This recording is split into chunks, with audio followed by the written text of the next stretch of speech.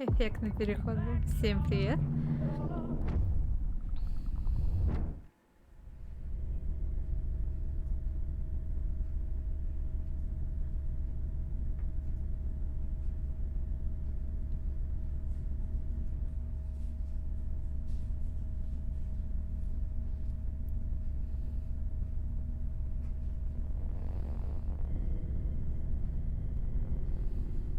Okay, mic check 1 2. Sorry, I have only one. That's okay. Wait a second. Okay. Hello, everybody. This is me, Howard, and we're the Creepypasta Busters, and we bust creepypastas, something like that. And today we're here in Krakow for. Haunted USB stick. So they say there's some eldritch horrors on an USB stick that was so dangerous that it's hidden somewhere on the parking lot in Krakow in Poland. Это вот записи, которые остались Yeah, and we're here to find it. One of our fans just texted us that he know which one USB stick it is. So let's bust another creepypasta. Yay! Yay! Howard, I'm low-key hungry. Have you seen any places to eat? Polish restaurants. Nice. So around the counter. Okay. Okay, so we're here for like, I don't know, 30 minutes, and it started to rain. Really, there's nothing here. Waste of time, I guess. So, okay. What's that? Well, since there's nothing here, which means there's everything here, that's probably just a prank then. Oh! It's not a prank. Okay. That's nice.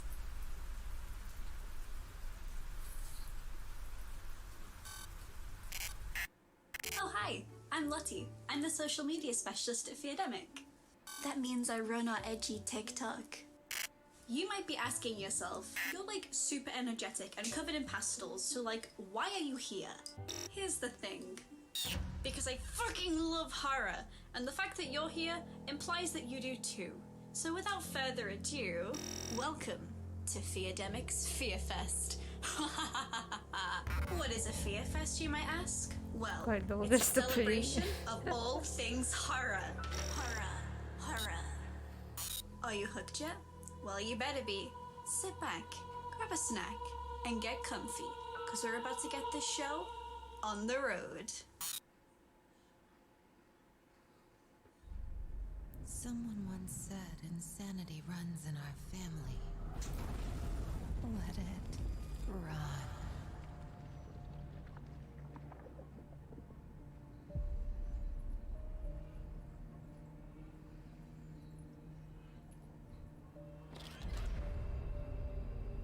Начинаем мы с Layers of Fear, по всей видимости.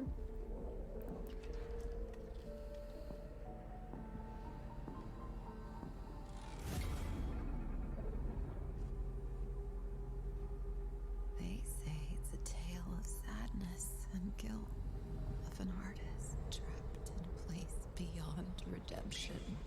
It's a lie. This is a story of my fear, pain, and hatred, of the horror of my loneliness. And it is mine to tell. Now I see it. All this misery, all this suffering. There was no other way. Shouldn't have. You really shouldn't have.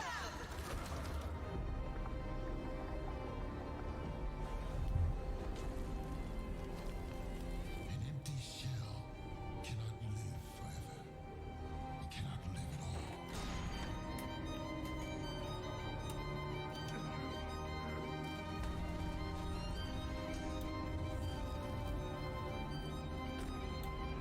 О, Егор.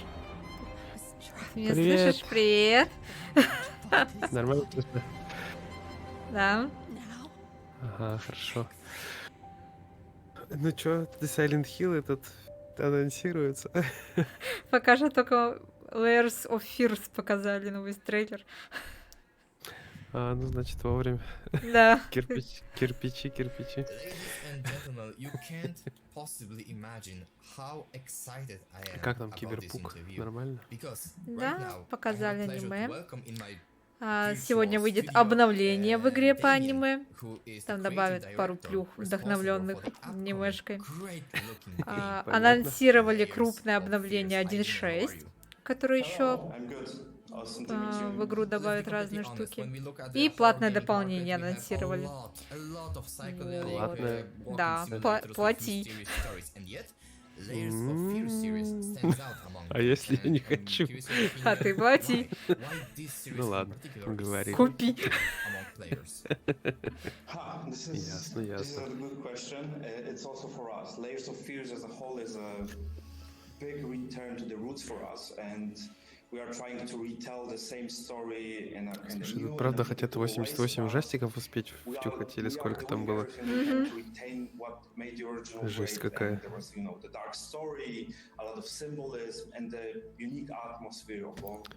Выглядит очень солидно. Количество. Особенно учитывая, что они это все разбавляют долгими вступлениями и интервью. Ну, типа, сейчас будет 2 ужастика, а потом пиксельная Индия 80 Нарезка штук за такая, 3 да. секунды, да. Классика.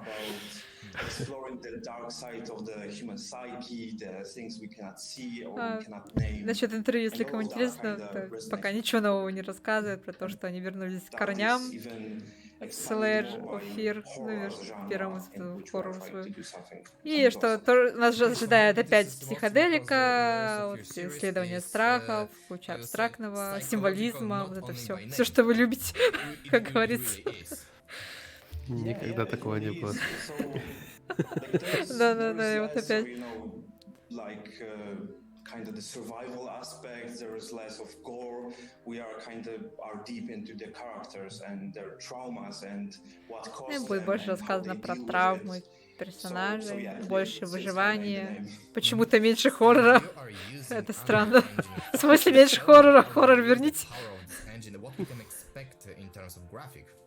Мы тут с тобой главные 2 любителя ужастиков и стратегии собрались. Да.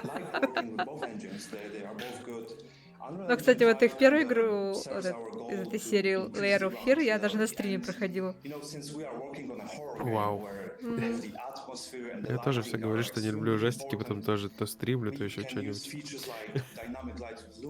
Я думала после этого такие добраться до амнезии, но что-то я не добралась.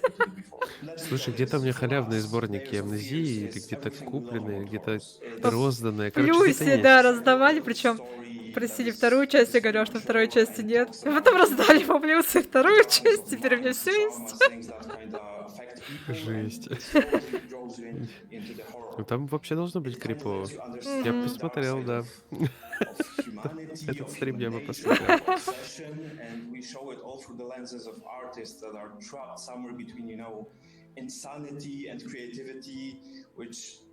It's just especially cool and kind of speaks to people that are creative, which we are as well. So that kind of is very close to us. And we are really excited to expand the experience with things that kind of cast new light on what you already saw, that expand the narrative. So yeah, stay tuned.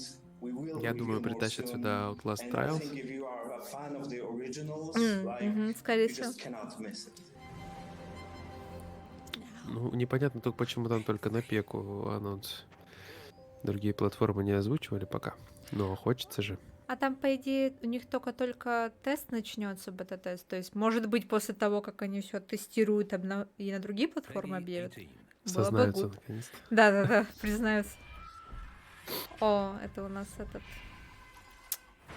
Ну, эти... Да, Dark Pictures Anthology. Мне все время крутится название в голове, но я забываю.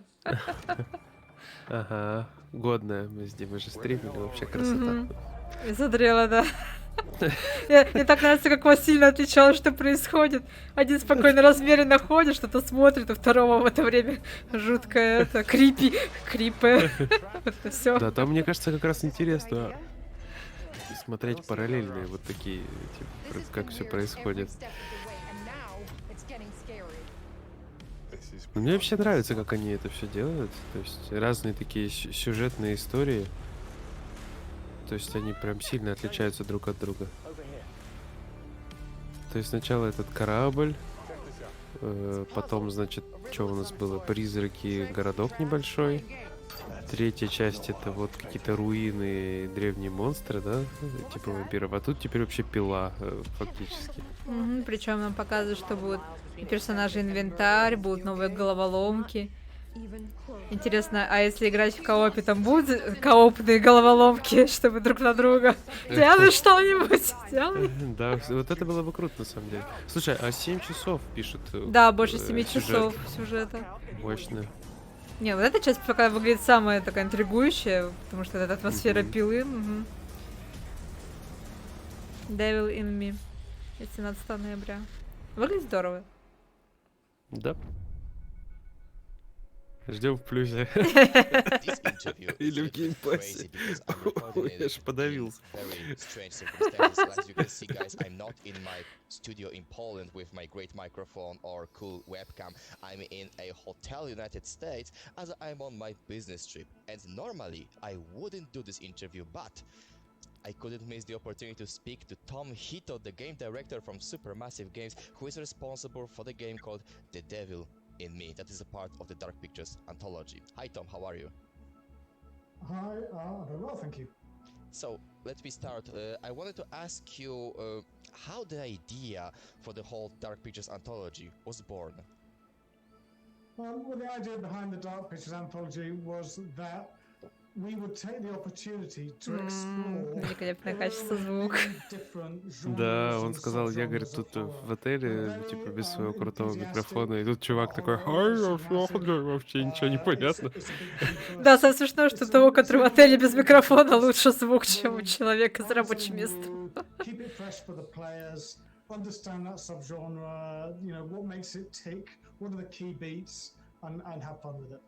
As a big fan of horror genre, I understand it completely. So, if you could present to me shortly, briefly, the story behind The Devil in Me. Okay, so The Devil in Me is about a group of documentary filmmakers who are making a series called Architects of Murder about American serial killers.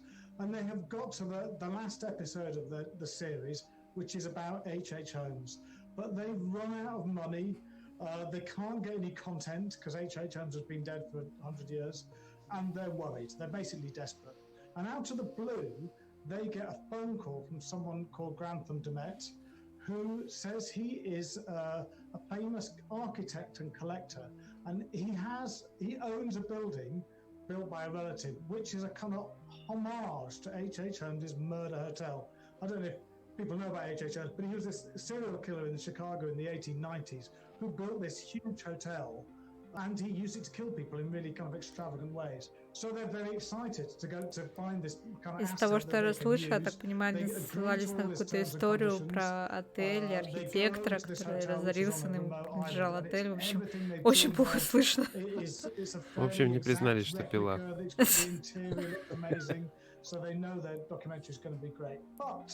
Things start to go wrong. They have a persistent feeling of being watched. Grantham Demet disappears, and eventually they find themselves locked in and trapped by a modern-day serial killer who's also inspired by H.H. Holmes.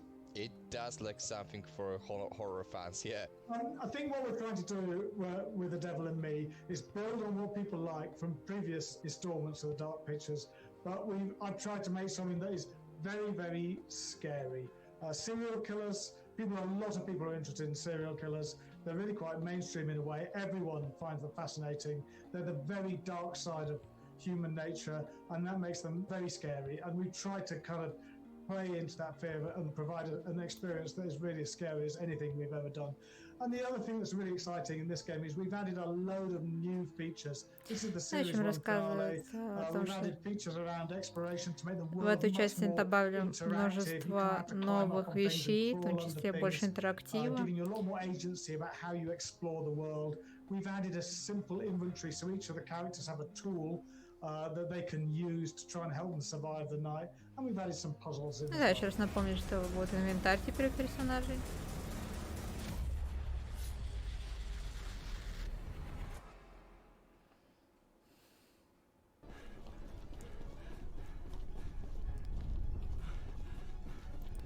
Я думаю, самое большое преимущество того, что они вот так вот эпизодами сдают, это то, что они могут реагировать на критику и как-то следующая часть делать все более интересным и исправлять ошибки.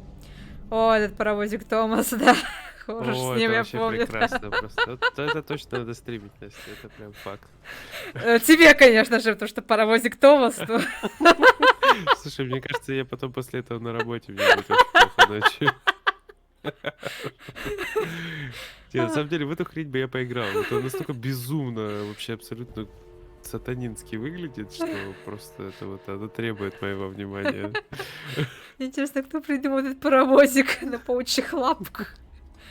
Слушай, какие криповые персонажи без лица. Угу.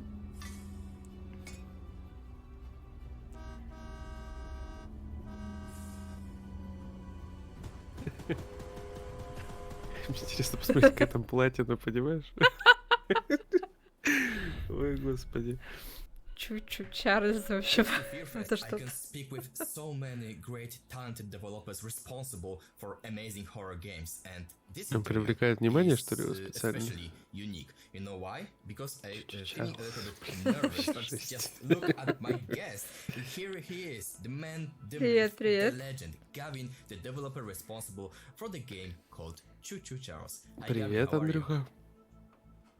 Hey, I'm doing pretty good. Thanks for letting me be a part of this. Yay, it's very epic. Какой вдохновленный такой. Your game is about scary, creepy. Лукаш-то вообще отжигает. Смотри, какой такой позитивный, доброжелательный весь. Ну да.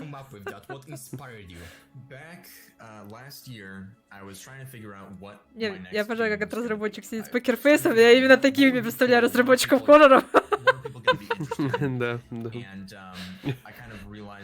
Ночами просыпается со слезами на глазах.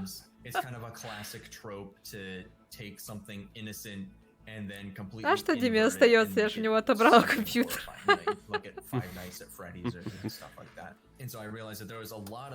Untapped potential in kids' TV shows. There are very, very few horror games that like. Я уверен, Дима сейчас там траву косит, а не Fortnite решится. Не-не-не, там же это вот скоро закончится Battle Pass, он говорил, что надо докачать. Я забил вообще откровенно настолько. Прям ленивая жопа.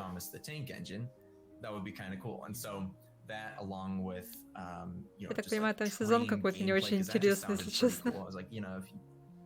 Да что-то вообще не хочется играть. Не знаю почему. Перерыв надо сделать. Это нормально. And then also, of course, the animations by Tom Жить Coben. He's некогда done these просто. really cool, like, horrifying Spider Thomas animations that inspired like the fact that Charles has spider legs. Choo Choo Charles is the game that didn't come out yet. And yet, it's already very well known among horror fans. It's some kind of phenomenon. How do you think? Why? Он сам называется Спайдер Томас. Great question. You know, when I first started working on it, I wasn't expecting it to get as big as it has so soon. Definitely, I mean, probably not ever, honestly, but definitely not as soon as it did. I think part of it probably is just the untapped potential in these, you know, because I mean, like Thomas the Tank Engine is incredibly well known, you know, and so seeing. Ну вот, разработчики спросили, что игра еще не вышла, уже стала феноменом. Почему вы думаете, почему? Ну, объясняют, что Томаса все знают. Тут еще такой эксцентричный паровозик Томас. В общем, я не удивлена.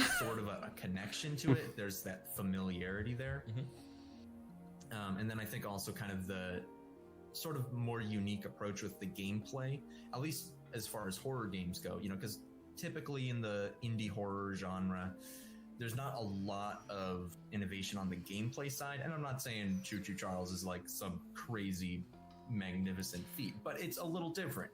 So Ну, еще I рассказывать о том, think it что stands out a в bit. If you're инди-хоррорах в interested in последнее Choo Choo время Charles, мало you can go and каких-то wishlist and follow it on инновационных Steam. It's going to be механик coming новых. out there hopefully sometime this year. Чуть-чуть Чарльз, Very epic. не то You чтобы can прям also follow инновационная me on игра, Twitter но at 2star Games or она subscribe to my YouTube channel отличается where I make от, development скажем так, updates about the game and other бродилок, stuff. ходилок.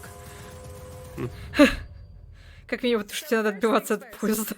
Trains. Obviously, that's kind of obvious by the name. Trains. О, So прям this is скучаете. handsome, horrible devil. He's like this bizarre blend. Мне Приятно больше слышать. интересно, чтобы он рассказал, почему он в шапке в помещении сидит.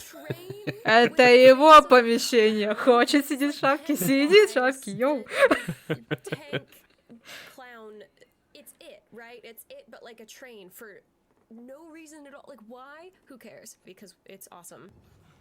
Horrifying, right?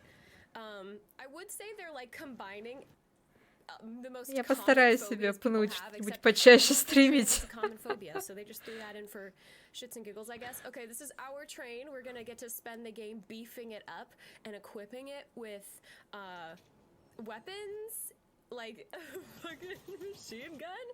Oh my god. А зачем показывать реакцию реакционера? Я тут за реакционера. He doesn't seem killable. I feel like that would be crazy. But at the very least, fend him off until we На accomplish макияж обратим something, 'cause внимание, right now, подкрашенный we нос don't know почему-то. what the story of the game is, Ну, right? может быть, у Yes, вампиров we это do такая talk to мода, this guy. а мы не знаем. We talked to А ты думаешь, what's это his все name over вампирская here. I'll go история, да? back in a second to look А how вдруг? this Ну, просто cracked me up. This бледный is макияж и so красные губы. This, like, Мне кажется, на работе люди, которые пьют, они с утра так выглядят после ночной смены. he can just look like this. Ну, только губы еще не Do you wanna такие kill красные. Charles? So maybe that is Надо the исправлять И, это. может, это упущение. реакция... Она просто, может, железнодорожница, потому что она реакцию на железнодорожную игру делает. Сомневаюсь. Я тоже, но мало ли. I want either I either want a black one with a pink interior or a pink one. How dope with like an absolute Не, просто, ладно, если бы ей дали какой-то отрывок новый показать, но она разбирает все тот же трейлер, который нам уже 12 раз показали. Да, напомним, сколько там, 88 хорроров сегодня должны показать. Мне кажется, мы даже до цифры 8 еще не дошли, правда? Нет. Это третья игра. За 22 минуты. А, 80, Настя, 80. В любом случае, мы только на третьей. За 22 минуты. Ночной стрим до самого утра. Все как я люблю. Это просто под конец будет 100-500 DLC какой-то игре. Чуть-чуть Чарльзу. Because I love big open worlds, but I get lost like nobody's business. I need help, so I love this. Okay, traveling, of course. The process of traveling. You'll sometimes have to get out of the safety of Не, your учитывая, train что to из make нас sure никто в that этом you сезоне can get Fortnite with нормально the не flow. играл, мы можем только опустить на дно, а не You can't протащить just топ. Skyrim it. You know, you can't make your horse shimmy up a mountain because you feel like taking a shortcut. You have to ride the tracks.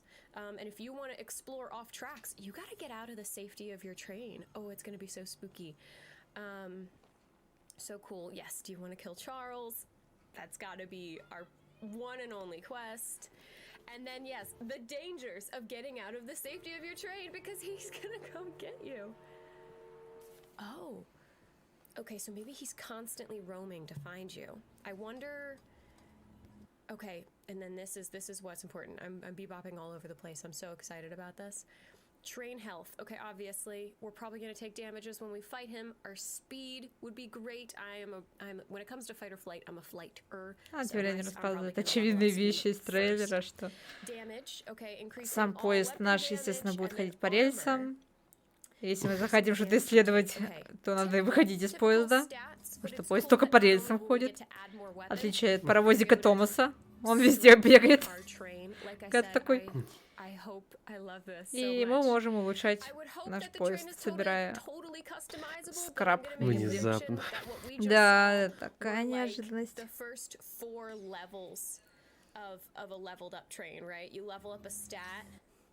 You know, level up your defense, boom, you get some of that. You level it up again, you get more of that. Everyone's just kind of looks like that. I hope they put more options in. That would be cool. Oh, and maybe when you're ready to fight him, you're like, I'm here, bitch. Yeah, come here, come get me. This is gonna be so epic. It's gonna be so intense. It's just battle trains. It's battle trains with a horrible spider clown thing. Какой-то такой, знаешь, комбинированный стиль графики, да? Тут что-то внутри все рисованное такое в кабине. It's 2022, so I'm ready. I'm ready right now. I actually played No Snake Hotel, which was a super short demo dropped by these people, and it was, I mean, it was stunning. It was super cool, and their sense of Мне начинает казаться, что мы просто попали на чей-то стрим нечаянно. Да. Перебросил. Слушай, камень Early 2022. Early, вы опоздали на начало 2022 года, прошло как бы 9 месяцев назад. До меня только сейчас дошло, что что-то тут не так. Да, не так. Я тоже смотрю, меня что-то смущает, я понять могу, что, да.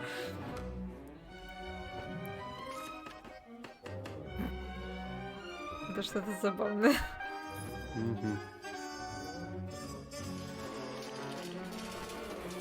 Выглядит как реклама мобильной игры, на самом деле.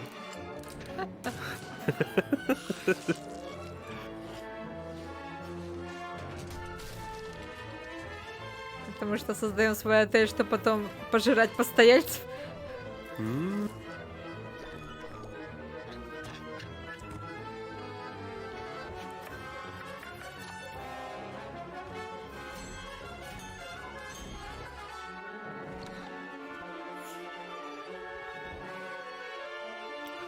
Ну как-то правда, здесь такой солидный CGI Amazon происходит.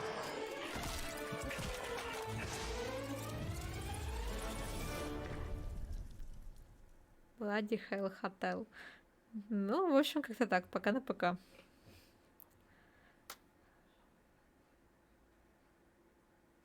Ты прям сильно из будущего вещаешь. Неважно, сейчас смотреть опять эту дамочку. Я просто не понимаю, зачем приглашать людей, которые просто будут трейлер пересматривать. И Адам рассказал новую информацию, но она просто анализирует то, что есть.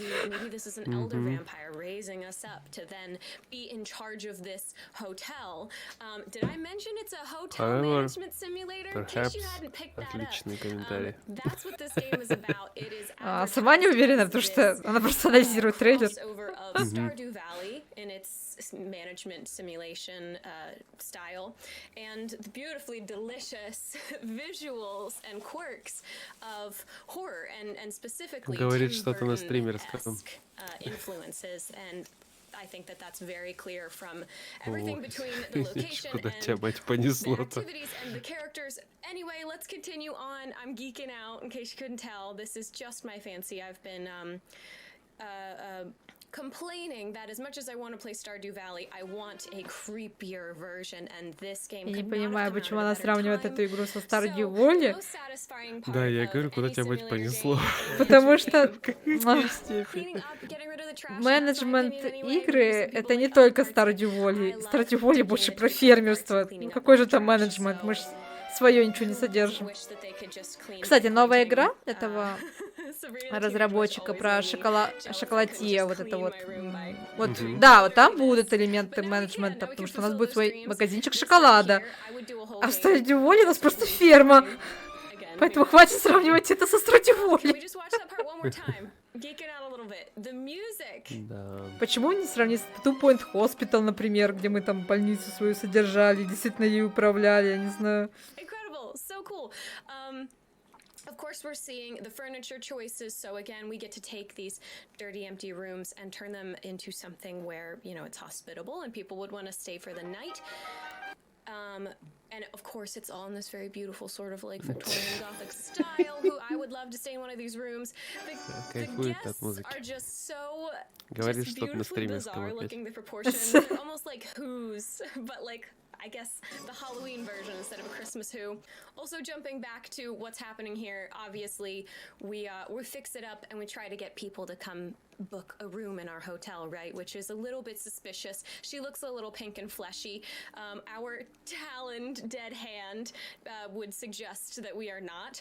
That and our ability to zoom around the hotel like this. Привет. Ooh, I can't wait to get to do that in game. We are just flying. And also this part, aside from being something I look forward to getting to do, reminds me a lot of almost like a Disney ride. It's very Haunted Mansion-esque, in my opinion. We've got puzzles. You know that there are going to be all kinds of small puzzles, lock puzzles and the like, hidden all over this place. If we're just stumbling upon an abandoned mansion and exploring it, I can't wait to see all the quirky puzzles. If we've learned anything from Dark, the variety of puzzles are going to be very vast and very peculiar, and Господи, она просто вот анализирует ролик, в котором геймплея нет. Да. Сиджайный ролик, причем каждую секунду трейлера. Почему мне раньше никто не сказал, что этим можно зарабатывать на жизнь?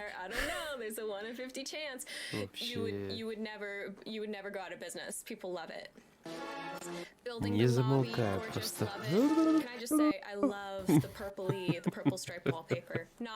Она выдали Steel Rising.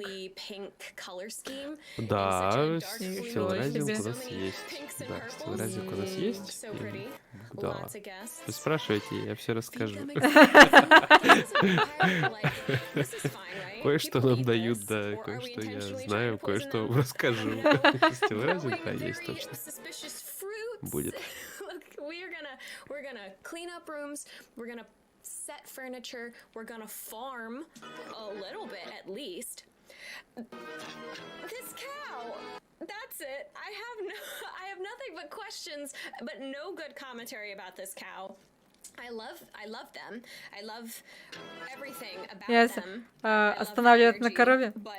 Мне нечего сказать про эту корову. Я люблю коров. Ты зачем ты это остановила? Я еще про стейки начала рассуждать. Да, я не уверена, наверное, у нас будет готовка, я не знаю. Хватит, пожалуйста, остановите этот анализ трейлера, очень глубокий.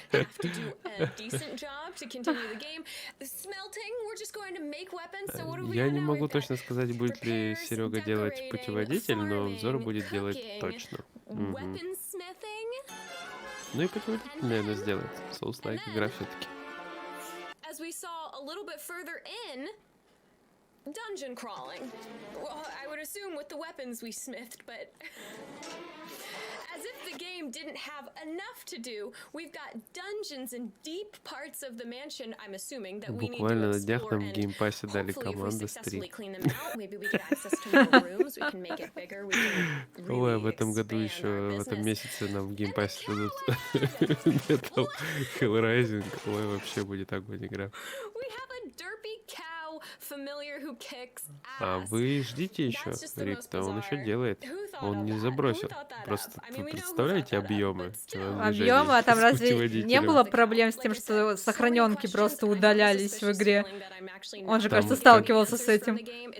Как раз там проблем целая гора, да, плюс времени кучу надо, поэтому он не отказался, он еще делает, я так понимаю. Ну или как минимум играет. Поэтому все возможно. Такого не было, что он сказал, нет, все, я не буду. Да.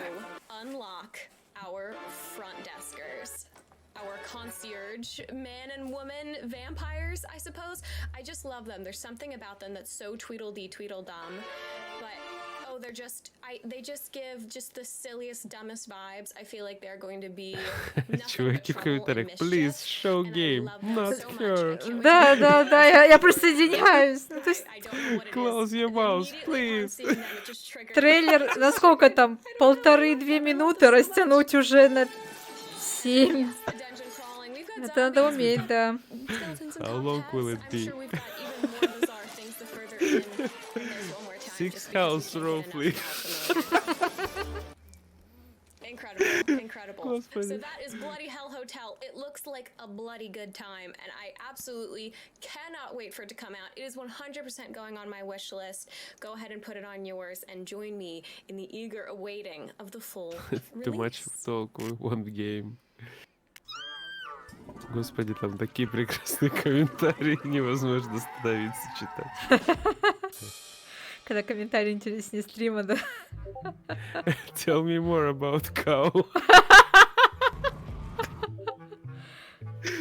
Господи, это гениально.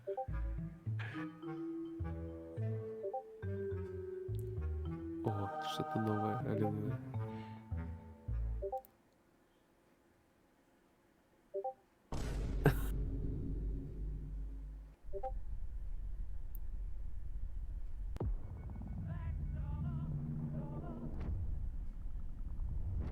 Now, I don't know about you, but personally, I love it when horror games not only keep you awake at night, but make you question your surroundings and sometimes even your own existence. Try not to lose your minds too much with what we have Что in store сейчас for you. произошло? Это девушка из вступления.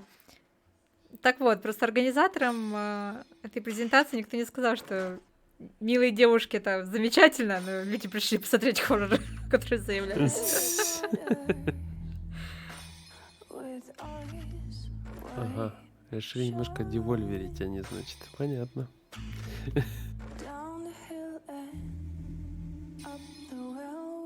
Ура, хорроры.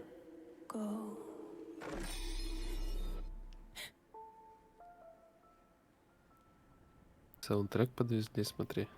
Прям вообще. Угу. Ревил или это В, наверное.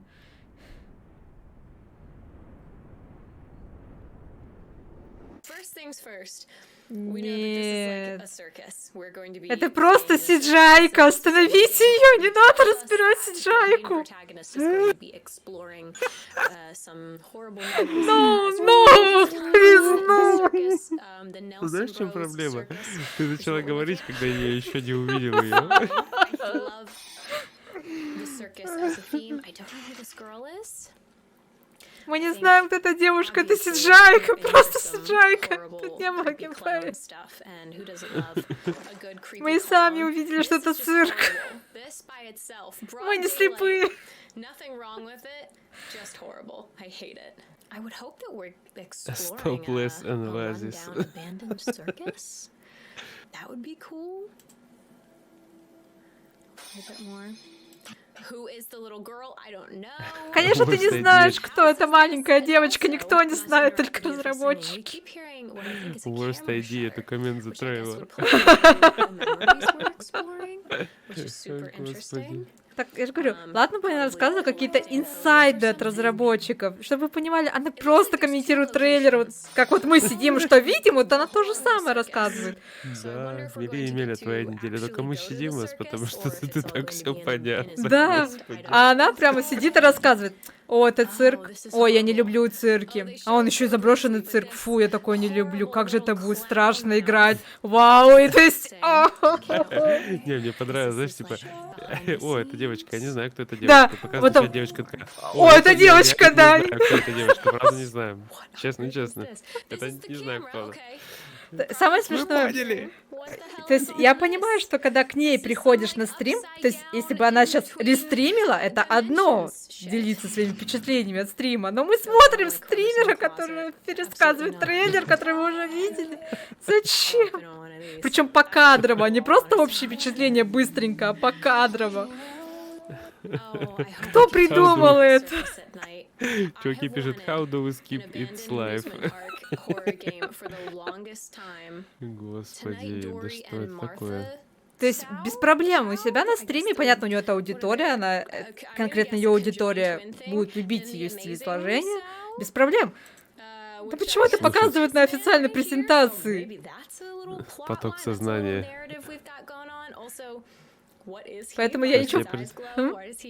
Я предлагаю нам делать то же самое. Просто для эксперимента, как это будет выглядеть. Красные глаза, смотри, классные глаза. Я думаю, что красные глаза... Я не знаю, кто это, но это человек с красными глазами.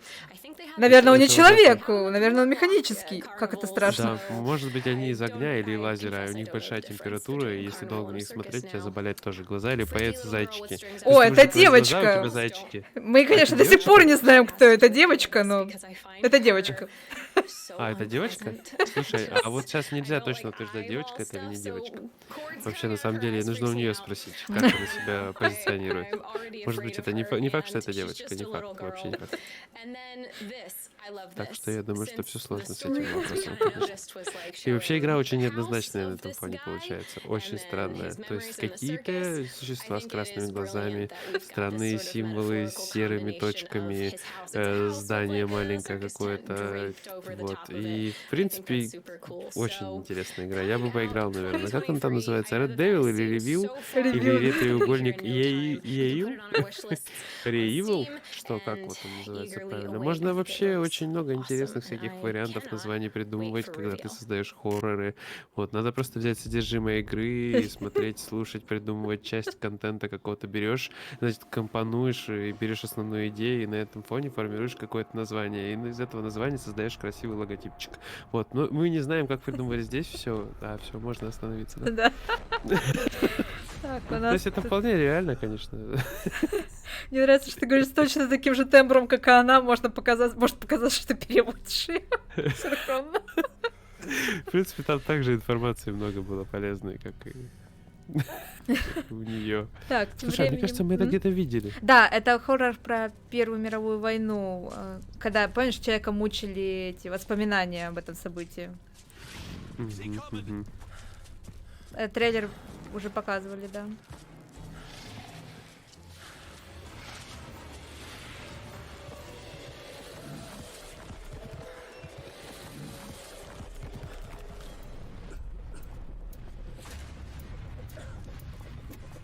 Мы еще, да, смотрели, что тут FPS очень падает в одном отрывке трейлера. И непонятно, это FPS упал или это так планировалось? Теперь я мечтаю, чтобы трейлеры были очень короткими и максимально неинформативными. Чтобы при анализе анализ заканчивался быстро. О, FPS-ки-то вообще страдают, да, слушай.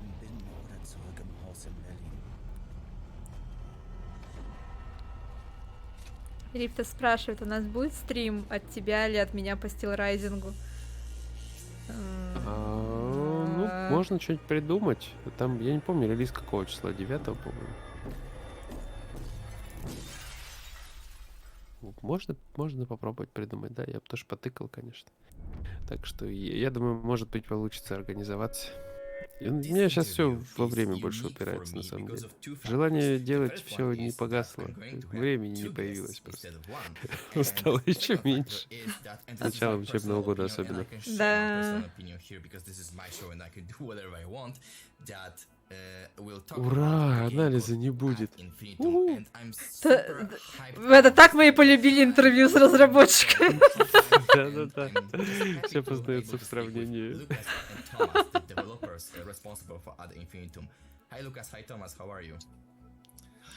Мне нравится, как Томас просто поставил свою самую красивую фотографию и теперь выглядит бесподобно. Если я думал, что он не моргает и не двигается. It's very interesting because it combines the horror of war with the, let's say, classic paranormal horror. And I'm just curious, what inspired you to do it? Basically, we all know that horror, that basically war is one of the most horrific things that exists, and the horror of war, you can, of course, not really capture in a medium, in a game, or in a book, or whatever it might be. So all we are doing is basically we are taking this horror and we're giving it an artistic interpretation in the game. And this is very important to us because Восьмого, it's значит. a Ну, war посмотрим aesthetic там topic, по ситуации, and in lots of по games it's настроению. portrayed as competitive, like fun gameplay, right? Конечно, в первую очередь A по lot of ситуации. games use war as an entertainment factor. You can kill enemies, you can shoot, you can play with your friends. but there are not a lot of games that basically deal with the aspect of what is war causing with every human soul, people that are involved, soldiers, civilians, and so on, because people are basically marked for the rest of their life. And we wanted to show also that grim side of war. We think World War I has a really unique aesthetic, a really gruesome, terrible war where chemical warfare was basically invented. The whole industrialization was taking apart here, modernization of war, and humans were suddenly no longer standing face to face with swords or rifles, but basically just sitting there for hours in the trenches and becoming really traumatic by the costs of war. And that's something we found intriguing, combining that with traditional horror. I think that's a huge part for us to do a game that also deals with this topic of war, but in a different way, not in a just entertaining way, but in a kind of way showing the oppressing atmosphere of the battlefield. And I think it goes without saying that we are an anti-war game, obviously, right? But I think it's important for the people to know that we are a psychological horror game, and we are not an action game. Some people might think because it's war-based that you can shoot a lot and there's like action gameplay. That's not the case. It's really a psychological horror game.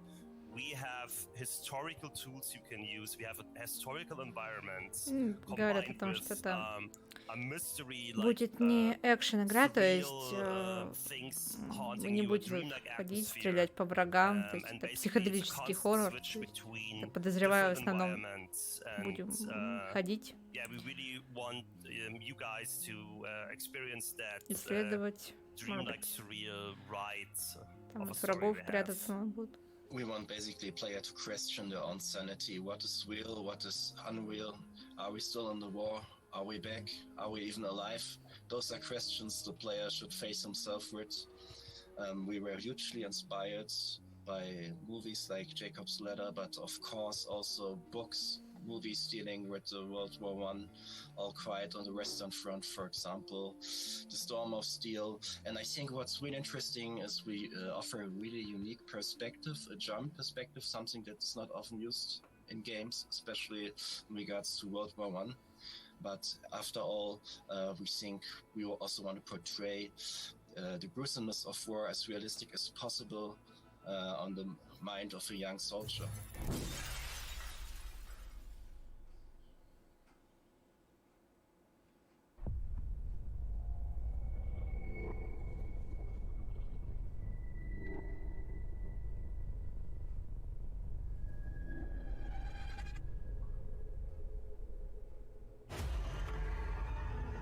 Андрюха, ну обычная ситуация в Fortnite же. Это какой-нибудь... Нет, это на Скорн не похоже. Да, это не Скорн. Welcome to the Body Farm.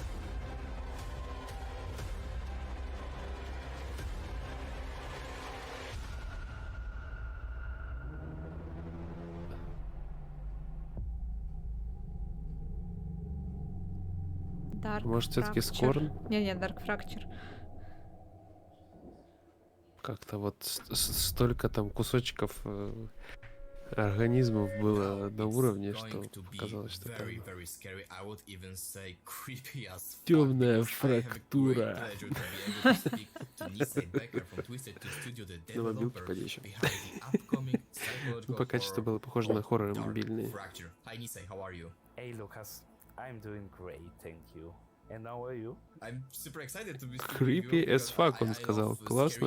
And your game is scary. But I have a little question to you. Because when we look at the Steam right now, we see so many walking horror simulators when you explore some locations. Что у него там за артефакты с камерой происходят? Как будто он наложил сзади фон. Да, он наложил сзади фон. Ты все правильно понял. И чуваки такие, Nisai is in cafe, I see. How did you build such great atmosphere in the game that people just love it? Господи. I think that the prologue of Dark Fracture Это еще одна бродилка будет хоррор психоделический. The atmosphere slowly changes and intensifies before the player, and you know is basically driven to make you feel like there might be a jump scare around any turn you take. Идея хоррора пришла мне, когда я сидел в кафе. We put a lot of До сих effort пор я из него and не выхожу. dedication into the level design, sound design, and monster creation to Не, ну он себе такой уютный фон сделал, я бы тоже оттуда не выходила и жила бы уже. Настя, мы все не выходим из своего придуманного мира. Сидим, все нормально. Пора делать хоррор на эту тему. Да. Мания Мирок, он будет называться. А потом, как в этом Silent Hill The Room, этот Мания Мирок будет разрушаться, да, твое милое кафе будет становиться все криповее, криповее, и ты будешь искать, как сбежать в реальный мир. Слушай, мне кажется, у него по горизонтали изображение отзеркалилось.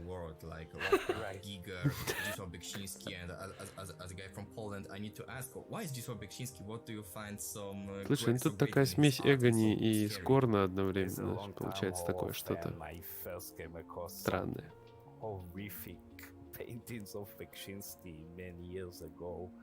I couldn't help but to get extremely fascinated by his creations. The doomsday feeling can be felt throughout his paintings, and it's amazing. This memory is carried along. Господи, уже прям хорроры авторов и художников обсуждают. Сильно. Major inspiration and influence of Dark Fracture. A lot of the parallel alien-like world of the game is inspired by the great work of him, Giger and Lovecraft. I wanted to create an unfamiliar world. Дизайн вообще такой расслабленный, да? Я вообще в кафе, и вы мне помешали наслаждаться едой. Сидишь себе, кушаешь доширак, звонят тут всякие. The game is going through major improvements, and basically I think the prologue does justice to the full game. If you did enjoy the game, please add it to your wish list. It helps us a lot. Thank you.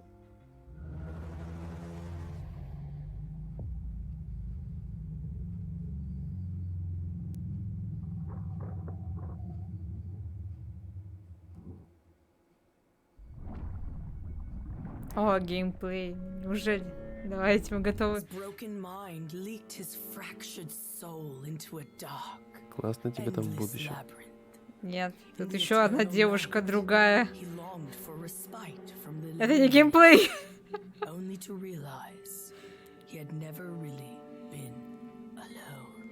Objection. Objection. Я не вижу геймплей. Она не умеет делать страшный голос.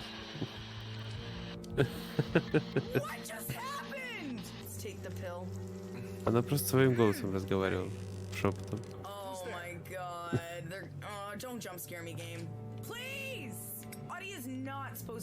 На принципе плохо отыгрывает то, что ей страшно, поэтому все нормально.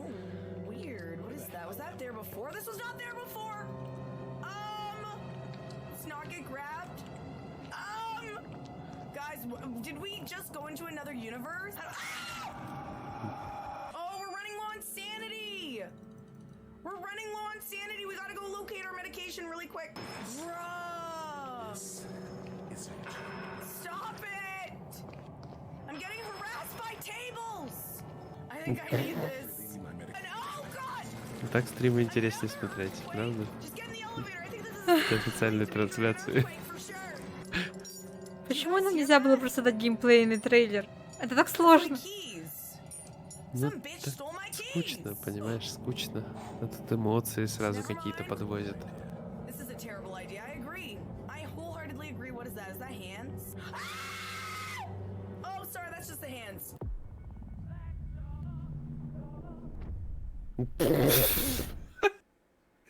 Сколько кринжа, господи. Разве первый Plague Tale был русский? Не помню.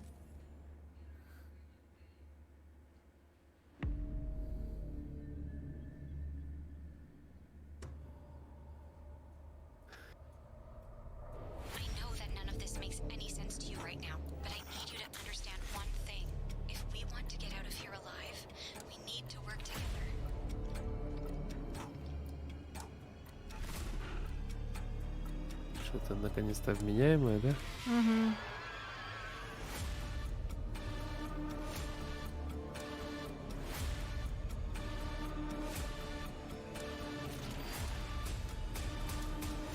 Даже пострелять дадут. Правда, как-то кривовато, но это не суть.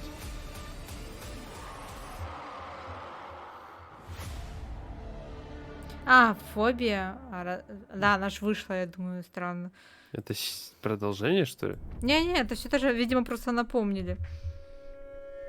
You can have a good horror Саня game хвалил. with scary characters and terrifying story. Да, but это if она. you want to have a great horror game, you need also a creepy place, and we have one here. Without further ado, I'd like to welcome my next guest, Правда говорил, Fabio хороший from ужастик. Pulsar Studios, and we're going to speak about their game called Phobia Sant Dinfna Hotel. Hi Fabio, how are you? Hey, I'm doing good. It's a pleasure to be here. I'm very interested about one thing. What inspired you to make a game that's so heavily focused on one place when the location, the hotel, plays the main part? Я не понимаю, зачем брать интервью по уже вышедшей игре? Ну а как ты 80 хорроров наберешь на стрим, Настя? Серьезно? Мы, кажется, и первую десятку не посмотрели, а уже прошел час. Мне кажется, нас где-то обманули. Я чую нарезку, где нам покажут оставшиеся 70. Да, причем все вышли. All this feeling of loneliness and claustrophobic feeling to the place. So we came up with the idea for the hotel on the movie The Shining. When watching the movie, we started to think that the hotel is also a character on the movie. So we tried to do the same on the game. We tried to make the hotel a different character of the movie, of the game. So we would be able to explore details, to have all this atmosphere. So it would be nice for us as well to work on a smaller environment because we are a smaller team. We don't have enough people to work on a large environments and all that kind of stuff. So this idea came up pretty well for us to just detail one place сейчас так уже не крипует, как когда-то могло. And then we decided the idea to the camera as well came up with coming from the same point. We tried to explore the hotel as most because with the camera we can see different environments at the same place, so we can make the player having to explore the same environment twice, and then we can try to have a smaller place, have some different interactions in the same place, just using the camera feature, which expands a lot our main interest in the game, which was the environment exploration. Phobia Sant Dinfna Hotel is an indie game from a Brazilian team. We're a small studio from Brazil. It's our first game released, and we are very happy with the feedback so far. The game's going pretty decent reviews, and if you enjoy games with a lot of environment exploration, puzzles, a lot of puzzles, and some combat as well, because we don't want to feel without defense. You have guns and you can shoot monsters and kind of stuff. So it can be a nice game for you. The game's available on Steam. Читайте обзор у нас на сайте. So we have a demo available on Steam as well. So if you like this kind of games, I'm pretty sure you enjoy the game.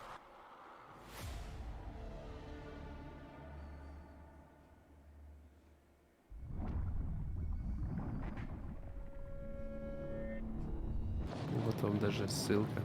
There might be like loot or something around here.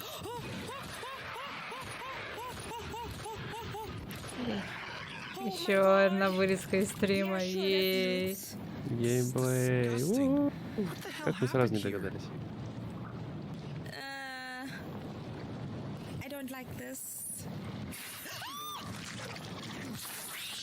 Стрельба деревянненькая, да?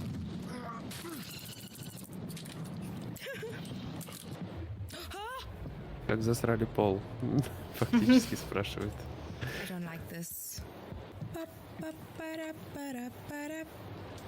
Да, дерьмово, крипово. Говно паукин. Listen, who wouldn't want to be around you?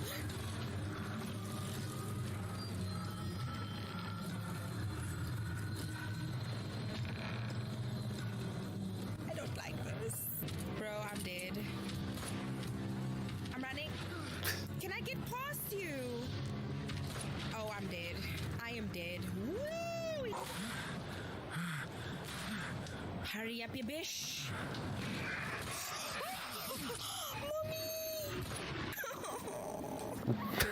Как можно убегать в противника? Это логично. Я пройду сквозь тебя. Ух! Это знаешь, это как говорят, что если на тебя напали, надо действовать неожиданно, поэтому надо влететь в противника. Он этого явно не ожидает. Надо действовать неожиданно, но не переигрывать саму себя.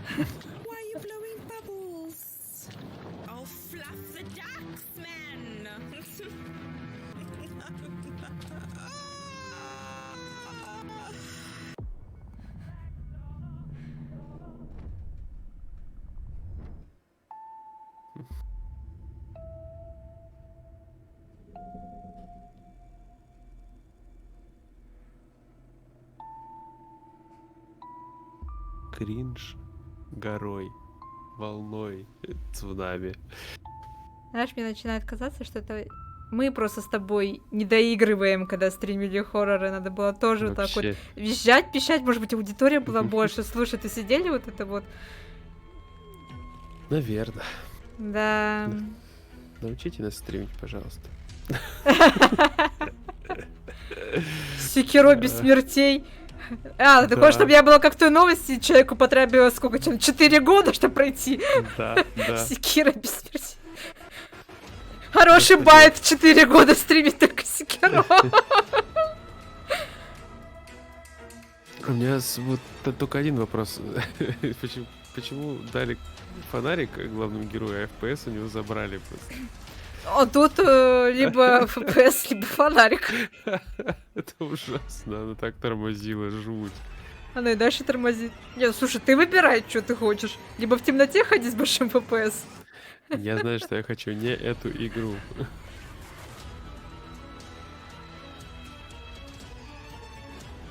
А вдруг на релизе все починит?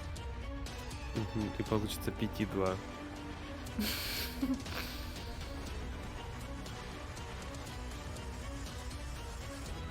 Нет, я понимаю, выглядит даже может быть интригующе как-то так вот. Нестандартно, необычно, реалистичненький такой ужастичек. Но когда тормозит все, плохо же играть, грустно.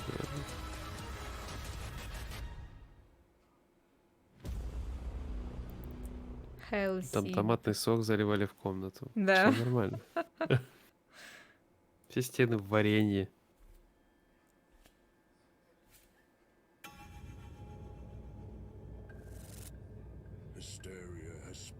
Хелсит.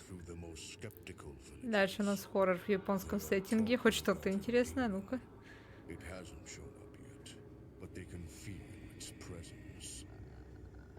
Это не Вера, случайно? А кто знает?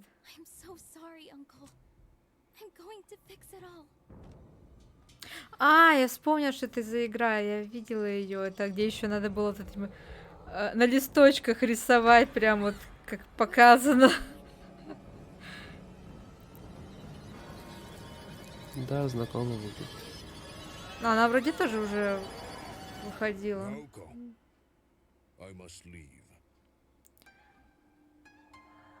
Да-да, Икая, да, она вышла.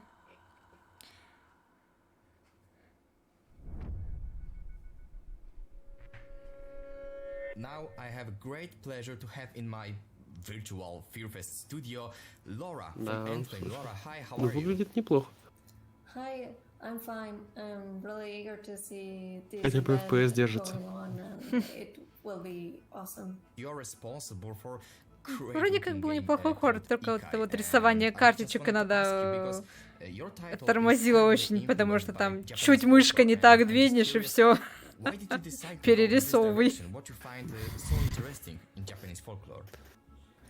Yes, Ikai is a first-person psychological horror Ikai. game that is strongly inspired by Japanese folklore, as you have just said. All of us in the team, we like to play horror games and get scared, not only with movies, which we also do, but with something more immersive like video games are. Просто она тоже довольно давно вышла. Не понимаю, зачем показывать то, что уже выходило. Просто нету 80 новых прорекламировать. хорроров. Логично, я тоже подумала, откуда у них может быть 80 хорроров? 80 хорроров. Да я сразу такой посмотрел, думаю, как? Ну как? Вот ответ на вопрос, как?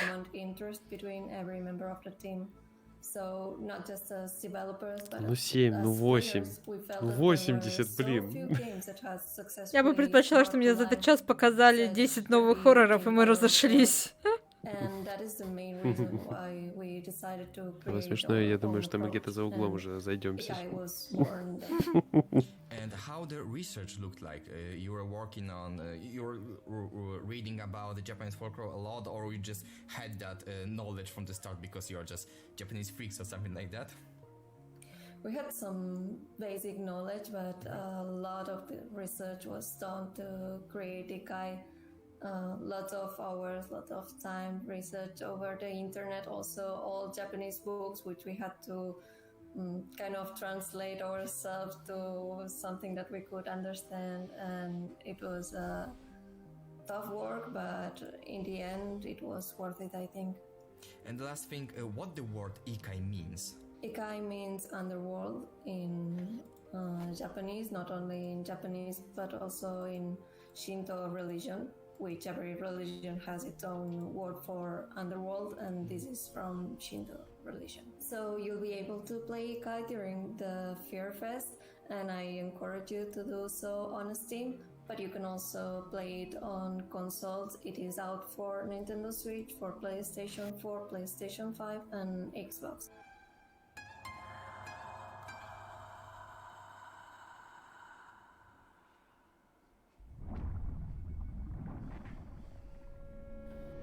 Я теперь уже не доверяю надписи геймплей. И правильно делаю, потому что опять у нас стример показывает какой-то отрывок.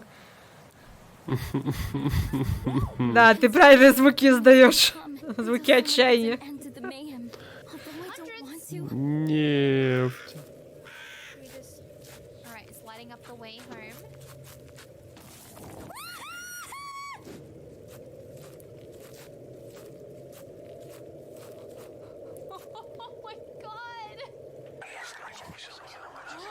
Опять же, зачем показывать геймплей Икаи?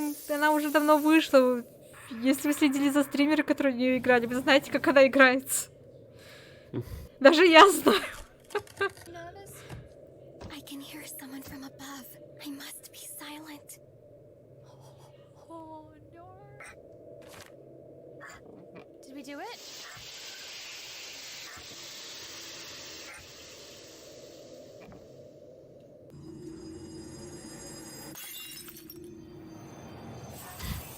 Героиня сама себе что-то говорит, это забавно.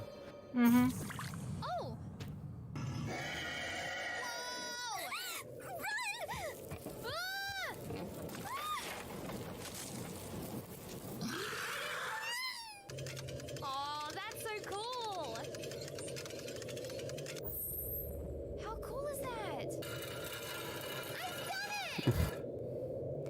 Не, мы с тобой явно неправильно играем в хорроры. Угу.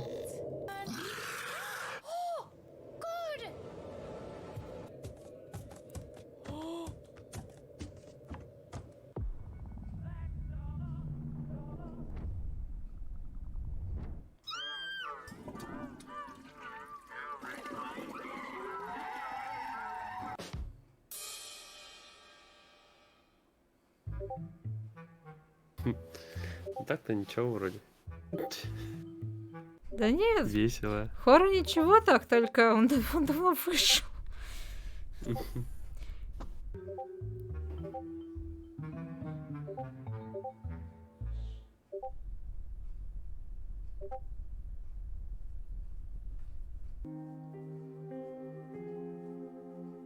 Фотография грустного бутерброда. Это самое грустное, что я видела в своей жизни. Слушай, тут это Блубер офис все время. Да. Блубер Тим, ну, типа прямой намек опять на Silent Hill. Они с него и начали, что якобы там расследование крипипасты было, в общем. Я надеюсь, мы додержимся до конца, и они действительно покажут ремейк Silent Hill 2, иначе я не понимаю, зачем все это было. Ради Икай, конечно же. Хотя нет, наверное, все-таки из-за анализа игры про отель. Только ради этого. Анализа сиджаек. О, просто гениально. Тут тоже графика такая реалистичная, да, в этой игре?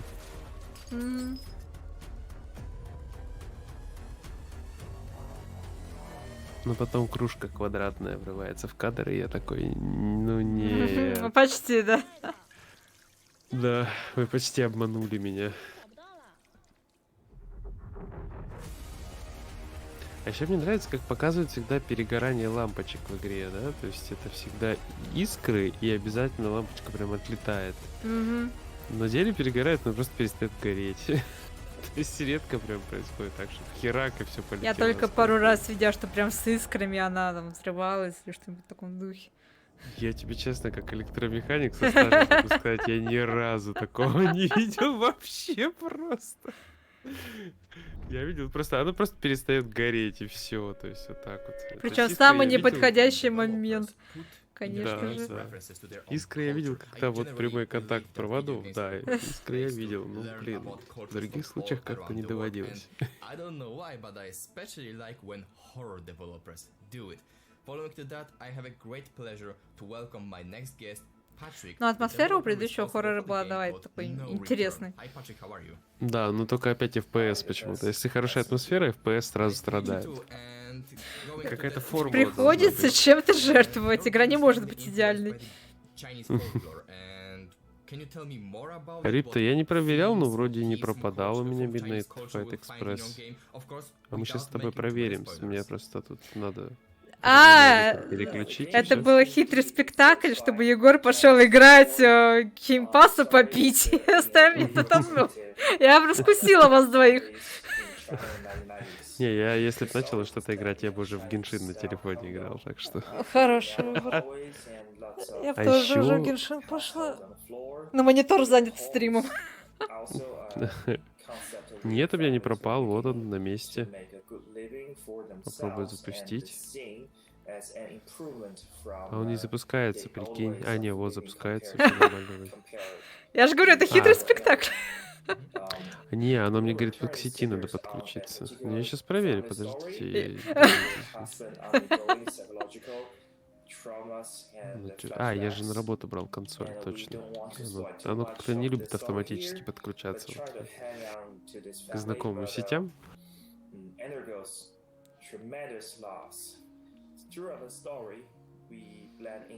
Тем временем рассказывают, что это психологический хоррор про травмы людей. Будут головоломки. Ну и, соответственно, будут вписаны культурные элементы Китая. Tell you how the game interests the players. It's rare to have a game with background in 1990s of mainland China. The virtual world in the game is inspired by the interior of old public flats in mainland China. In the game, players not only experience what the people at that time see in the real Ой, life, да, он ошибку стала выдавать, прикиньте, чё. Серьезно? Да. Обидно. А нет? Сейчас зашло со второго раза. Подожди, ты специально так нагоняешь саспенс? И очень странно. Просто я занимался Immortality, да, и UFC-шкой занимался, и всякими геншинами. И вообще после стрима не заходил в игру. И видел, что пишут, что она недоступна и так далее и тому подобное. Ну вот, я зашел в игру, нажал продолжить, сейчас проверим. Вроде грузится. awakens the family within. Я просто не отказался. Да, все у меня работает, все. Я просто не отказался от идеи написать обзор. Вот. Просто наконец-то появилось время, еще потому что я Паскальс Веджер прохожу. Короче, игры есть, которые попроходить. Времени нет. Так что у меня все работает. Завидуйте мне.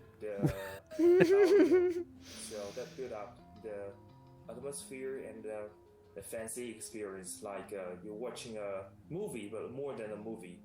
It's a game. Давай, Андрюх, спокойной ночи тебе. That's why we want to Спокойной ночи. make such a tentative stuff for the players as an indie studio.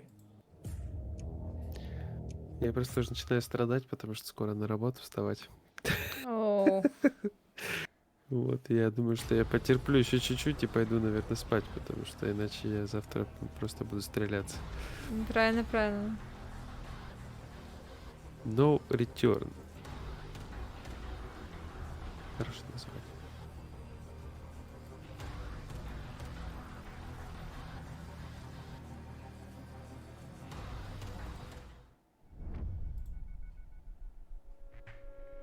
Тоже что-то странное. Hello everyone, if you thought that Fearfest isn't weird enough, then you really need to check out the next game, and that we'll talk about with my next guest, Eyes Pablo, Over the Us. developer of Eyes Over Us. Hi Pablo, how are you?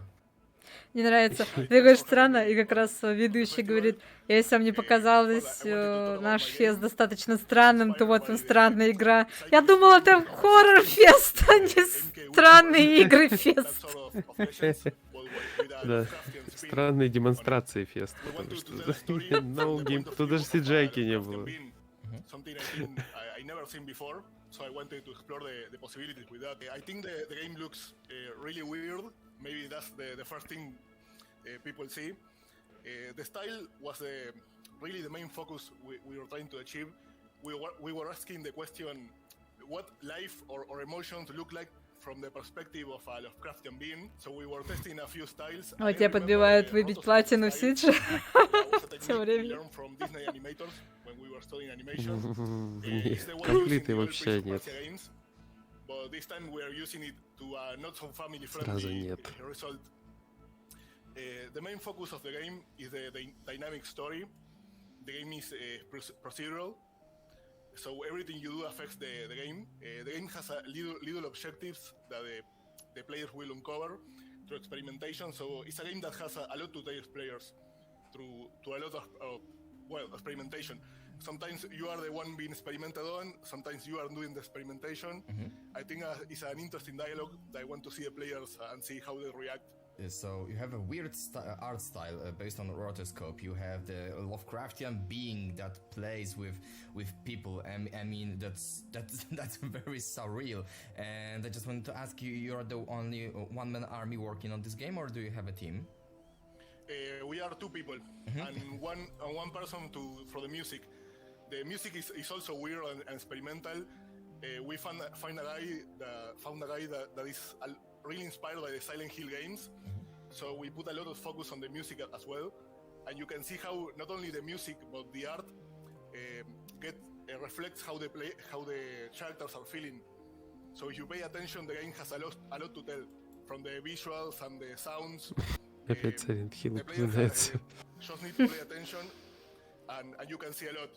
Well, we just want to see the players like enjoy it and go to their little horror journeys and see how they experiment with the game. This is all sort of a big experiment for us. It's a little game, but we have a big hope for it. So let's see how it goes. Add to the wish list.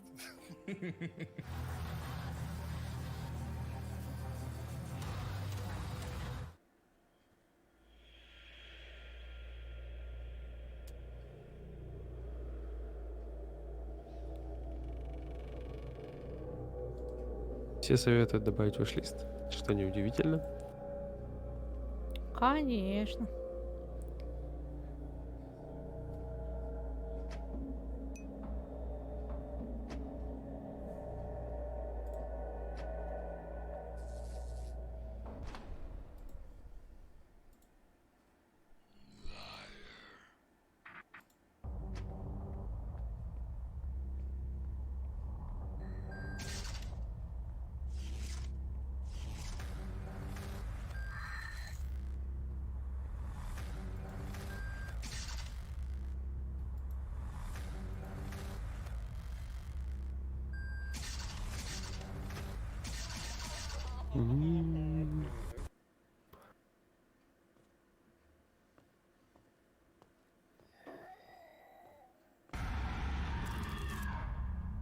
No son of mine.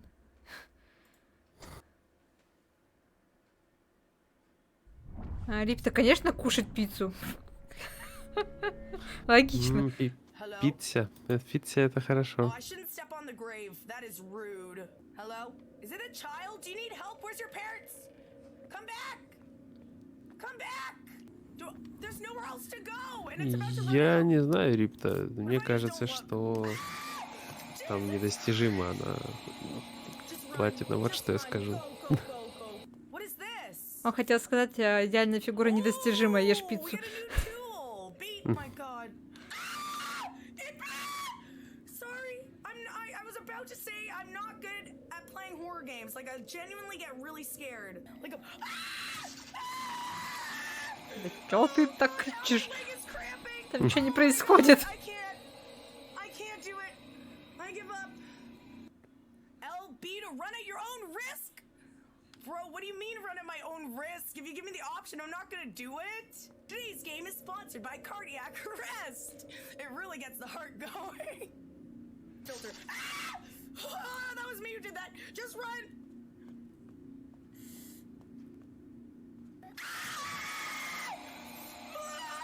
I hate this game.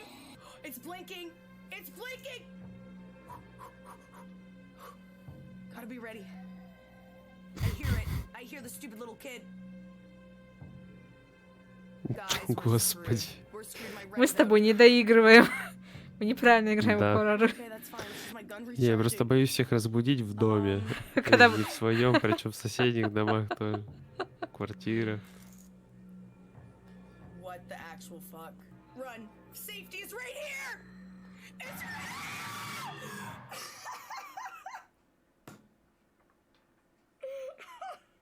Yes, we're outside. Okay, just fucking run. I'm running. Okay, what's out here? Some trees? Oh my god, what is this? I got a flower. Ah! Is that the end of the demo?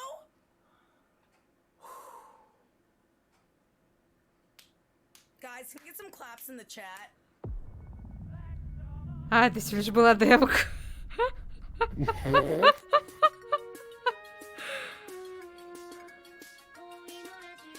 О, милые овощи. Мы сейчас их будем убивать, да? Чтобы готовить? Сейчас ты это увидишь, Егор, ты глянь, какие немилахи. Нас явно заставят их сейчас нарезать и убивать. Ну, я вижу, да, уже.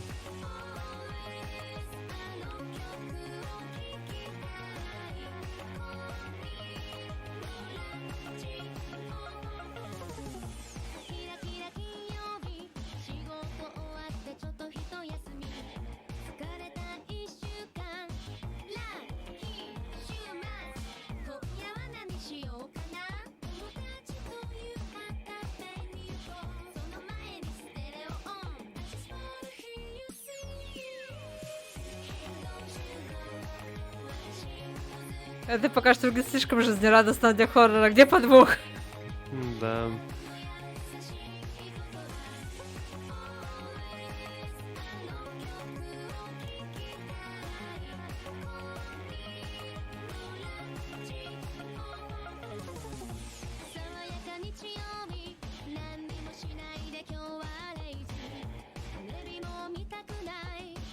А, зато есть тут Анатолий. Ну все, предзаказ оформляем.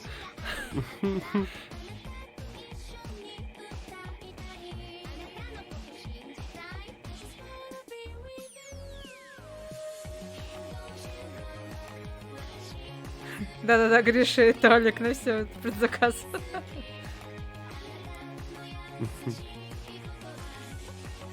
Там еще и белочка есть, между прочим, милая. Да уж, милее некуда.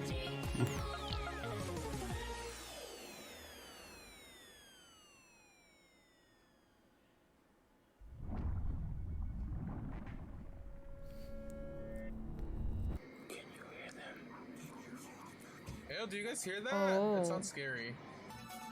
Oh my god, they're so А где хоррор? Сейчас ты... Anyways, I'm not gonna sugarcoat this. Things are gonna get worse from here out. Oh my god, everyone's so cute.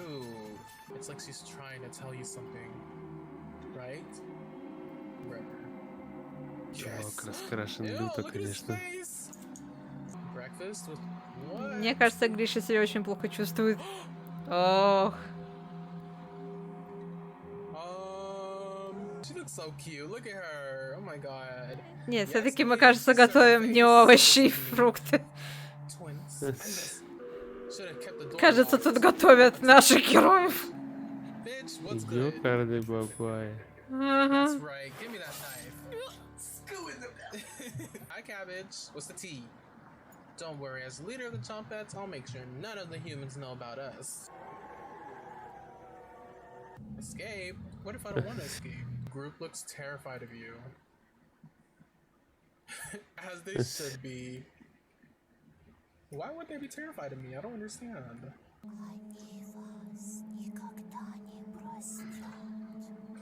Ew, that scared me. I know. О, Clear внезапно skin. What's their на secret? русском озвучка. Mariah throws you to the ground, sinking the knife to your А, сейчас там будет chest. фраза слышно. Yes, Mariah, you got that. Oh. Может, это новая игра от создателя Бесконечного лета.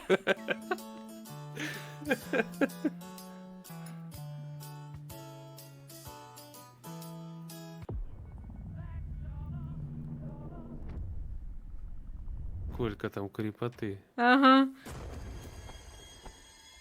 Милая игра, говорили они, да?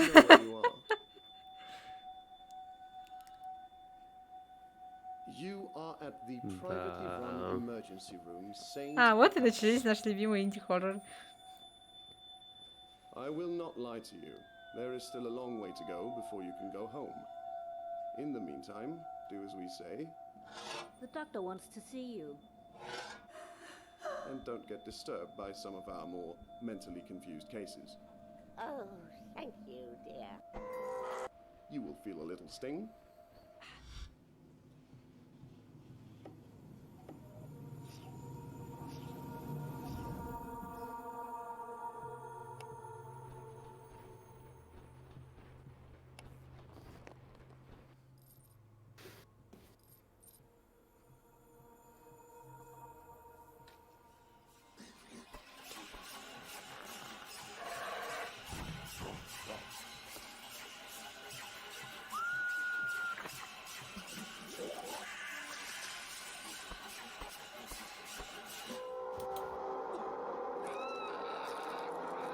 У героини нет рук, я правильно понял? You know, you are a very lucky girl. Почему-то такие нарисованные хорроры иногда воспринимаются, да, более жутко, чем вот эти все реалистичные. Не знаю почему. Ну, фантазия дорисовывает, видимо. Или наоборот, как раз пугает вот эта вот минималистичность. Hey, girl. Oh. Не ждешь ничего такого от нее. Kind of hard holding a cup like this. Okay, well, sucks for you. Piggy. You didn't say the magic word. Open this fucking door right now! Go, girl, go! Get it together. And right here, run! Oh!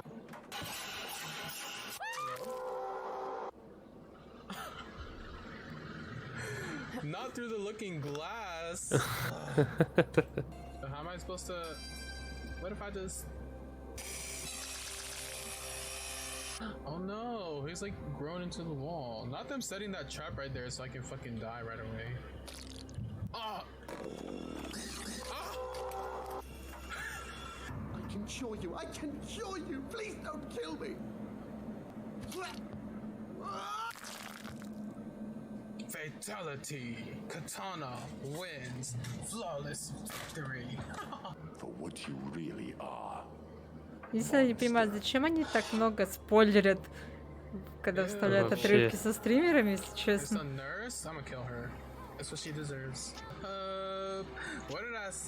Всю интригу убивают. Какая жесть. Hey girl, Рифта мы тут многое осуждаем. Вообще... В том числе спойлеры.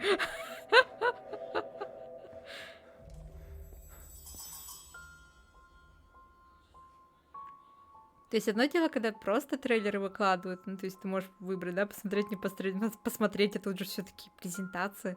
Ты не можешь проскипать!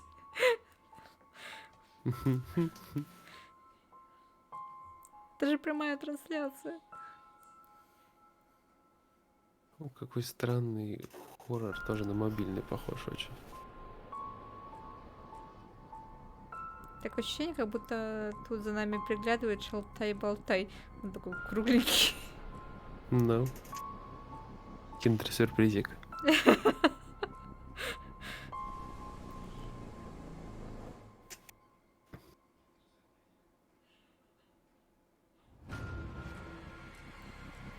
Криповенькое ощущение слежки постоянно. А, тут да, вот яйцо никого не обидит. Это все-таки шалтай-болтай. Фу, я уже разговариваюсь.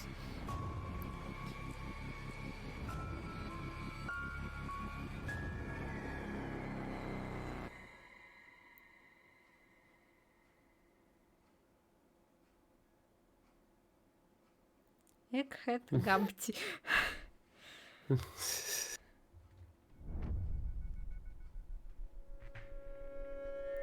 I've played so many horror games and I met so many various Рифта, еще не вечер, мы тут сидим всего лишь полтора часа.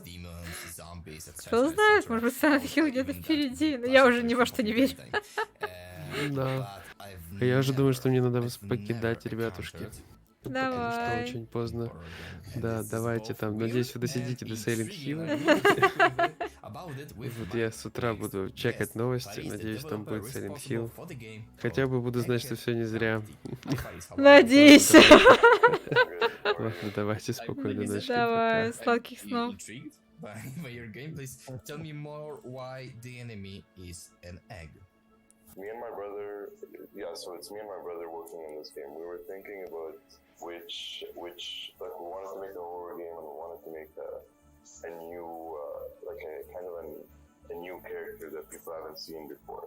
We were thinking about like different creatures, different objects, but then we were like, why don't we just use an egg?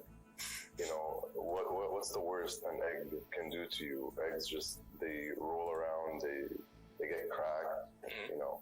So what if we take this very harmless object and we turn it into something, you know, kind of scary? And that's that's how the idea. Да, Рифта, мы с тобой будем сидеть до последнего. As a kid, do you know Humpty Dumpty? I mean, I think everyone does, yeah. So I always found Humpty Dumpty a bit creepy in a way. I never found it. А, вот, я была права, как раз вот рассказывает, что разработчику Шалтай-Болтай никогда не нравился, ему казалось всегда страшным, и поэтому он решил такую невинную вещь, как яйцо, обернуть в ужастик, и, соответственно, он будет за нами вот это вот преследовать, следить. Scripted with all the jump scares and all that. So we wanted to try something a bit different. That's why we made the game procedurally generated. So every time you replay the game, it's going to be a different map. The enemies are going to be, you know, coming from different directions. They might be even like different variations of them. The players can play it endlessly. So if the player doesn't die, they can just keep going forever and forever. Клоун избитая тема, да-да-да. Надо что-то оригинальное. Story mode, and there's like another mode, which is the endless mode I'm talking to you about. We're also going to add something like the custom night mode from Five Nights at Freddy's, where you can, you know, customize how each enemy is gonna act, all the timings. We're pretty excited about it. The game we're gonna release it 2 days before Fear Fest. Oh, it's cool. Yeah. So yeah, hopefully things are gonna go great, and I'm excited to see how players are gonna react.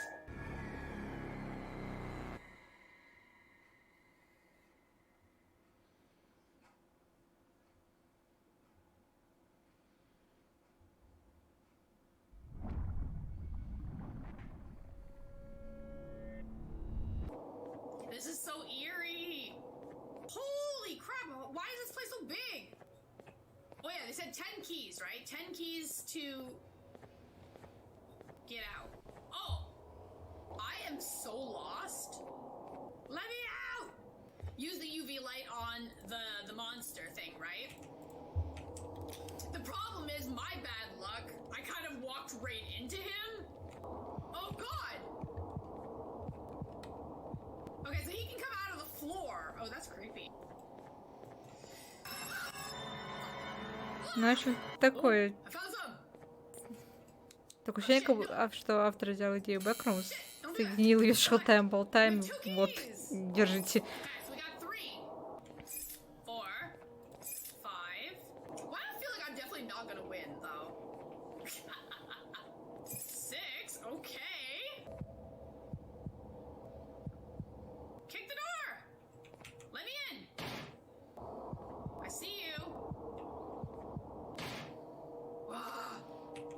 Какое-то яйцо беспалевное.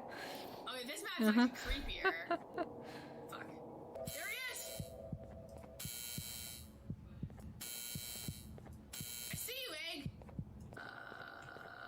Whoa, I don't even know if you can run.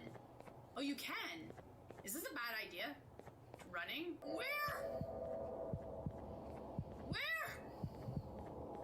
Oh, I got you. Why are there so long doors this time? Yo, these random maps. They hate me. I see you.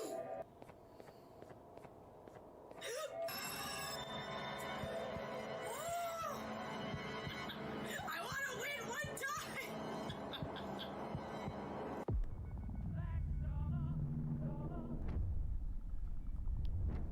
Okay, we just plugged the USB stick. 2 hours of trailers, horror games and other stuff. Nothing cool. You're going to bed? Они такие подключили флешку, и он говорит, что тут 2 часа трейлеров, хорроров, ничего интересного.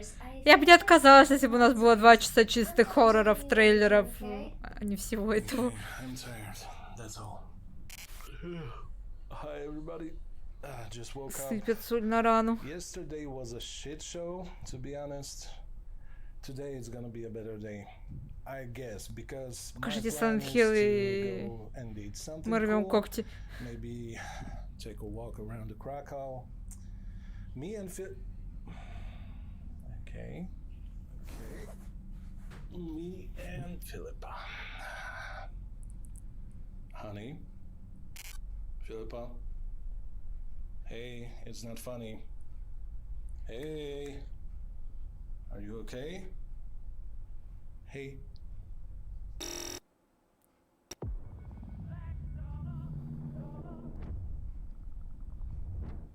Everyone loves a good scare from time to time, but nothing quite beats that serotonin you get from finding a solution to a life or death scenario where a monster is seconds away from ripping you to shreds.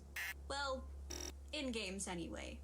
Get ready to have your brains picked. Да, я тоже согласна, просто трейлеры уже все равно какой категории игр. Неважно, бюджетных, не бюджетных. Высокобюджетных, малобюджетных. Так. Эту игру я не помню, но тут тоже паровозик на ножках. Then how about a hand of poker? You really think you could out-cheat me? Well, it's time to cash in those chips. Whatever Mammon did to us in the ghost train, he hurt all of us. But you and Kestrel, you got the worst of it. We'll track him down. We'll get back everything he took from Вот тоже мне кажется, что-то знакомое, но... My people also have a legend about the horned snake. Но я пока не пойму конкретно, что это. You're saying that there's some kind of Hellgate station and that I can find it? Вот, Егор ушел, а тут еще один паровозик у нас в ад на ножках. We fight our way to the engine and then we face Mammon for the last time. That's why Mamon's keeping the souls he's been collecting. We may not be ready, but we need to take this chance. Cutting you loose, friends. Clive, don't do it! We were partners once, Clive. We were brothers. I know all too well how you treat your brothers. I really fucked it up this time. I know. But this... Да, игра самая интересная, пропускает. Вот, Hardwest. Потому что я же говорю, помнишь, что там много разного, ну, выходило в похожей стилистике?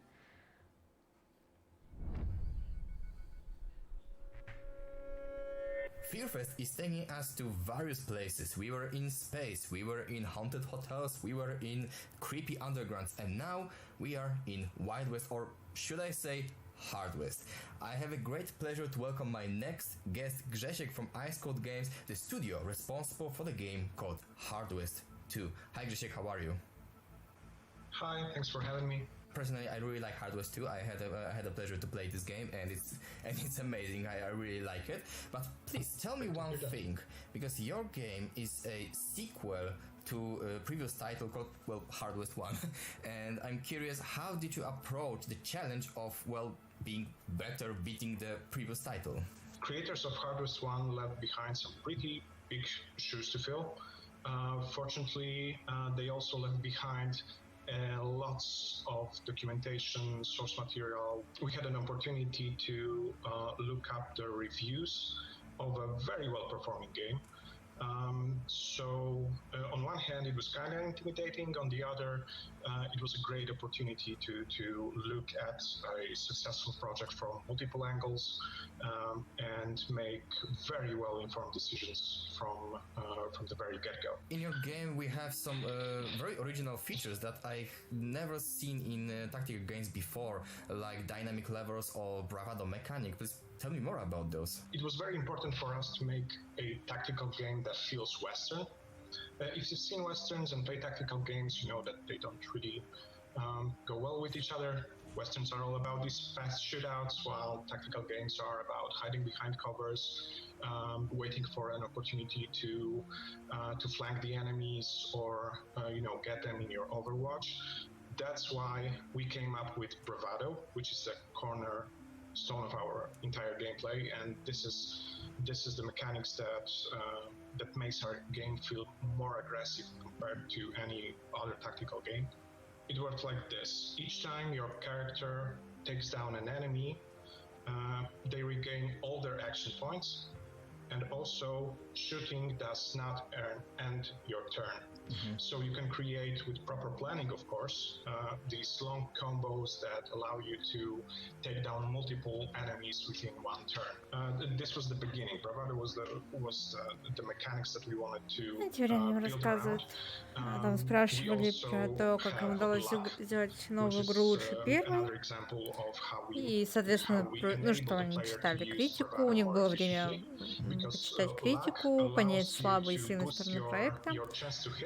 И дальше про механики, там, типа такой механики, как бравада, которая, так понимаю, уникальна для этой игры, и рассказывают о том, что они вот хотели для такого вот тактического, в том числе, шутера, сделать его более агрессивным, потому что обычно у нас там механики Overwatch присутствуют, которые не позволяют просто передвигаться, и приходится аккуратно прятаться между укрытиями, а тут некоторые уникальные механики позволяют играть более агрессивно, проводить комбо, чтобы уничтожить несколько врагов один за другим, и так далее. Alright, so Hard West 2 was released early August. The game is out there. So if you are looking for a tactical game that will take you out of your sphere of comfort and challenge the way you play, or want to have a break and spend some time venturing a dark frontier, or have a bone to pick with the devil, just go and play Hard West 2. Да, выглядит довольно любопытно. Hard West 2, out now. Ну, сейчас вышла в Steam. Я не помню, Hardwest выходил на консолях первый?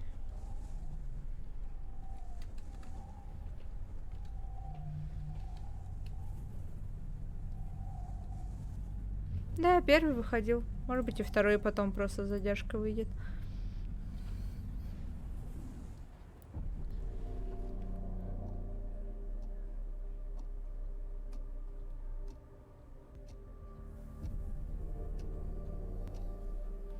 А вот это у нас хоррор на выживание с элементами менеджмента.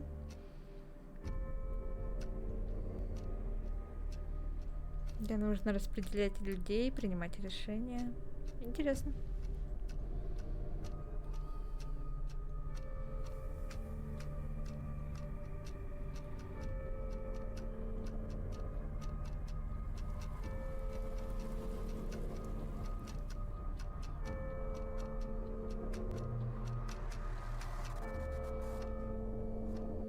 Я бы не совсем назвала это хоррором, но обычно это, ну, видно, что такая атмосфера отчаяния будет.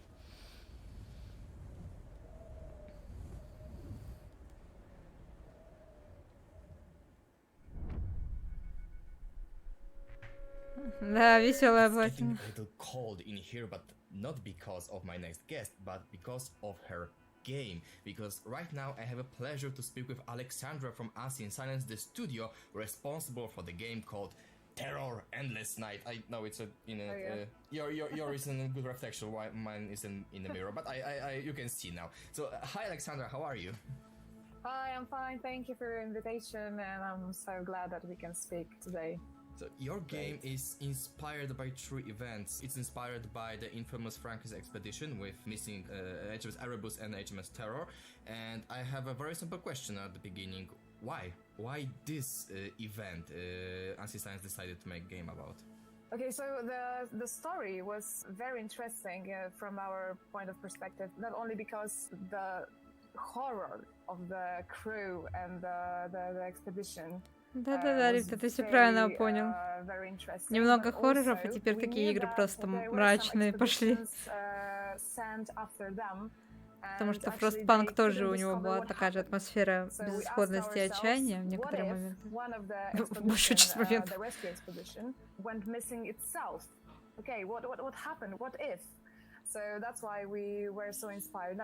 Я про Frostpunk в первую очередь подумала, когда эту игру видела. Of the Franklin expedition, but also what happened after that. And we wanted to make a story about not only the true events, but somehow we wanted to make it from the other side. Your game is a story-driven strategy game because you need to manage the crew, the resources of the ship. Это была игра, вдохновлена реальными событиями про экспедицию пропавшую. И они вдохновились этой историей и решили поразмышлять, вот, что же могло происходить после того, вот, как корабль попал в такую ситуацию и исчез для остального мира. Story itself is a very horror story because you find yourself in a very challenging situation when you have to manage the cold resources that are running out. Рассказываю, что это прям самый натуральный хоррор, потому что это будет мрачная история, безысходность, будет много сложных ситуаций, в которых надо будет принимать решения и очень правильно распределять ограниченные ресурсы.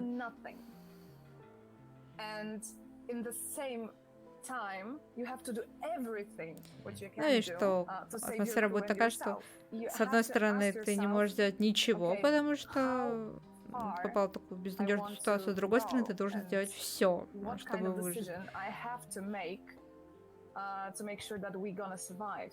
Ну, соответственно, игрок будет принимать решение, чтобы выжить.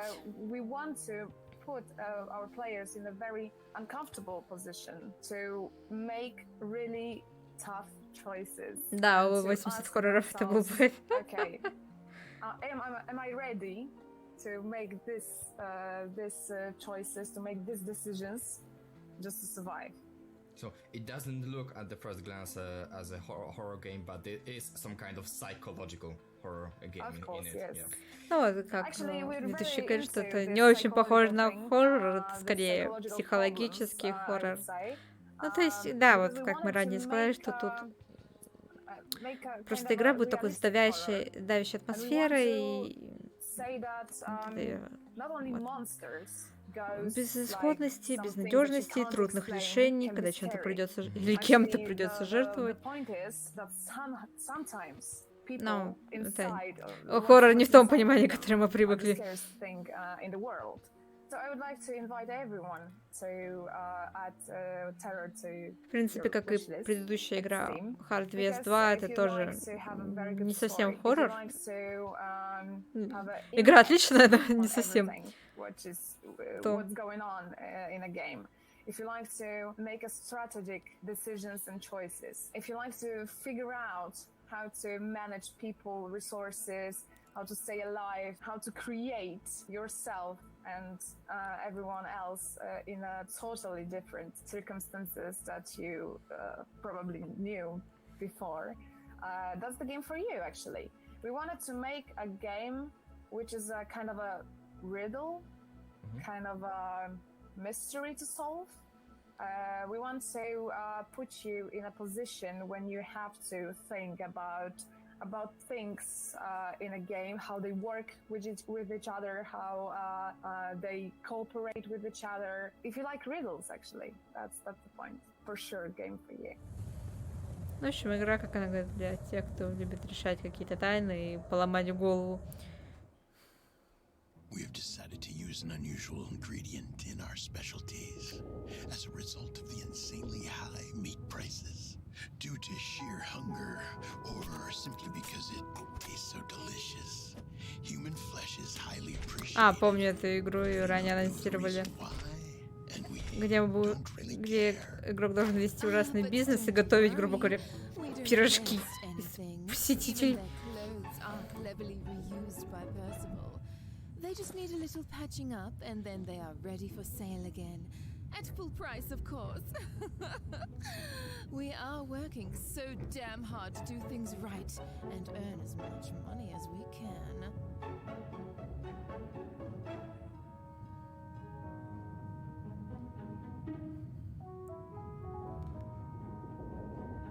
Ravenous Devils. Это сначала затишье, а потом все решили, надо сделать игры, где мы будем пускать посетителей на еду. Потому что сначала у нас был отель, Bloody Hell Hotel, теперь вот это.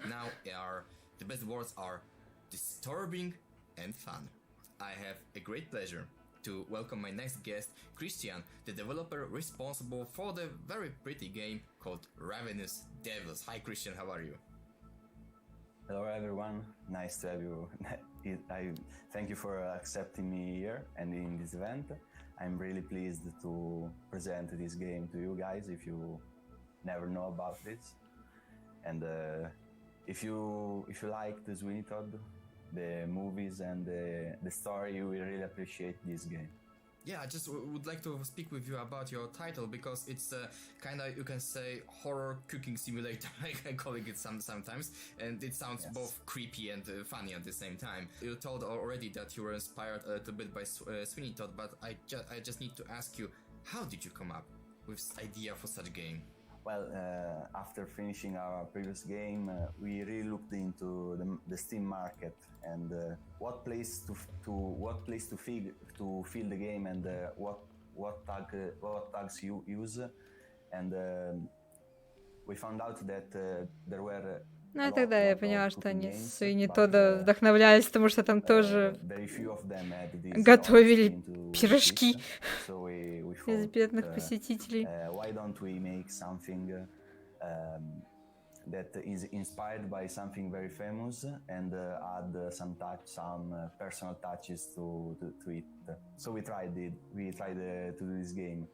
We were inspired initially by. В общем, как пошутили, это будет такой хоррор с элементами кукинг-симулятора. By Eloise LaRoche, an independent game developer. This game is cozy and cute. If you look at the screenshots, you will get the idea.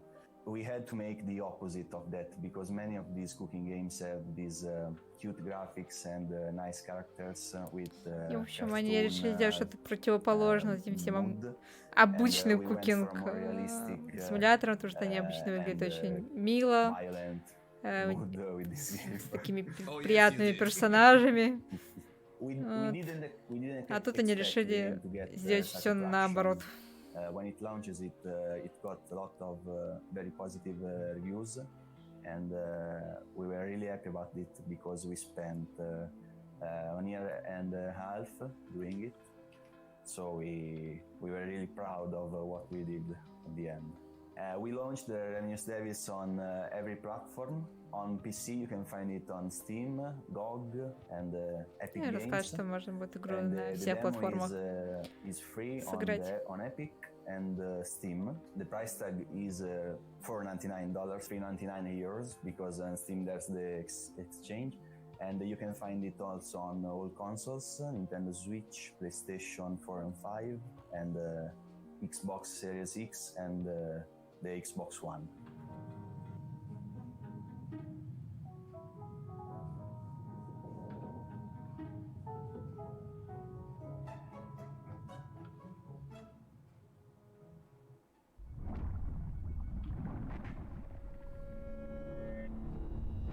Look at this. This is cute. We're running out of meat fast. Ooh, we're gonna make some recipes. We're gonna steal some clothing. All right, we got to have... Oh, we're making meat pies, baby. Flour and minced meat to make a delicious meat pie. I can already smell it cooking. He's going in. He's going in. Time to die. Woo. All right, that's what we're doing here. We're cooking meat. Clean up, everybody do your share. Did you hear him? He's like, there's blood everywhere. The meat pies are looking golden brown. Time to take them out. Вот, кровь от игры. Delicious. И клиенты не Let's grab кричат. this poor Очень wretch. Sooner or замечательное later, I'm going место, to end очень up breaking удобно. my back. Down the hatchet. Mildred or Hildred, whatever your name is. Come on, Hildred. I got some cooking to do. Ну, мы, конечно же, Into the осуждаем. grinder you go. Time to die, bitch. Ooh. Oh, wait, you have a meal on your platter, or did I just put it down? Where is it? Where's my meat? And another one. And another one. Bye! Let's take one of the ingredients. There we go. No, get your pies! Get your meat pies. Come on. Oh my god, I love it.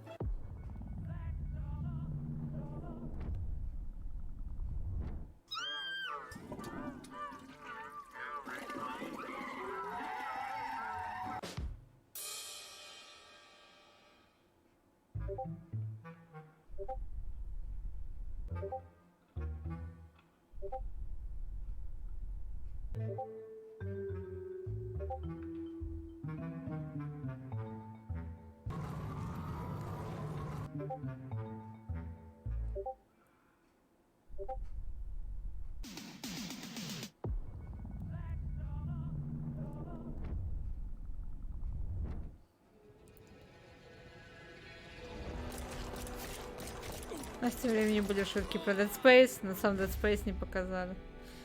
А давайте Dead Space посмотрим.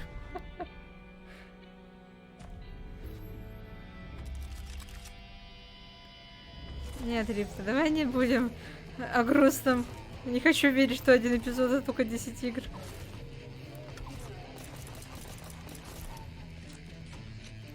А я сбилась со счетом. Мы сколько посмотрели игры за 2 часа? Из 80 обещанных. Я до этого смеялась над нарезкой, но, наверное, я сейчас уже буду рада нарезке. Без лишней болтовни.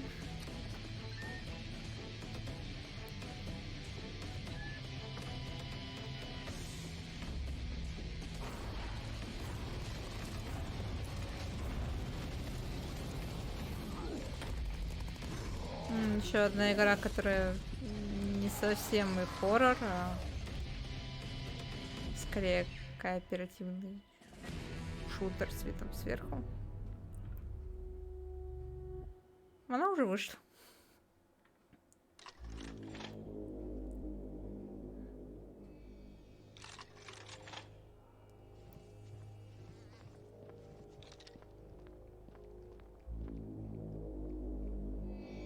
Real-time strategy horror game.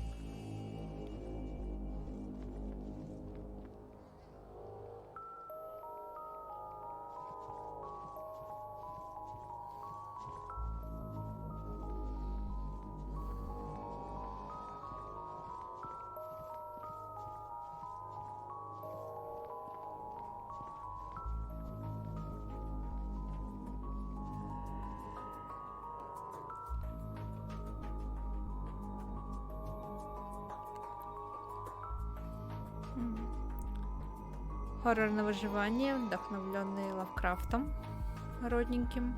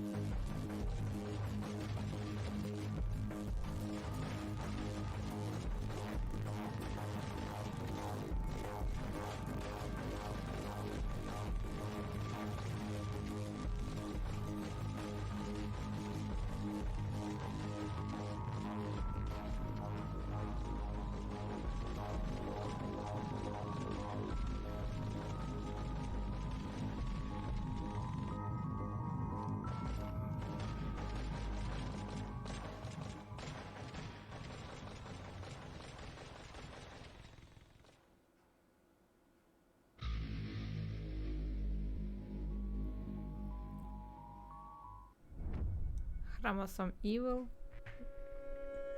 We are Team. not slowing down, quite opposite. In We fact, did. we are increasing the pace. Without further ado, I'd like to welcome my next guest, Christian from 16-Bit Nights. Christian, hi, how are you? Hi. Well, I'm pretty excited. Also, I would like to thank you for inviting me. And yeah, I'm just fine. As a big Lovecraft fan, I'm super happy to speak with you about your game called Chromosome Evil, because Chromosome Evil is a strategy, a RTS, horror, Lovecraftian game, the combination that just sounds amazing. And I wanted to ask you, how did you come up with such idea? I mean, with such combination, horror and strategy? I'm a bit ashamed to admit it, but the thing that drove me into this concept was the fact me being selfish. I wanted to make a game that I want to actually play. I mean, not to make people happy and all this, but that I want to play. And mainly, I love old movies, old horror movies, all these goldies.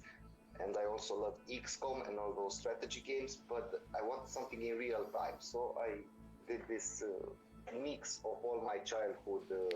Тем временем разработчик рассказывает о том, что ему нравятся хорроры, ему нравятся XCOM и подобные стратегические игры. При этом ему нравится боевая система в реальном времени, и он решил это все объединить в одну игру.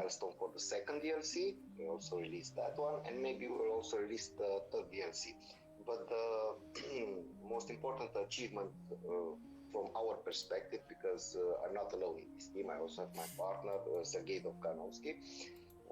The biggest achievement is the fact that we were able to go indie game developer full-time after this release. So the results were exactly what we wanted. And so next, I think we will either make another DLC for the game, if sales keep getting good, or we will start work on another project. I'm still not sure. Молодец, Рифта, удержался.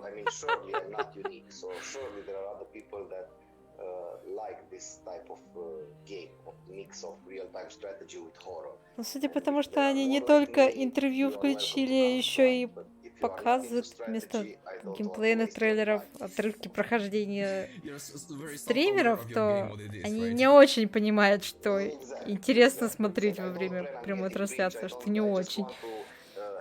start playing the game and hope that maybe, and just maybe, there are some other people like me that can enjoy it as well as I.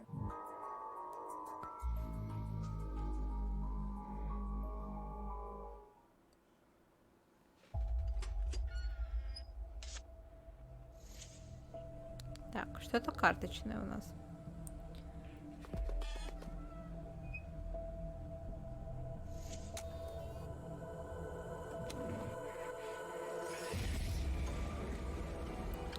Магический лифт.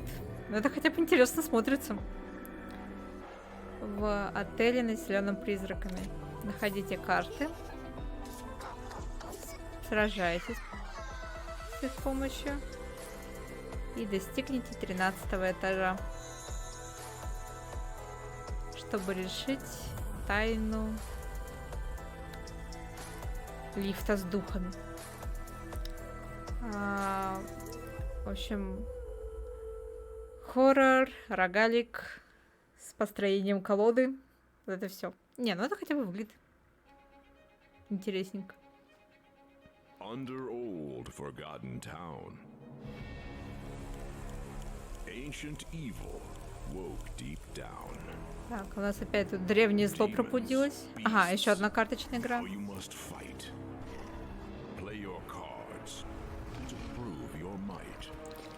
В общем, разыгрывайте свои карты, чтобы показать свою силу.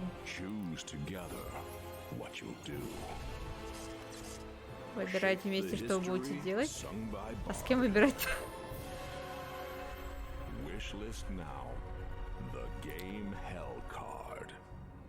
Book of Demons Hell Card уже можно добавить в виш-лист в Steam.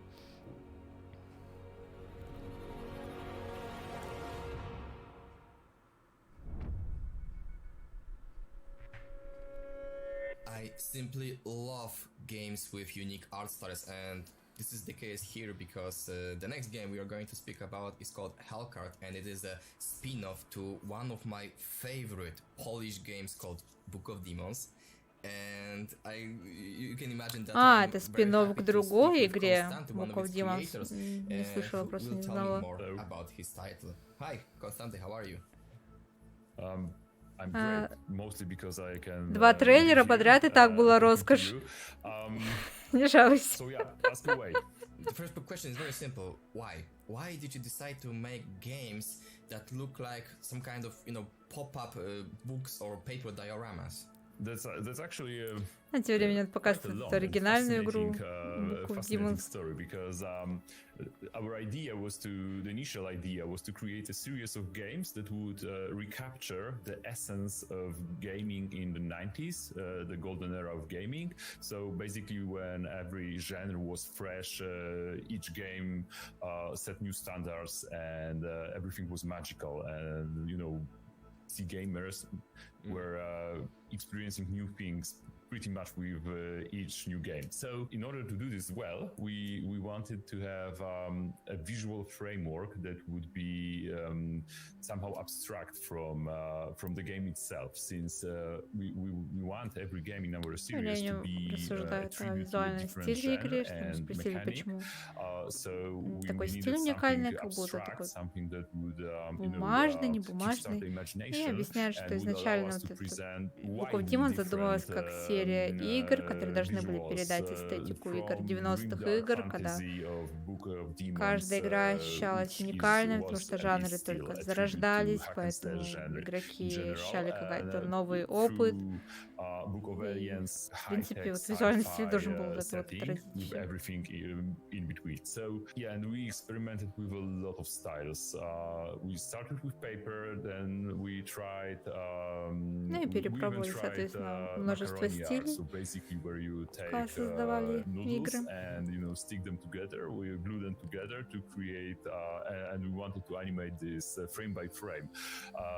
We experimented with clay animation, so basically clay figurines that you animate the frame by frame. We circled back to paper and decided that there is something magical that most of us had had contact with pop-up books back when we were kids. So this works in the favor of what we are trying to do, just recapturing the magic, and pop-up books are awesome. So I have some pretty amazing pop-up books at my office because we did a lot of research. You actually can see some of paper stuff behind me, and there is a lot of paper art around me and hanging on the ceiling and so on.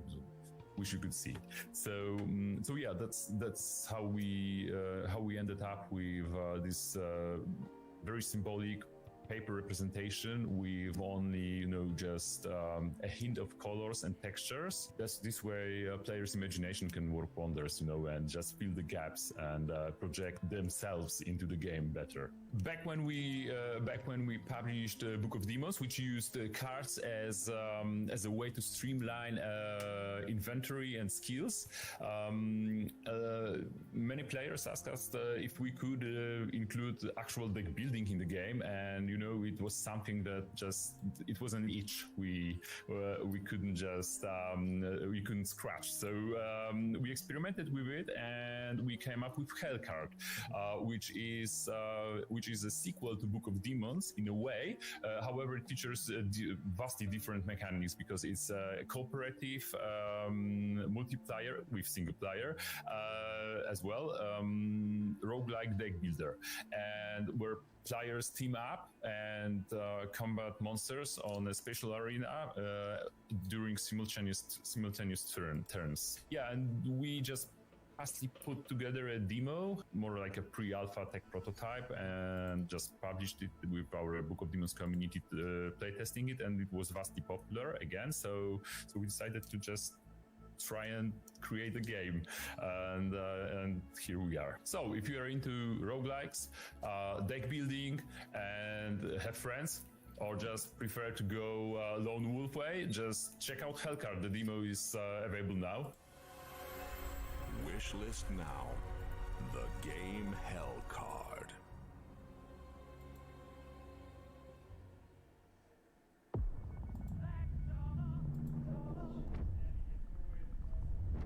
Fasten your seatbelts because we're about to take you into space. A cold, dark, and downright creepy place. Нас, говорят, заберут сейчас в космос. Неужели? Количество протокол? Are we really alone? Who knows? Нет. Раскатала губу. 29. Today, I can't believe what I saw.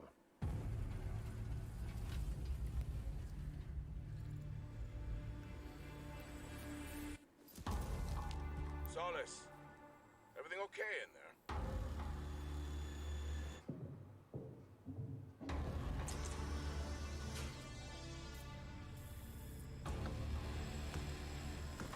Форт Солис, вспомнил это. Это не та игра, где еще Бейкер будет озвучивать одного из героев.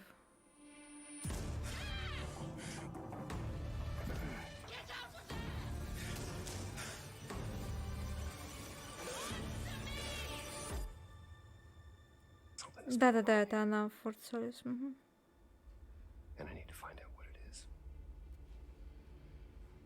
Трой Бейкер, да-да-да-да-да, все правильно помню. Ей! Now we are going into space on a journey among stars, and because this is Fearfest, I think you already guessed that this is going to be a little bit dark and Я именно подозревала, что это будет обычная презентация максимум на 2 часа. James from Fallen Leaf Studio, the studio responsible for the great-looking upcoming game called Fort Solis. Hi James, how are you? I'm good, thank you. Thank you for having me.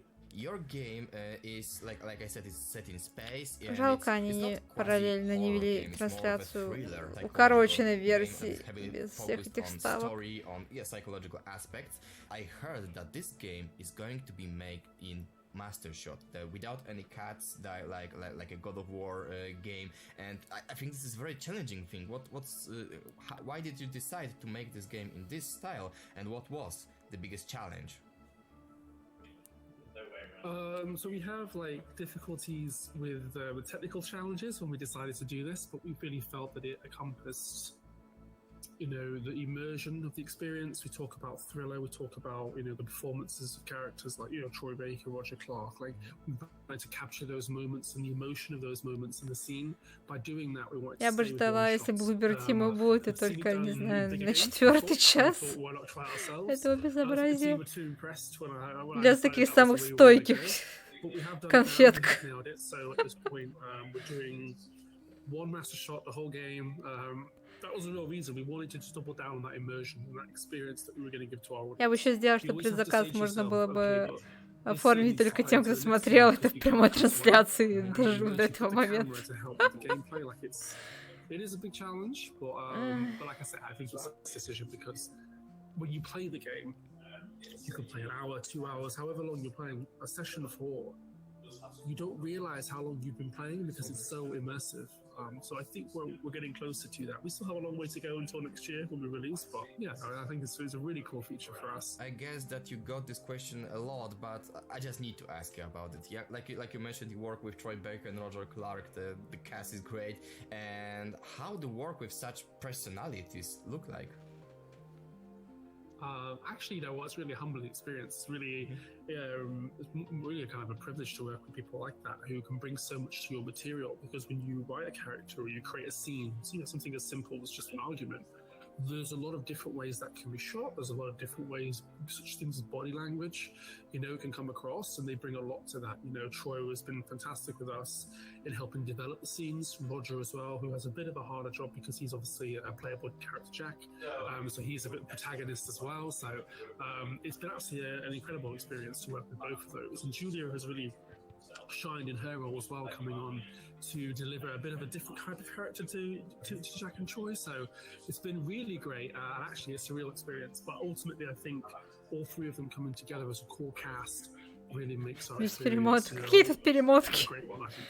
And as to your wish list, it would be great to see people's На самом деле response сейчас to бы the я не game, отказалась the от этой story, функции. what they like, didn't like, you know, story's very personal. I would love for somebody to tell me the story wasn't to their liking whilst others loved it. You know, that's the kind of balance you want with the story, because at least then people care enough to have an opinion. Wishlist us. Кто-нибудь из будущего скажите, там будет Силент Хиллари нет? Мы не зря ждем. Очень надо знать.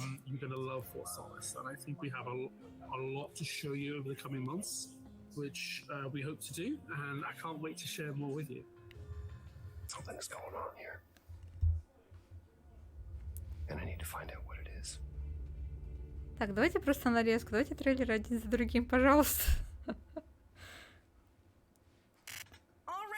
Right now we're going to be watching the gameplay trailer for Negative Atmosphere, and let's check it out. Нет, нет, опять анализ трейлера.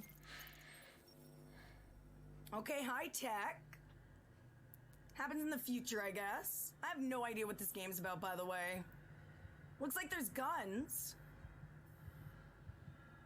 Мне нравится, как начинается аналитика. Без понятия, о чем игра. Да, хороший старт. This is giving me like Dead Space vibes or something. Oh yeah. Она хотя бы паузу не ставит каждый кадр. Я не понимаю, за что. Обычно анализы трейлера оставляли там, где интервью не было, но тут нам выдали прям по полной программе все.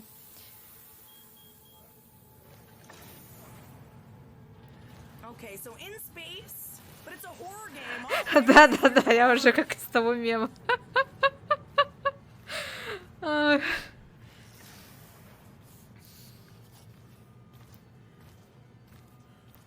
Yeah, it's definitely giving me those vibes. Before something else breaks.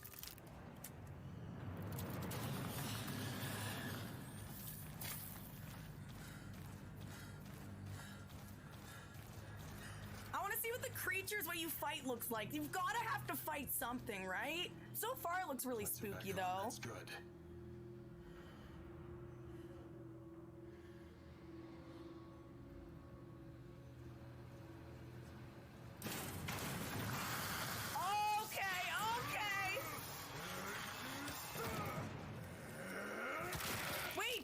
guns. Just punch. Just punch. That's it. Detected. Please evacuate sector and inform maintenance personnel. Do I get to wear the suit? I'll wear the suit. I want to punch things. I want to wear that and like mega punch them into the wall. I'm down. It's Tony Stark!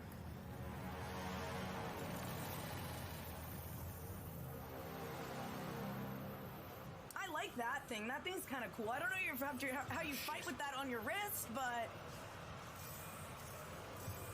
Toxic environment, oh my goodness. I hate when you run out of air. It freaks me out. No, there's an oxygen meter. Oh dear. I can't stand oxygen meters. It ups my heart rate. I'm already scared enough playing video games. I don't need it.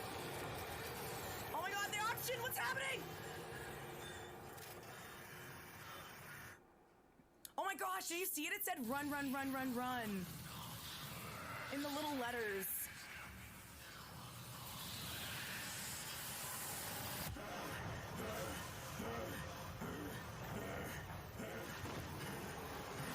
The gasping! Oh my lord! Oh, okay! I don't like their long limbs. I don't like their long limbs. So that was negative atmosphere.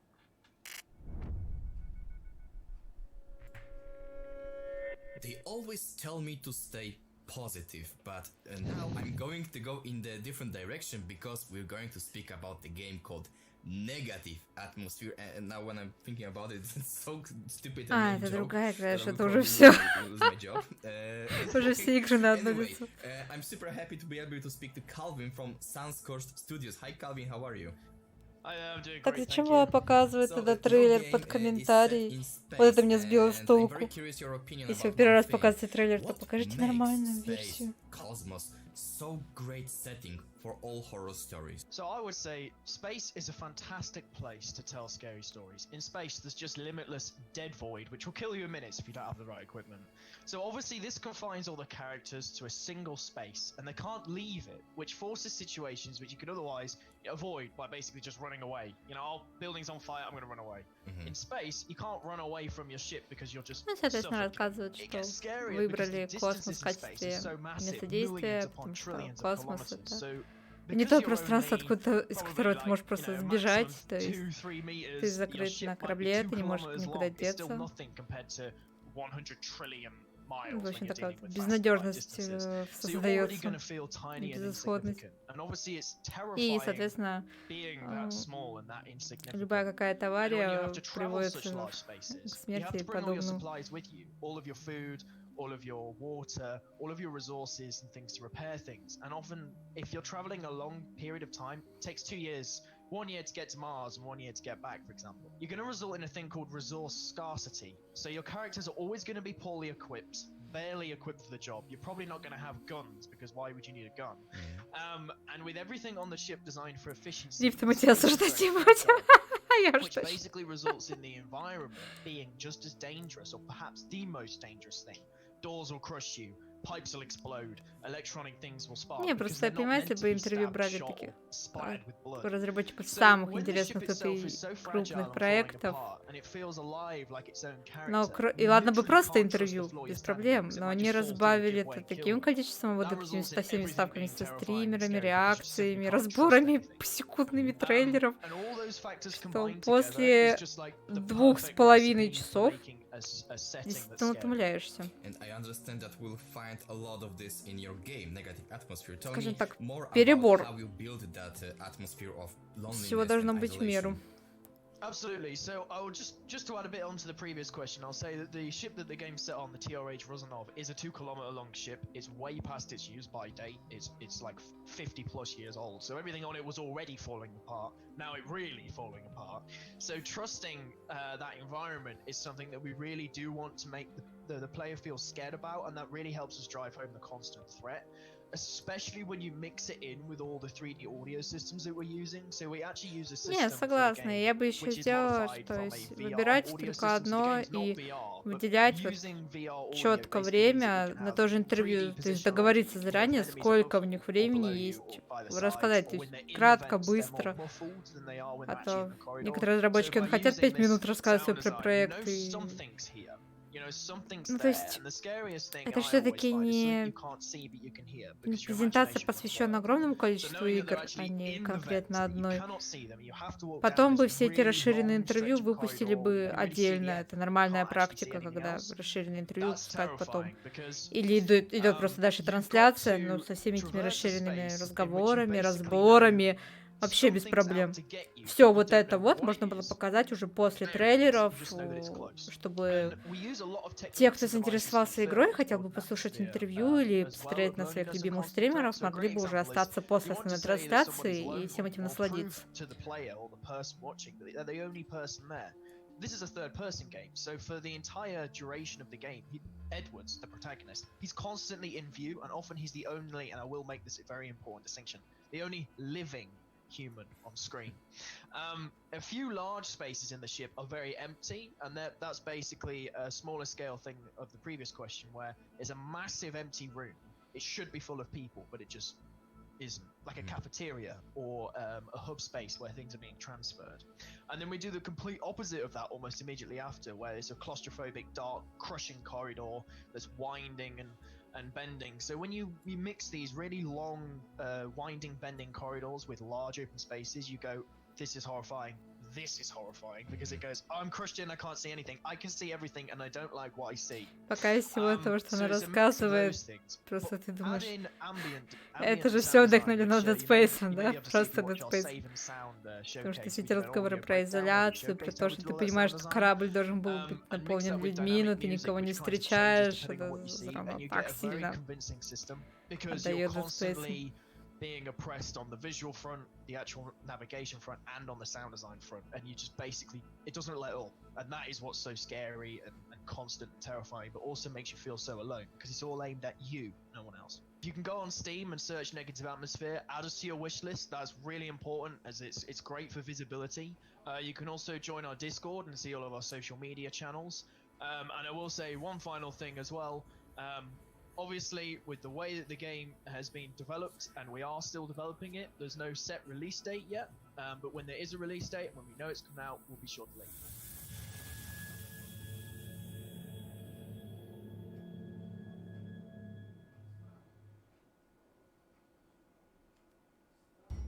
Welcome aboard the LCB-1 Mining and Research Station, and congratulations on being selected to join the security and scouting team Далее у in нас this маленький state-of-the-art хоррор, underwater high security facility. двухмерный. Expect a lot more scouting than security, but let me be clear, it is your job to keep the eggheads and gearheads safe. As I was saying, exploration and mapping of the underground tunnel network is a primary objective. Нет, игра, конечно, может быть не совсем маленькая, я имела в виду, по масштабам меньше, чем то, что нам показывали до этого. The grappling hook is your best friend. It'll help you traverse gaps, scale cliffs, and descend safely into caverns. You'll also be provided with C4 to open new paths, but be careful. We don't need any more incidents. The other objective is ensuring the upper-level mining operations are running smoothly, which brings us back to the gearheads. The engineering personnel operate all the heavy equipment and machinery. Drills, transports, cargo lifts, you name it. Leave that stuff to the engineers. That gear can be very dangerous. But make no mistake, you are in charge. Those gearheads can't even lift a pencil without your permission. The corporation also has a few special missions available if you want to make some extra cash. Some you can tackle on your own, others will require a full team. Either way, expect them to be Рассказывает, tough что можно будет jobs. копать одному, а можно будет в кооперативе. Corporation has armed us to the teeth, but it's mostly for show. No doubt you're going to hear a bunch of spooky rumors about the lower-level research facility from grunts who haven't seen the light of day in months. Don't get paranoid. If you keep your head down and do your job, you'll be just fine. LCB-1? Come in, LCB-1.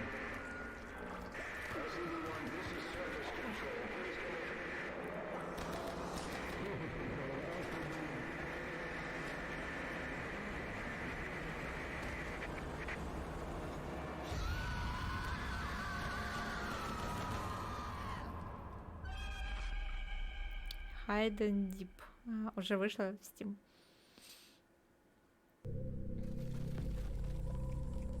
Welcome, Scout. So you got to the base in one piece. Good. I'd say I hope y'all find it adequate, but I won't. After all, it's your job to expand it. But don't forget, Scout, what you're really here for. The loot. When you see a rock that's glowing, drill. Drill! And drill some more. When in doubt, Scout, drill the hell out of Lumen. And yes, the monsters, there are some. Shoot them. Blow them up. You know the drill, Scout. Good luck, son. Over and out.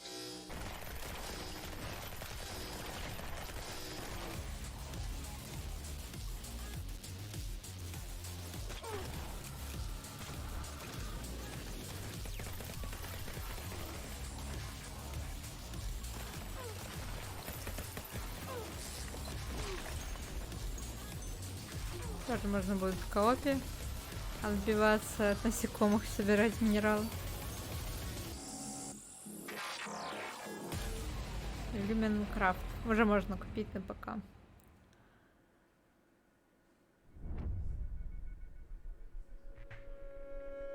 The cool thing about Fearfest is that you never know what is going to happen. 2 hours Я ago, так и I думала, was что больше recording двух the трейлеров interview подряд about не the game покажут. that is set in space. And now I'm going to talk about the game that is set underground. I'm super happy to have in my virtual studio Leszek from 2Dynamic Studio. 2Dynamic Games, sorry. Hey Leszek, how are you? I'm fine, pleasure to be here. Your game, like I said, is set underground, and I Ну, have опять a же, very, я, very simple честно question говоря, to лично start. не очень Why? понимаю Why did you показывать decide интервью от to вышедших go игр, with that потому что setting? What обычно inspired you? разработчики могут все на канале... Ну, то есть, если ты поиграл, тебе понравилось, ты уже сам пойдешь искать интервью, почитаешь отзывы в том же Стиме, поищешь обзоры. Во время презентации вот не очень понимаю. Where else to show it off than underground, where we can just like start the player with full terrain that is not destroyed and let him loose. So Minecraft is Рита, тебе тоже накапать куб за котичка? So it's a custom mix. There's no really game similar to that one. And yeah, that's basically the unique part. And we made a custom technology for the game. Like pretty much all that is in the game is custom made. Okay, Lumencraft is in early access. Эх, Егор ушел, так бы он хоть комментарий бы нам почитал с этой трансляции, рассказал бы. That's a relatively unique thing. Yeah, in the game you build your base, prepare turrets, defend defenses because you will get attacked.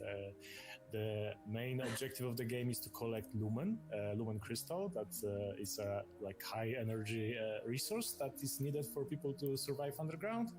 And yeah, you can like create your own map. We have a custom-made editor for the game. So our community is building. How many maps do we have? Тем временем рассказывает уже. 125 maps. Информацию, которую мы поняли из трейлера, что основная цель игры — это собирать люмен. Эти ярко-розовые кристаллы, которые мы видели. И, соответственно, отбиваться, собирать минералы для люмен. И в игре присутствует редактор карт.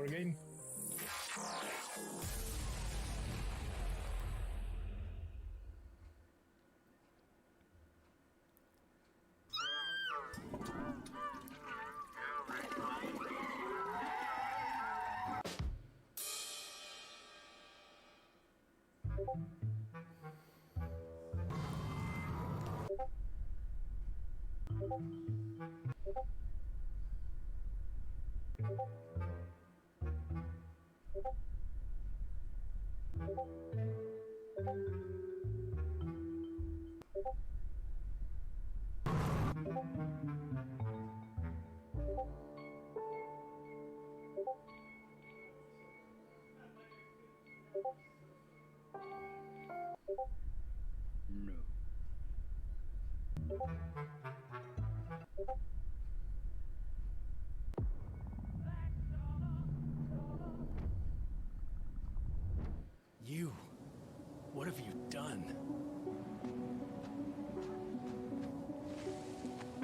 Эту игру мы помним. По мотивам книги. You've set up a field camp down there. Yes. So I didn't expect you to have a second one here. Really? Sit here and don't dare move. What are you doing here? You're not gonna like this part. The Invisible. Угу.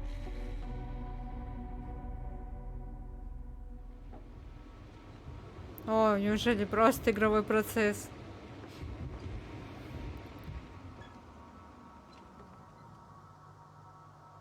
Правда, не сказать, что это первая презентация игрового процесса, но она не первая, мы уже видели кусочек.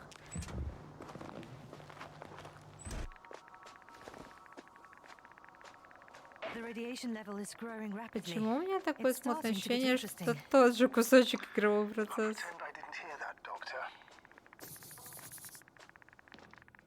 Если мы сейчас увидим робота, который ходит кругами...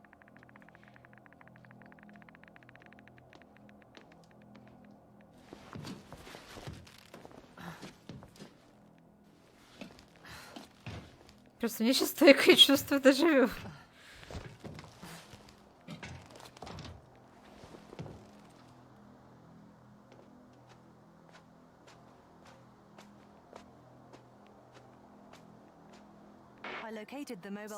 Да, пушка вот эта, которая сейчас не активна. Когда она пройдет дальше, там будет робот, который будет ходить кругами.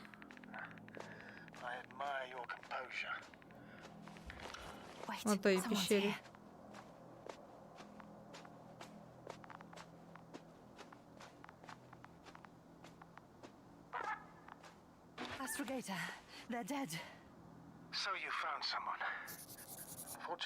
Да, это тоже отрывок. Вот она нашла то, что никто не выжил.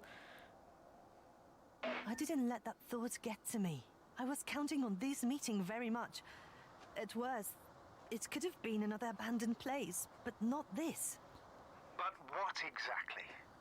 That's a good question. Но тоже отрывок показывает довольно давно, сколько? Пару месяцев назад. Да, мне этот фест нравится все больше и больше.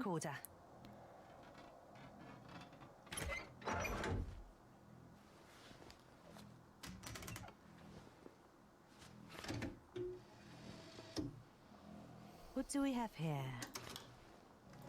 Uh-huh. They made their way through with a beam of antimatter. How subtle. Did you locate this passage?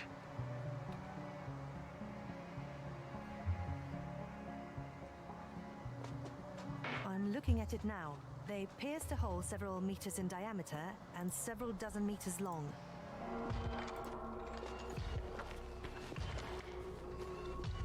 О, 14 июня, я же говорю, пару месяцев назад. Да, и вот он, робот, шастает кругами. Этот трейлер уже показывали.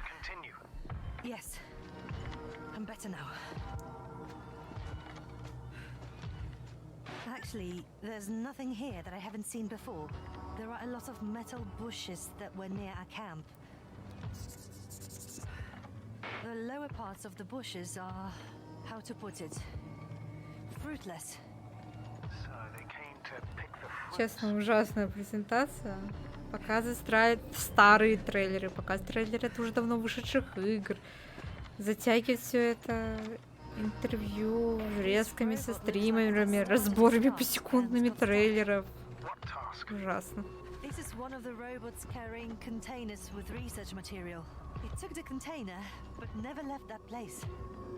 Спасибо, еще рекламы нет. Каких-нибудь соцсетей.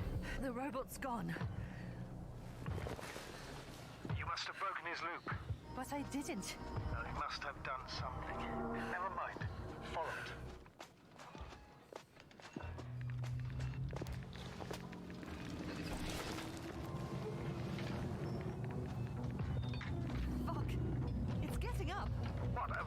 Да, 4-й эпизод, только непонятно из скольки, потому что это уже просто в какое-то издевательство превращается.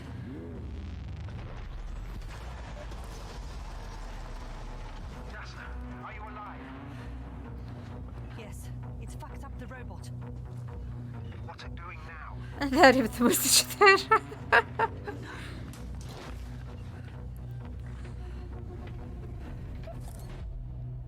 Take care of our people, Novik. Не, игра очень интересно выглядит, просто мы это видели уже, этот трейлер. Он абсолютно не свежий. А так-то игра выглядит очень интригующе. I was up all night watching the broadcast, a video game broadcast. She was in some kind of trance. Okay, it wasn't a trance exactly, okay? Like, I was conscious. But before you touched me, I couldn't stop watching it. Like, for real. Еще And этот since you спектакль did, дешевый, ни к чему, с ужасным сценарием. like, my nose bleeded like, I don't know, 5 times. I have headaches. I feel like my body's gonna explode. And this is silly, okay? You wanna believe me? I don't believe myself, but I feel like it's all because I want to buy all these games that were on that broadcast. Like, there were 80 of them. And then I opened Steam and I was like, I want to buy every each, and I feel like all that is happening to me is because I am not buying them. I know this sounds crazy, I know it's sick, but for real, you know?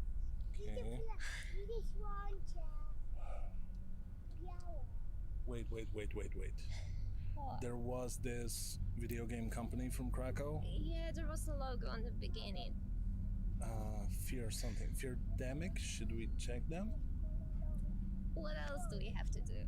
Okay, let's go. Okay.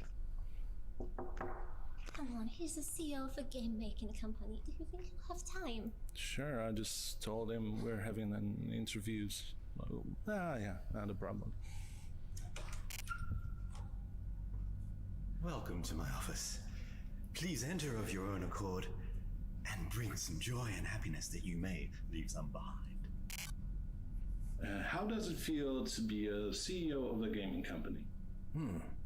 That's a very original question, and actually I enjoy it very much, especially when people call me sir. How about this broadcast, the haunted broadcast? How do you feel about that? Is that what this is going to be about? My people explicitly told you not to mention that. I am a proud man.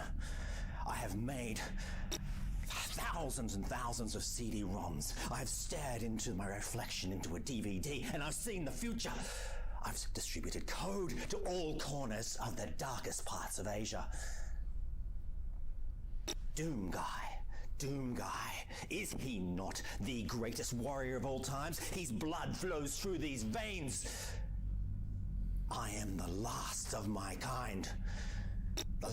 Я уже скучаю по презентациям Devolver Digital. Там хотя бы отборный был трэш. И сотрудники Devolver лучше играли на камеру. Потому что это просто тихий ужас.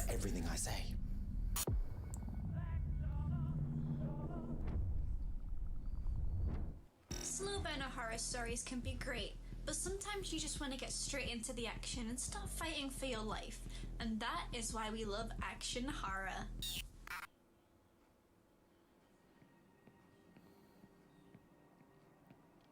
Дальше у нас экшен-хорроры пообещали.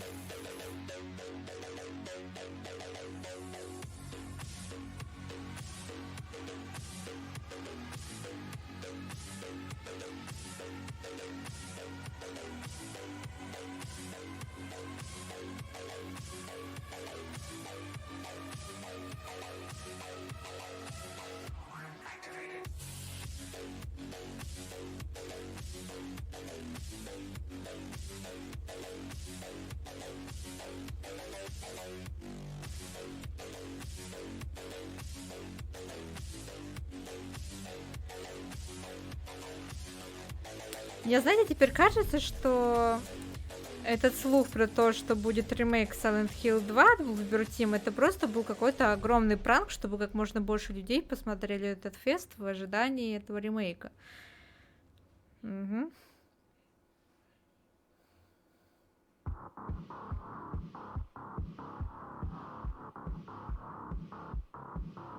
Ну и тут уже начали показывать игры, которые, может быть, с элементами хоррора, но не совсем то, что ты ожидаешь, когда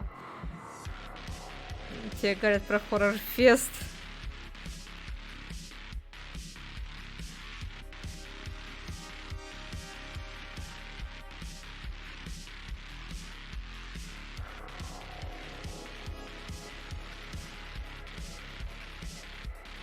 Просто экшен-игра с мрачной обстановкой, не более.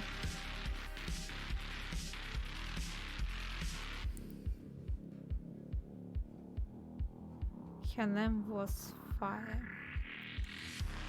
Можно добавить в виш-лист в Steam.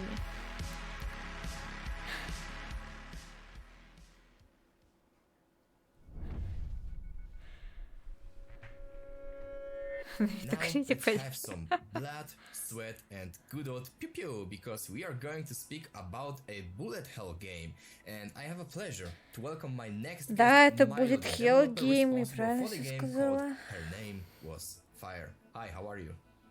Hi, I'm fine. Они прям Tell me, хоррор please, why, in your opinion, не bullet очень hell genre понимают, is so зачем popular lately, показывать. and how do you want to stand out above Это в the рамках competition? Фирфеста.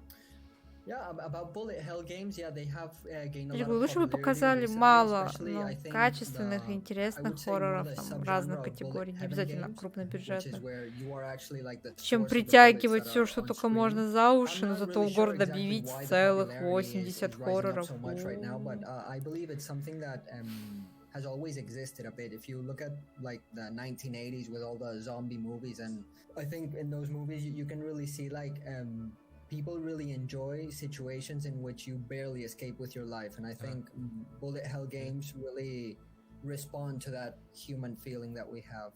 Her Name Was Fire shares some similarities with some of the heavy hitters in the genre right now, like Vampire Survivors, for example.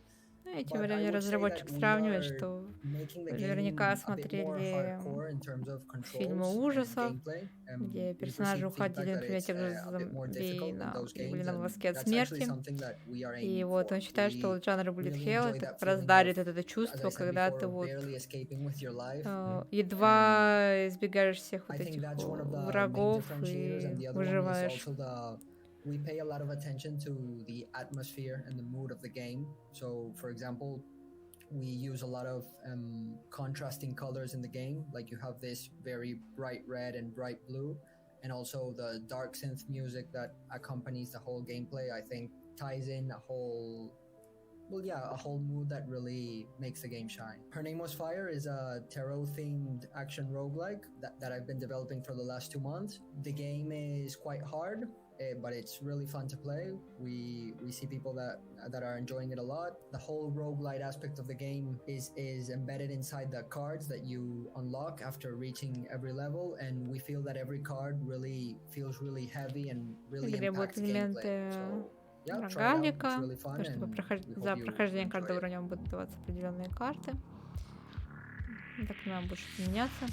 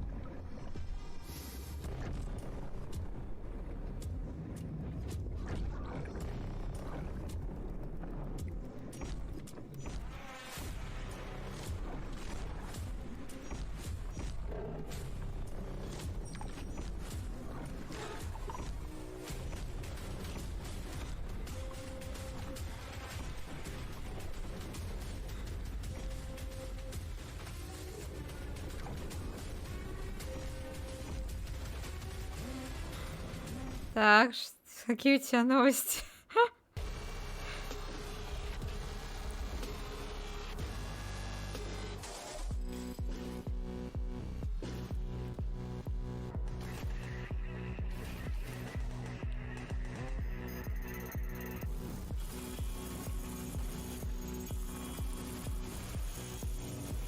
Не знаю, я же когда играла Tales from the Borderlands, он у меня было только на английском.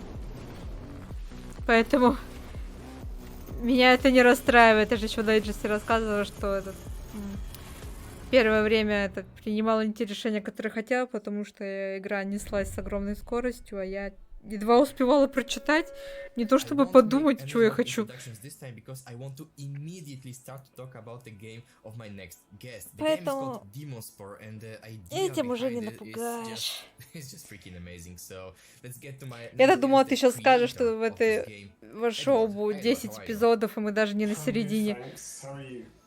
Like I said, I'm super excited because when I found out about your game and I took a look at what it is, it was like the idea is so simple. You play as a guy who fights the constantly growing tentacle monster, but there's something brilliant in its simplicity. So please tell me, how did you come up with such idea?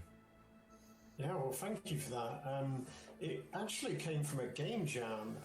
It was a game jam that I did where the theme was chaos, and it had me thinking about Я не думаю, что на Reddit знают, сколько запланировано было эпизодов. And I've had this idea of creating this kind of branching pattern. And then I wanted to, add gameplay to that. So I thought, okay, well, what happens if you slice one of these branches off? It could, destroy the rest of the branch. And that was kind of like the core idea that everything started to build on top of. So I started creating this kind of retro shooter, like very abstract graphics, very simple, just these branching patterns that you could slice off. But then as I kind of developed it further and further, I started to make those patterns look kind of smoother and more organic. And then eventually I just thought, well, this thing looks like a monster. Why don't I just make a monster game, Because I've always been a huge fan of 80s monster movies, and I've always wanted to work on like a horror game. So yeah, it evolved basically, and then eventually, I started to work on, adding this theme and this idea of you being inside this lab with this experiment that's basically gone wrong, and you're just trying to get the heck out of there, escape as quickly as possible as you're fighting through this constantly growing mass. It's a very good example that game jams are just amazing places when you never know what will come up to you then. Definitely, yeah, you really do. And honestly, this game has grown out of control because it was just something very small and simple to begin with, but it's really evolved over time. So yeah, I'm looking forward to finishing it for sure. At the moment, the stage the game's at, it's quite action-based and quite frenetic, which you can kind of see in the trailer. Это было бы очень подло, если бы ты только отошел поставить чайник. Был бы Silent Hill. You're just a simple scientist, you're not like Rambo or something. So I want you А to вдруг be они able ждут, to, когда ты use your отойдешь brains поставить to kind чайник. of form an escape plan and use the Поэтому мы environment тут to сидим уже advantage. который So, час. there's going to be all kinds of computers and tools in the lab that you can use to either build weaponry or create tools that you can use to your advantage. Try and set the creature on fire, or try and turn the cooling down in the lab to super cold so the thing grows slower. Also, manipulate objects in the environment. The creature is trying to eat something, so you want to move that away in case it eats it and then transforms. So all kinds of interactions really is sort of what I'm working at the moment to make it so that it isn't actually just shooting. There's a lot more to it as well, and you've really got to use your brains rather than just your brawn, to survive and get out of there. Так, про Демон Спор мы закончили говорить.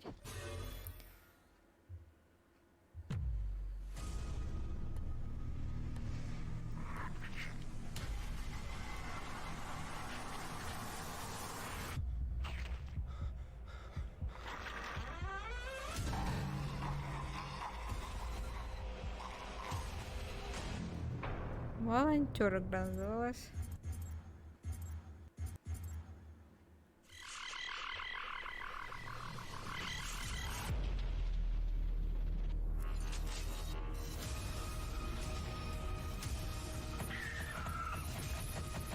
Такое все дерганое.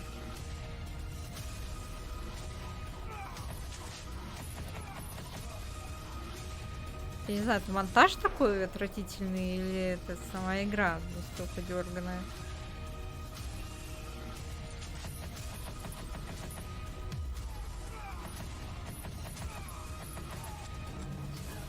Или одно другому не мешает.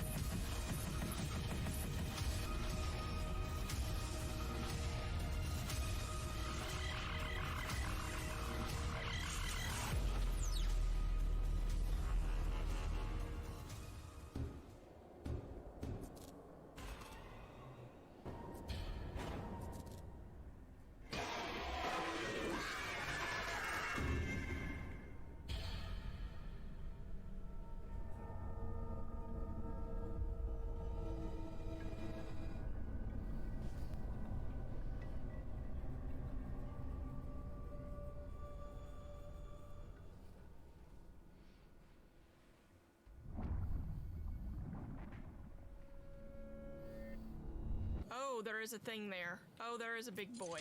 What are you? What are you? What are you? Woo!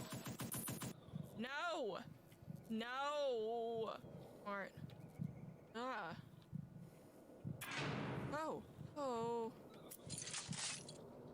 Oh, there's another one. Hello. Woo!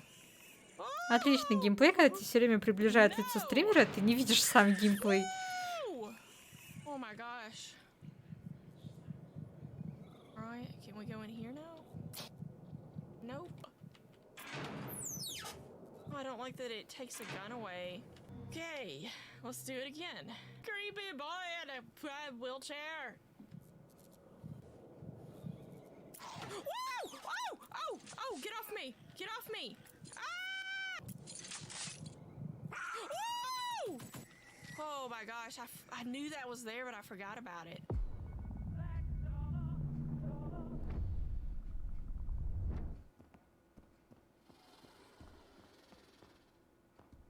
How wonderful to have you here. Confused, are we? Did you expect bountiful fields and hunting grounds? Befuddled by the view of our study halls? Suffice it to say, cultures end, ages go by, but the afterlife is never what the newcomers expect it to be. Do not fret, though, for it is a time of revelry. You are a marvelous sight. 300 years have we studied, so that this moment would finally come. You are the first of your kind to visit this place. Every man and woman who walked the earth since the day of the first contact can be found here. Место, где оказался главный герой, оказался не тем, чем он ожидал. You are unique. Да, шел третий час. Harbinger of change. You, my dear fellow, are still alive.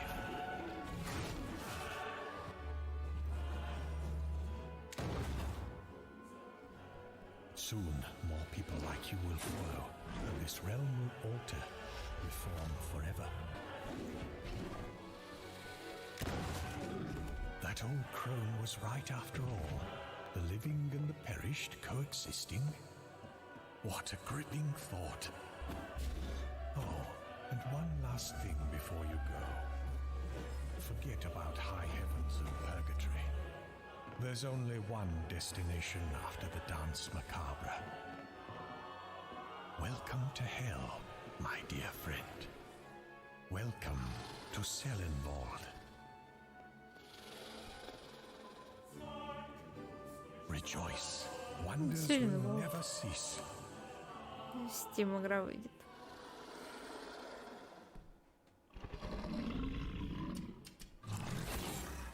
What a time to be alive, isn't it?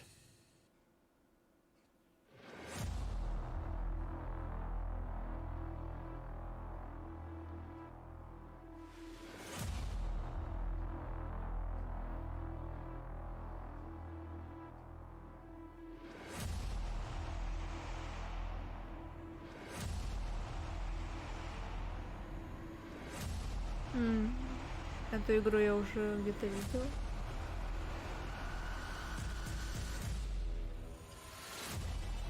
Трейлер, да, от нее раньше показывали.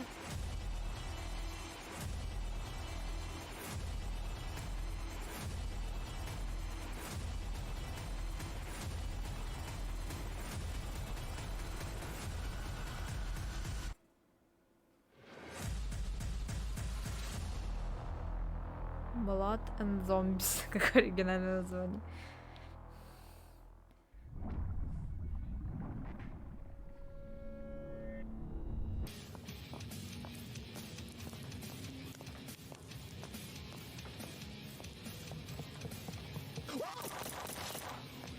Wait, so what do I do now? Wait, hold T to start. Ой, да зачем было отодвигать лицо стримера? Мы могли и дальше наслаждаться. Зачем посмотреть геймплей? Глупость какая. Oh, you can jump. Oh shit, fuck. No, no, no, no, no. I'm too good.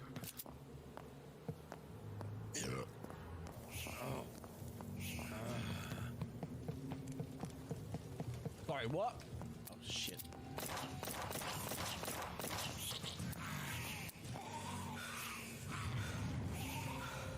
Hi, Hal. Fancy seeing you here. You bitch.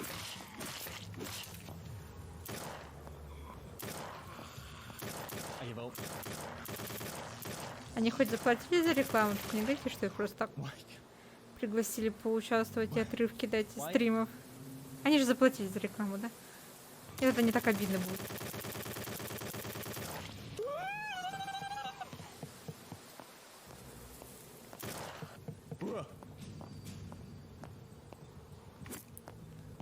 Let's go!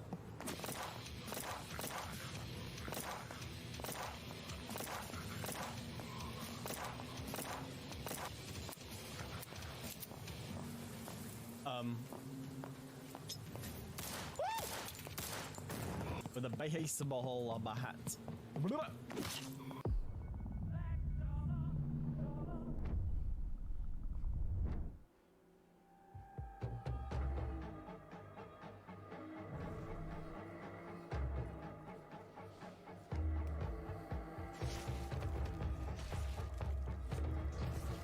Такая отличная контрастность. Прям сразу видно. И локации хорошо читаются, и враги.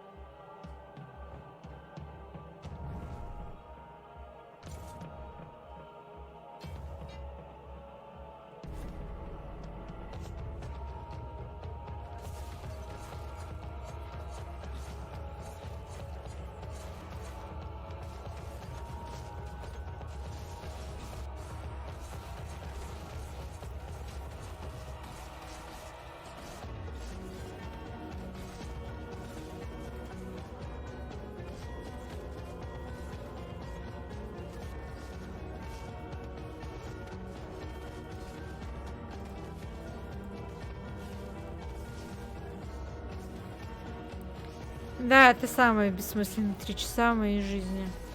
Знала бы, что это будет так плохо. Пропустила бы.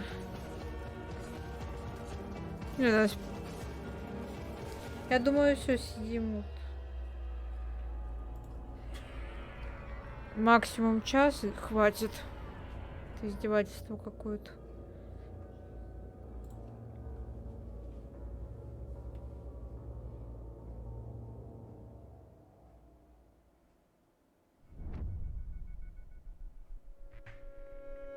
Today, when we have all those great games with unique, extraordinary, amazing art style, it's very hard to find titles that give you that, you know, that wow effect. But guys, trust me, when I first saw Mortal Sin, it was wow. And that's why I'm super excited to speak with Nicola, the developer of Mortal Sin. How are you? Hi Lucas, I'm doing well. Thanks for having me on. The pleasure is mine. So let's talk about Mortal Sin. The game just looks amazing. It has something unique in this art style. And how do you call this art style, and how did you come up with it? So basically, the art is kind of a mix of a lot of different influences I've had. You know, a lot of it is graphic novels, especially one in particular, which I think people recognize as Berserk. So that's a huge influence on me. And then also, оригинальной трансляции чат уже того подумер. Тут в основном только Фирдеми, который проводит трансляцию, сам с собой общается. And so my whole idea was kind of looking at these things and wondering, you know, instead of having this just be the promo, and then, you know, let's say the movie or you know, whatever it is something completely different, what if that literally is the style that, you know, you have in the game? So I kind of worked off of that. I used some album covers as inspiration, and then I also added my own touch with, you know, some extra colors and whatnot, because it is also a game at the end of the day, and I want it to be readable, I want it to be functional. So that's where the blue came from, for example. It's not just red and black, you know, it's got blue for the characters and then some other colors sprinkled in there because I want it to be readable as an action game as well. The game, it doesn't really have, you know, a classic story you would find in some games where, you know, A happens, then B happens, then C happens. I want the player to kind of experience... Ой, да, ты прочитал мои мысли. Ох, нет. Меня разоблачили. You're fighting your own inner demons, both literally and kind of figuratively as well. So, you know, the character never knows, the player is a blank slate, basically. You know, you put onto it whatever comes from yourself. And I want people to feel that struggle, you know, of dying over and over again, learning, improving, and then overcoming. А еще, наверное, с моим вкусом что-то не так, потому что всем в чате оригинальной трансляции очень нравится визуальный стиль. Он не то чтобы плохой, но контрастность ужасная. То есть ты элементарно, особенно учитывая, что это экшен, ты должен крутиться, очень плохо считывается локация. То есть это черно-белое, очень плохо считываются границы, объекты. Не знаю, как по мне, неудачное это решение. You know, one with the voice that's been speaking to them. So it's a very personal thing, kind of manifests in this external, you know, gory, flashy combat and all that. But that's the premise of it. It's internal struggle and resolve in the face of adversity. So I want people to play the game with an open mind. It's something I put a lot of time and passion into. One thing that frustrates me about a lot of games these days is they prioritize things that aren't the direct player experience. And so that's something I put a lot of effort into my game. You start my game, you will be in there killing monsters in less than 30 seconds. There's no long drawn-out tutorial, no cutscenes or anything like that. So that's something I, you know, put a lot of effort into to make it very streamlined and easy to pick up. And then I would say, you know, be patient with the game, delve into it, really immerse yourself, and you will be rewarded in more ways than you might realize, because the game, it's constantly expanding the more you play it. So, you know, each time you die, you might unlock something that will affect future runs. Like all of a sudden, maybe you have secret portals that are going to be in the next, you know, runs you do. So with that, and on top of just the fact that all the levels are что в игре не будет ни катсцен, ни туториалов, просто сразу погружаешься в игровой процесс. И после каждой смерти там может открываться разные вещи. Например, на следующем забеге у вас будут появляться порталы, которых раньше не было, и так далее. Называется Mortal Sin. Пока что только для Steam анонсировано. А может быть, она там и останется. Who hit me? Who hit me? I just got a sword of brutality, you fuck. So don't. I wouldn't recommend it. Dismembered. That was incredibly satisfying, and I enjoyed that a lot. Oh my god. I was killed by a mummy. Wow, level 1. Oh my god, not my best. Where's your head at? Huh? You are very quick. You're fast for someone with no head. This is the perfect opportunity Надо было идти в to break Геншин. out. Я теперь это The четко big осознаю. До Silent Hill надо было просто сидеть в какой-нибудь Increases my игре. speed and its attack is 34. Yeah, bitch. Give me that. This is very strange. Whoa, what did I do? Oh, I did something bad. Oh, this was a bad. No. Oh, fuck off. Oh my god. Get dismembered. I'm digging the axes here. What is this? Yes. Oh, I have gauntlets now. Oh, amazing. Oh, I didn't mean to do that. What are you guys doing out here? Oh, I have a bad feeling about this. Okay. Oh, that's so cool. All right. How dare you punish him for being a big beefcake? Huh? That's anti-beefcake, and I don't agree with that sentiment.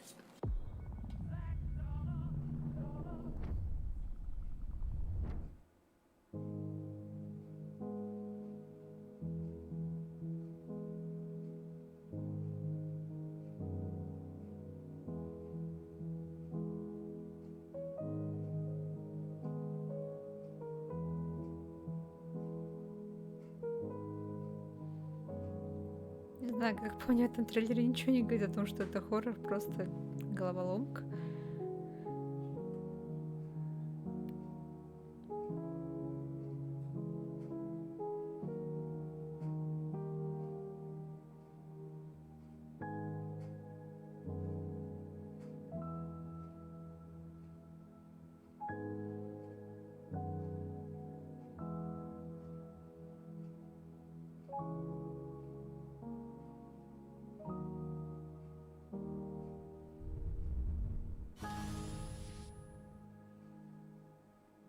Discolor 2. Даже продолжение чего-то.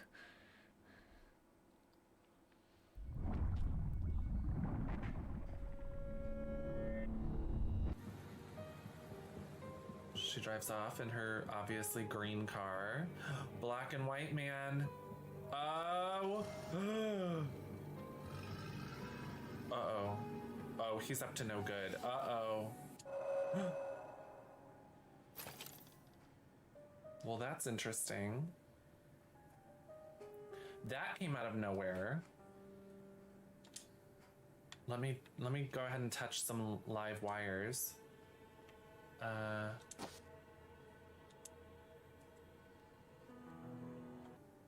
found a fuse, y'all. I'm gonna stuff it up here. Okay, fuse. Oh, okay, right here.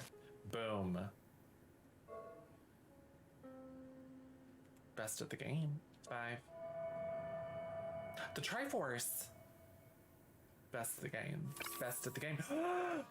Not you.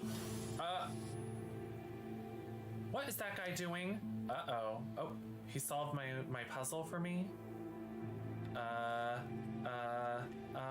Is that bad? How do I stop it? Oh. Oh, that was bad.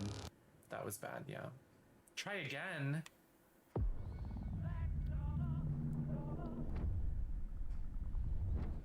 As human beings, survival instincts have always been a part of our DNA. Sure, we might not need them as much as our ancestors did back in the day, but what about when a horror game gives you no choice but to tap into them?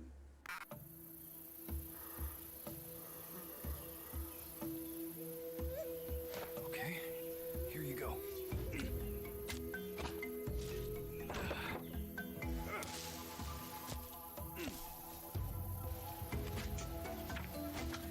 Тем временем у нас тут Игра на выживание с крафтом. Все как любим. Looks good to me.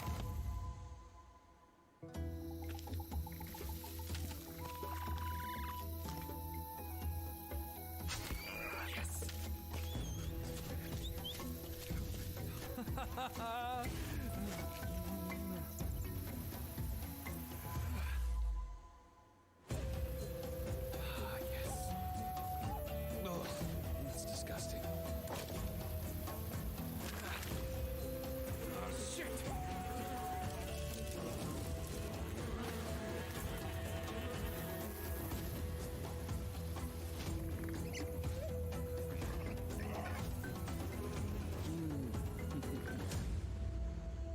Green Hell. А, дополнение на Green Hell. Ну, теперь можно создать свою ферму капибар. Да ладно, в интервью даже про дополнение будете делать. As we are entering the hostile territory. Please welcome Tomasz from Creepy Java, the studio responsible for the game called Green Hell. Hi Tomasz, how are you? Hi Łukasz. Hello guys. I'm fine. So let's speak about the game because if I remember correctly, Green Hell has been launched in 2019 or something like that, even before the pandemic, so it was some time ago. And Мне кажется, дополнению so popular today, and I'm по curious, киберпанку how do you feel, сегодня уделили why, меньше what времени, makes this чем game тут so каждой lovable игре. among so many players? I think it's realism. There are many survival games at market, but we've got our original concept for it, which is realistic hardcore survival simulator. So Green Hell got dozens of small survival mechanics such as eating diverse meals and finding fresh water. It could be hard at the beginning, but as you gain experience living in Amazonian jungle, everything becomes easier. Any source of clean water could be rain, so you can collect it by putting coconut balls on the ground. And you can replicate that example for Опять other же, mechanics as well. Green Hell. Although Игра на you depend выживание. on Я не only on помню, а yourself там in the хоррор-то при most чем? dangerous and Разве с элементами undiscovered хоррора place on было? Earth, where everything can kill you or make you insane. Yet in most Ну, то есть cases то, it's your fault. что You depend все only в on дикой yourself природе хочет unless тебя you убить, decide еще не to play делает игру co-op. хоррором. Then you can play alone with up to 3 players. And I understand that you're constantly supporting the game, but next DLCs, next patches, and we have one right now called Animal Husbandry. Please tell me more about it. So I know we're on Fearfest, but a few weeks ago we released, I guess, splashy content update on Steam, which is, as you said, Animal Husbandry. It adds a few new things to the game, and it all sums up to one precious sentence. Finally, you can pet the capybara. And not only the capybara, tapir and peccari, but you can own the beehive. I wouldn't Ну да, вот recommend я же говорю, petting игра bees на though, and выживание. we're planning to release 2 more content updates this year. Third part of Spirits of Amazonia for PlayStation and Xbox players. Ну вот, And building жанра update хоррора. Я же for говорю, я PC просто не помню, players. чтобы там было Thank you, что-то, Łukasz, какой-то элемент for хоррора. inviting me here. Stay sane and happy Fearfest, guys. То есть, например, я помню, вот, например, там уже The Forest, там вроде как потом, да, ну, нападали люди, хоть что-то можно было бы назвать частично хоррором. А тут просто, ну, убийственная природа, действительно убийственная, выживать тяжело, но не хоррор же это. То есть, что эта игра тут делает? How did you die? So there's like cheetahs and shit in the forest. Who would have known? Oh. Dun dun dun dun. I'm gonna die. It's just chilling there. I'm dead. I got minus 12 sanity from a worm. Oh. Oh yeah, that's the you thing got that I just died from. You need to cut it out your arm. I'm running across this log just to see both of you. Us. I need Hope a the screen has been good. I have a spider on me! I have a spider on me! Oh! Kill it. Ants? But no mushrooms that are green. No. I gotta fuck up this pig. То есть Come back. симулятор отличный, но Come back. Fight me. что он тут делает? Oh, you can save the game now. Anyone tried the human meat soup yet? Да, мне тоже кажется, что нас, мягко говоря, обманули.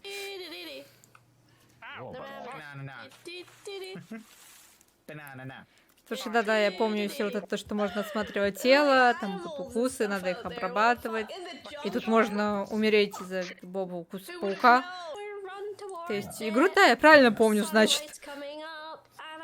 heal myself. Но она не хуже. Это отличный симулятор. Ну, по крайней мере, Animal был. wounds. Let me go kill an Знаю, animal. I просто в saw него не some играла. capybaras. А раньше в нем, ну, выглядел see any очень fishes детально, here. с большим количеством всего. It's a bit dark. You got a fish! Why is it always me? Funny, innit? Funny, is it? Опять же, сейчас показывают игровой There he is, процесс. there he Ну, is, the little просто игры, не дополнение. Какой смысл его показывать?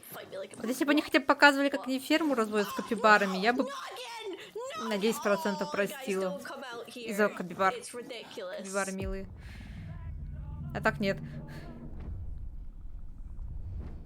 Peggy 18.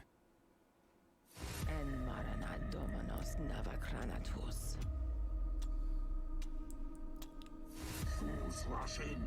You know this expression, Igor? I'm looking for someone. Perhaps you've heard her name. Tatiana. Tatiana Amlieva. Так, Татьяна, это этот.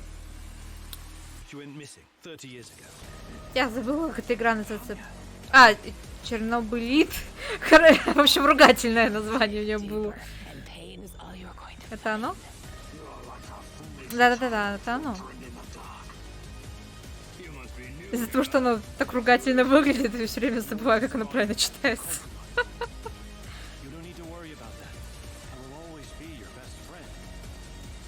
I'm sorry, Igor. It's over. You need to accept it and move on. It makes a sociopath upset. Ну да, они же говорили, что вроде как дополнение какое-то будет.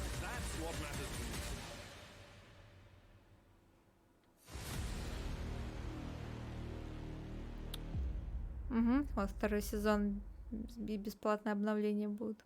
А, уже на ПК доступно. На консоли, наверное, позже завезут. Но обычно там есть перерыв между выпуском на ПК и консоли обновлений у этой игры. Допустим, тут хотя бы действительно были элементы хоррора. Hello? Oh, you're. Oh my God! Thanos just got to you. Or is it all a dream sequence? I am now at a Ferris wheel. What the hell is happening right now, folks? Oh my God. Okay, are we like in a wave defense survival? Oh hell no. Oh hell no.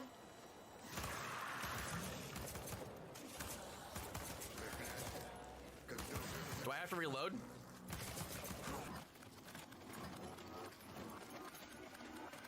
Показатели плохие. Слишком высокий уровень. Нужно выбираться отсюда. Мы не можем его оставить, боже мой! Выпустите меня отсюда! Two hostiles. Give me a gun. Тише. Антон, тот слева твой. Go sleep. Go sleep. Shh. So we're gonna smash it. Не обращай внимания. Просто устал. Ну ладно. Все нормально? Конечно. Ты делай свою работу, а я буду делать свою. Тогда вперед.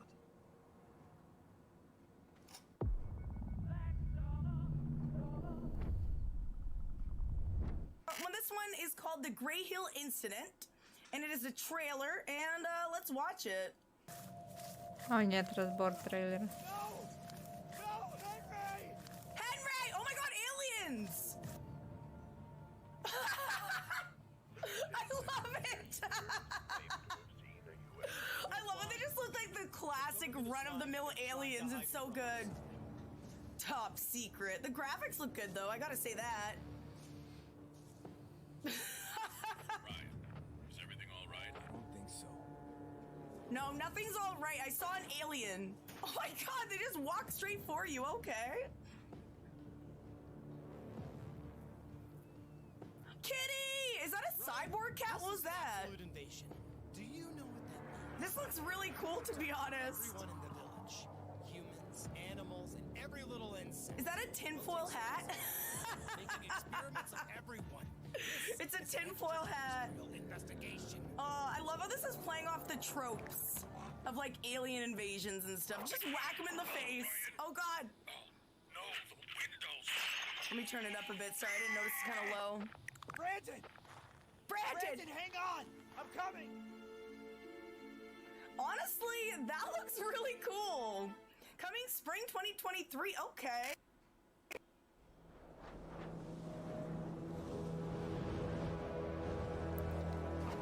Аляска.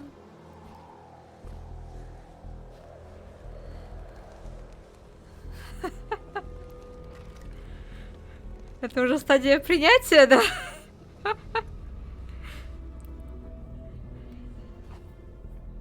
Просто закончится или нет? Или отрицание?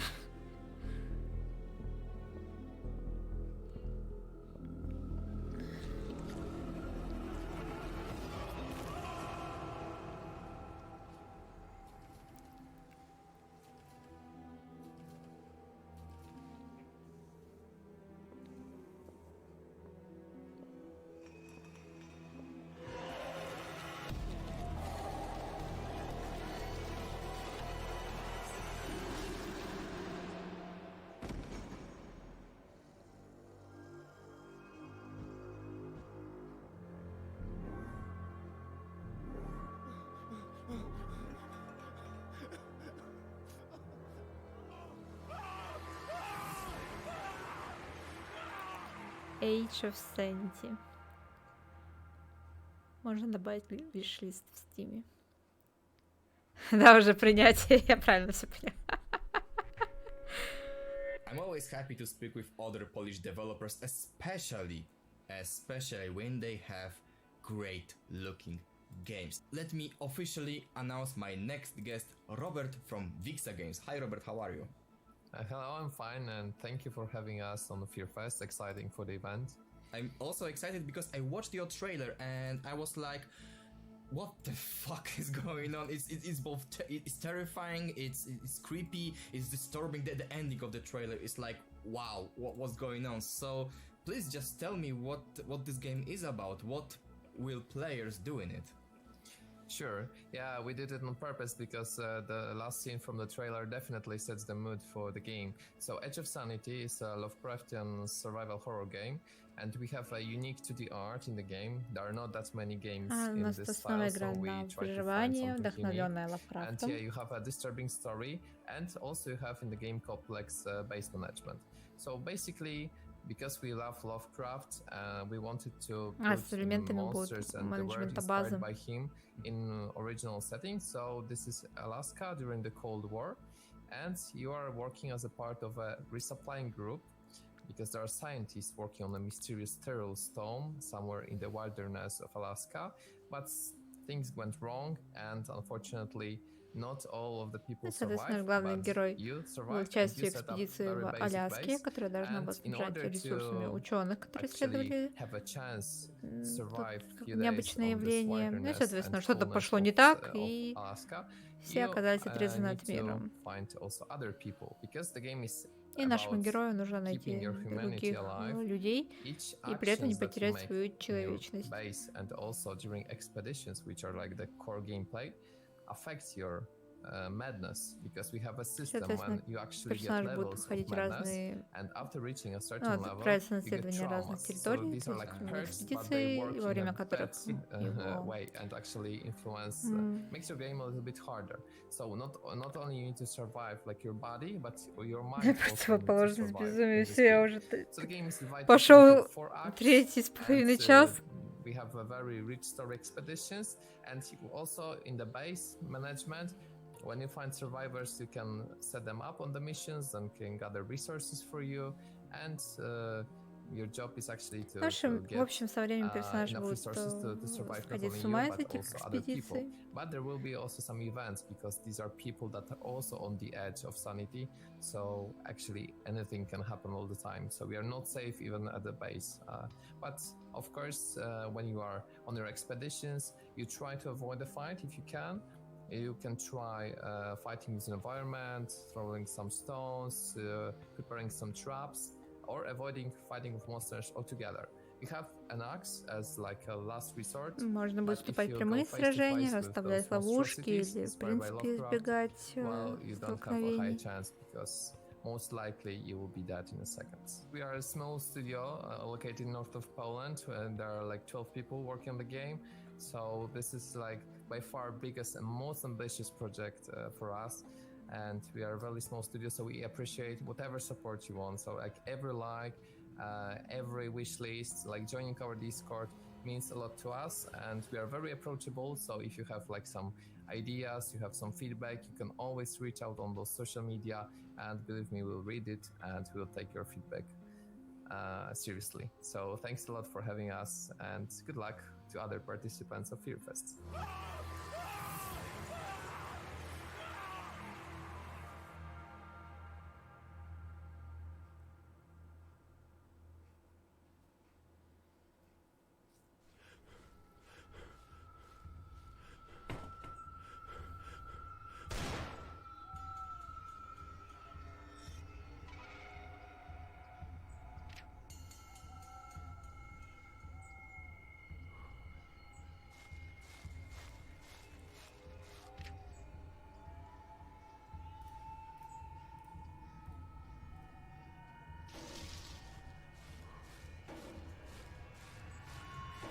В общем, тут нашего персонажа устроили охоту, и ему нужно выбраться на юг незамеченным.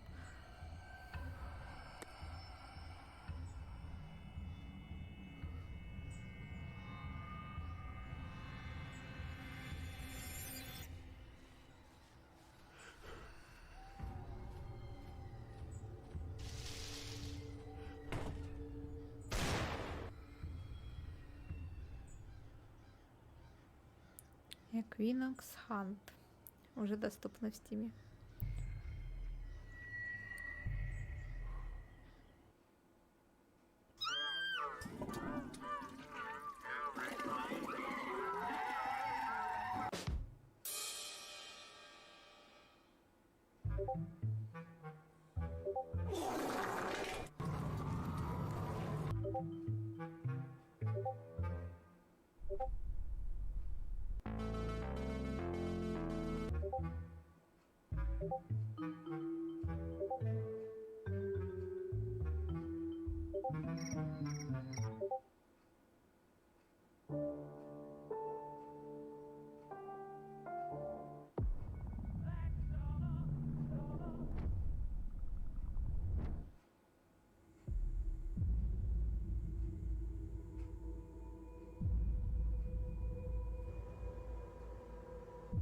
Is there anyone here? What is this? The Foundation usually refers to them as abnormal objects or SCP objects. What happened here? There are many things in this world that are beyond your understanding, but that Еще одна игра про SCP.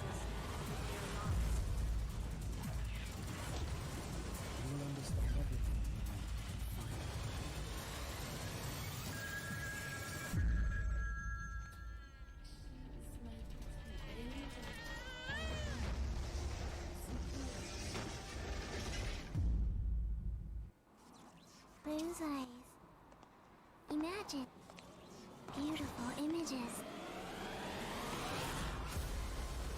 Да, SCP Secret Files. If you're old and weird enough, I think you remember something we called creepypastas, and today we have something similar in form of SCP. Я рад это видеть. And as a big fan of SCP, you can imagine that I'm super excited to be able to speak with the developers from Games Studio responsible for the game called SCP Secret Files. Hi guys, how are you? Hi everyone, hi Lucas.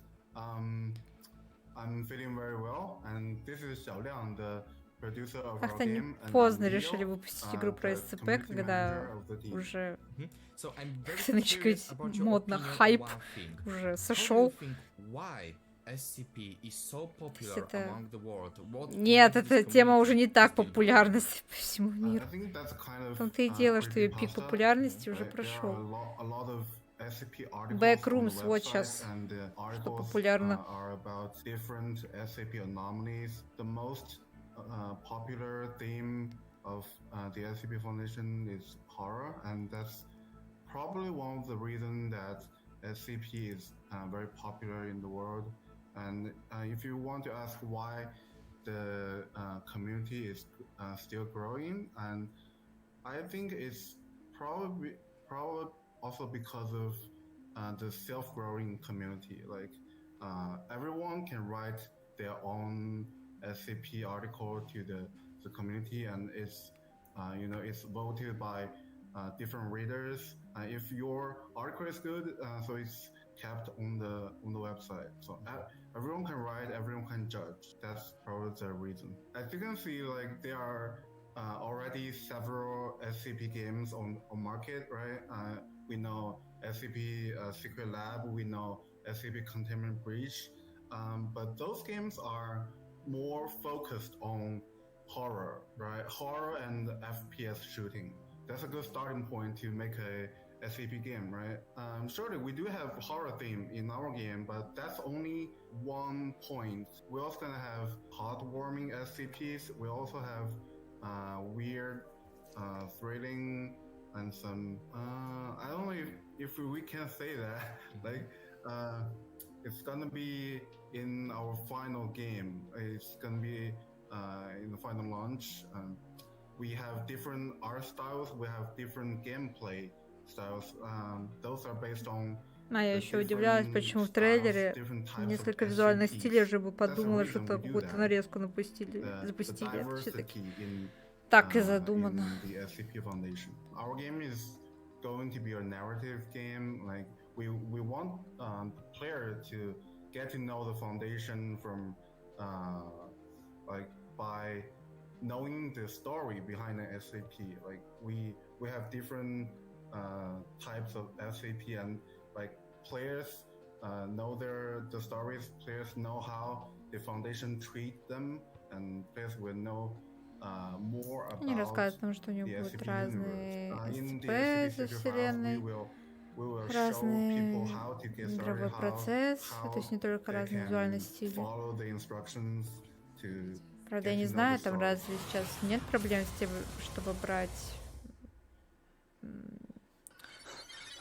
внешний облик СЦП из энциклопедии. Я помню, там с внешним видом некоторых СЦП были проблемы, что их нельзя заимствовать.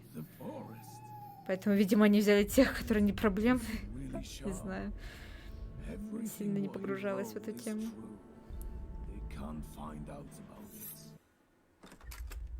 Hello? Grandma?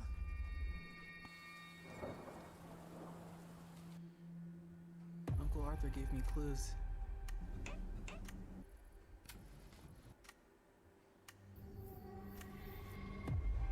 I hope thanks to this,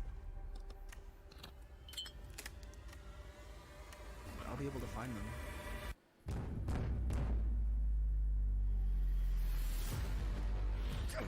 Who was that? Hey! Is somebody here? These monsters.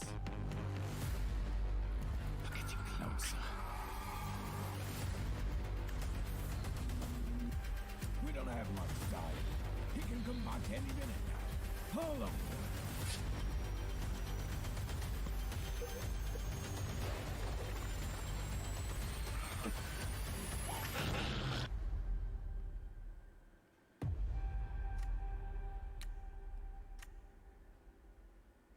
СЦП так и пишешь английскими буквами SCP. И это объекты, то есть там будет целая энциклопедия объектов и, грубо говоря, там объекты с необычными свойствами. Там могут быть и как опасные существа, так и какие-то безобидные предметы с необычными свойствами. Как, например, Containment Breach была резиновая уточка, которая просто телепортировалась по объекту, но она не причиняла игроку никакого вреда. А был SCP 173, да, кажется, который постоянно телепортируется, если игрок на него не смотрит. В общем, это целая энциклопедия, созданная поклонниками. Вот, просто так и загуглить.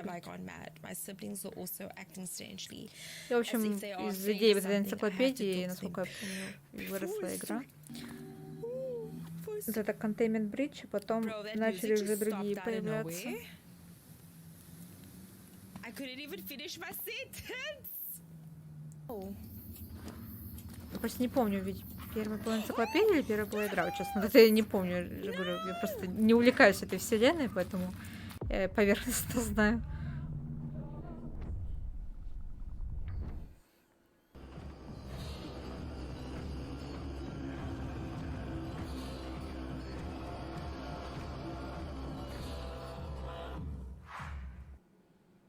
Welcome to Saturnalia, a horror adventure game with elements of investigation, puzzle solving, exploration, and rogue-light progression. You'll play as a cast of characters, some available from the start, and some to be unlocked during your adventure. They all have their own personal motives and storylines, but they share a common goal. Escaping the Видно, village что of кадров в Gavoy анимации не and the хватает, но rituals of the winter не solstice. раздражает, по крайней мере. Each character has unique tools and abilities to help you explore hidden areas and survive. There are no markers or virtual compasses in Saturnalia. As you learn your way around the village of Gravoy, you'll orient yourself with signs and local landmarks. Change your character or team up for more flexibility. Even ask your companion to guide you somewhere with the in-game maps.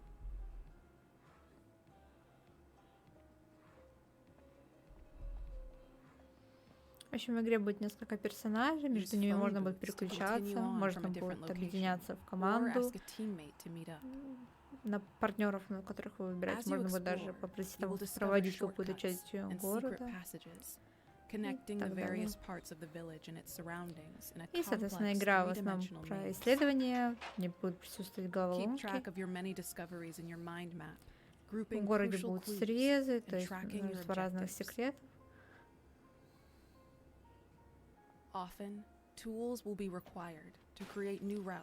Иногда понадобятся разные инструменты, чтобы решить головоломки или получить доступ в новые локации.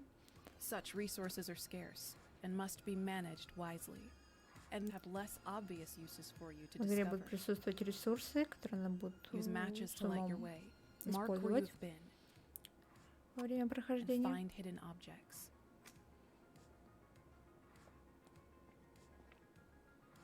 As you explore the winding alleyways of Gravoy, be careful. You are not alone roaming these streets after curfew. И вы не одни в этом городе. Some will try to stop you, Некоторые персонажи is hunting you. будут помогать вам, некоторые пытаться остановить, а некоторые прямо охотятся. All is not lost. Switch to another survivor to find your companions and Если free them. вас поймали, то ничего страшного, просто переключитесь на другого выжившего и продолжите But beware. прохождение. Once you lose all your characters, the village will be generated anew. Но with new если roads and вы connections to потеряете discover. всех персонажей, You то won't lose your деревушка progress in the story or the перестроится. puzzles, but you will have to relearn again your way around the То есть strange village of ваш Gravoy. прогресс в головоломках и сюжетный прогресс сохранится, но деревушка перестроится, она будет заново ее исследовать. Ну, это инфо смотрится, по крайней мере, звучит интересно. Необычная задумка.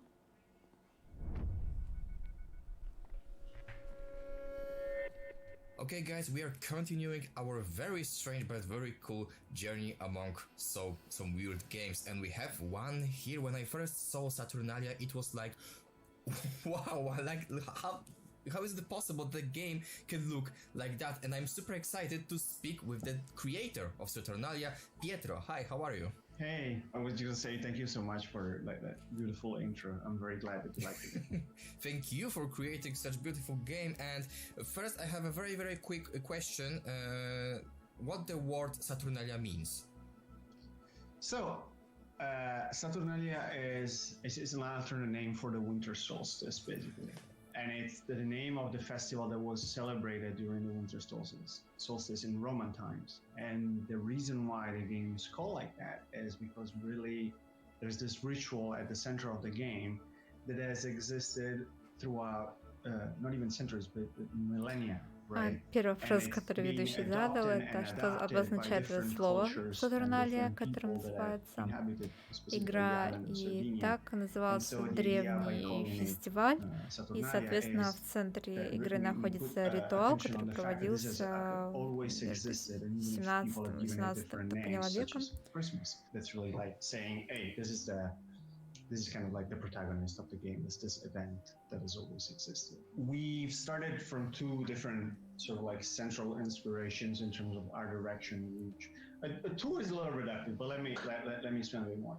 So there's this beautiful tradition of Italian comics that are edited by Sergio Bonelli in Italian, and some of which are known internationally, such as Dylan Dog and others. This is a horror comic. And I think we grew up associating horror to that look. And so I think always in our head, the game had that kind of like feeling, that kind of narrative, and I also kind of like had a chance to look that way. Мне нравится, что его просто спросили, что означает это слово, а он уже рассказывает, как они пришли к такому художественному стилю. Начал рассказывать просто абсолютно обо всем. Mario Bava and Dario Argento, you will see similarities in how there's this way of using light that is unrealistic, but it used to communicate emotion and setup. We try to achieve the same kind of feeling programmatically in the game. So, as a matter of fact, the game is actually in black and white. There's not a single texture in the game that has color to it. Really? Well, the color that you see in the game is through post-processing and lighting, and so it's kind of like colored artificially. There's no natural color to things, right? And that really, I think, it makes the game stand out. We really worked on it to create something that, as you said, like you look at one screen and be like, this is that game. There's no chance of confusing it with something else, which I think is very important. And also to kind of like create a bond with the player and in their memory about that specific experience that you get. So the game is coming out this year, and on PC it will be exclusive to Epic Games Store, but we will be announcing more platforms. В этом году игра выйдет эксклюзивно в Epic Games Something Store. that we worked on with the accessibility features with the game. When you play it, you have like a number of sliders and options to actively accommodate your play style. If you want a more immersive experience and more streamlined experience and more challenging experience, we accommodate that, and we have some pre-made setups that kind of like resonate with different kinds of players. There is a lot of experimental systems in the game, things that have never been done before, and that's something that we always try to do. And with this game, we really like went all in, handling player guidance through the level in a different way, handling game orders in a different way. And so I'm very much looking forward to what people will think when they try these new things that I haven't quite experienced in other games yet, in terms of specifically gameplay and progression. On a first try, I'm going to say 10 to 15 hours long. Of course, you can do speedrun, but that's on your first playthrough. That's what you should expect. There's a lot of player freedom in the game. It compared to many other horror games, they're more of a linear experience. Все-таки эти интервью очень лишние, потому что из трейлера и так было, трейлер был хороший, и так было понятно, что делать, о чем будет игра. Ничего нового в интервью они не рассказывают. Make the characters say things that progress the story and still make sense with everything that has happened, may have not happened before any specific event in the game. So that's also something new that we're doing.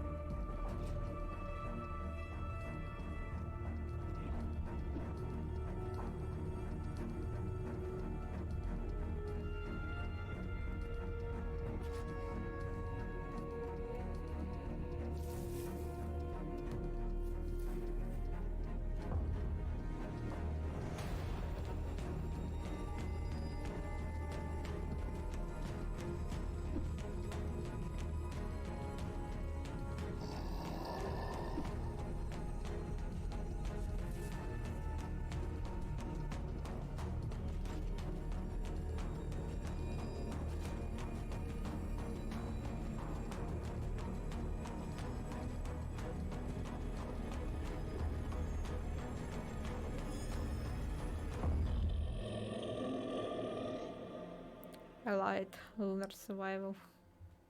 Можно добавить в виш-лист в Steam.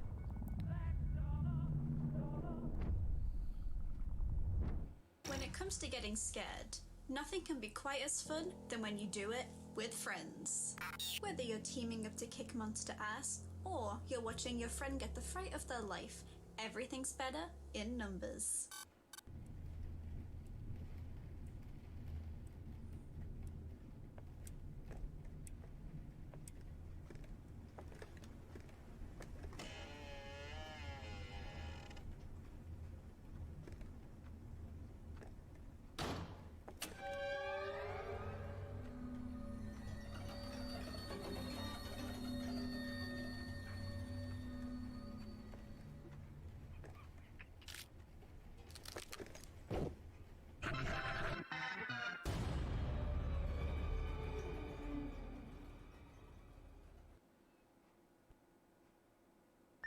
So, what are we gonna do? Let's see. Oh, it says here we need to fix the system on one of the security cameras. I'm on it. Sure. Okay then. Yeah, hey, enter the next door. Have you checked if there are any creatures there? Yeah, trust me, trust me. Crap, I can't open it. There's a padlock. Yeah, what do we... Ooh, yes, I'll buy some cutting pliers here, and you get them. The power! The power! Stark, it wasn't me, though. The power went out. Okay. It's right there. Oh my gosh. Done. Power restored. Good. Power back on. No. Shh. I think I heard something. Oh, whoa. Run. Steve, help! Oh my god! Leave the door open! You know what? I'm out.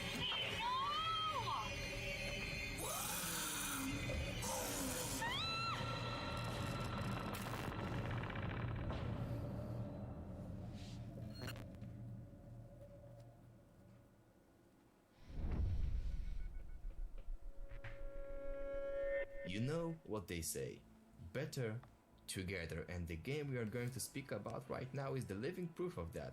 Please let me welcome my next guest, Hugo, the developer of the game called Hired to Die. Hi Hugo, how are you? Hello Lucas, I'm fine, thank you. How are you?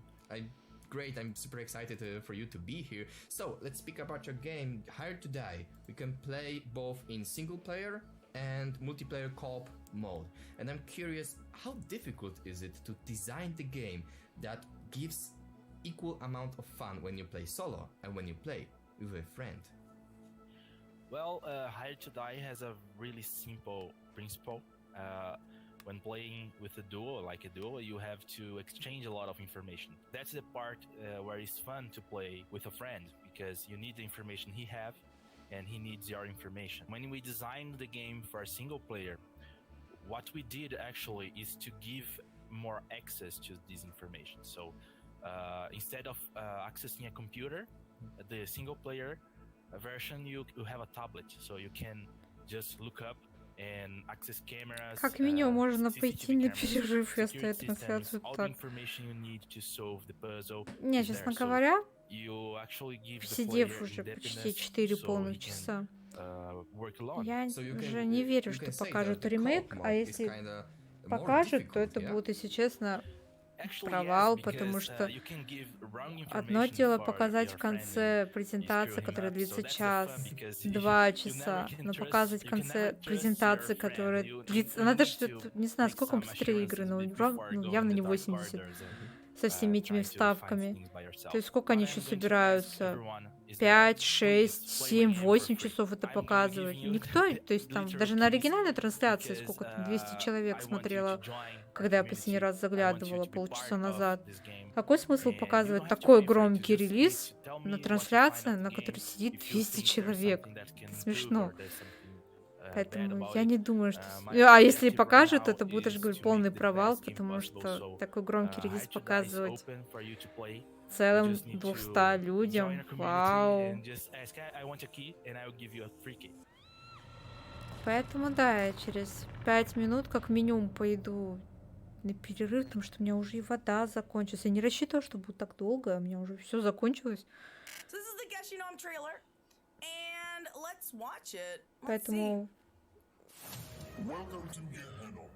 я как минимум отойду. Ну и, скорее всего, буду закругляться с трансляцией.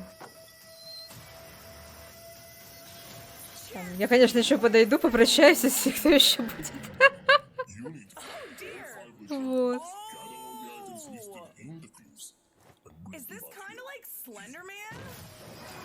Потому что я говорю, что я уже не верю в никакие ремейки, никакие Silent Hill'ы. До этого не верила, но...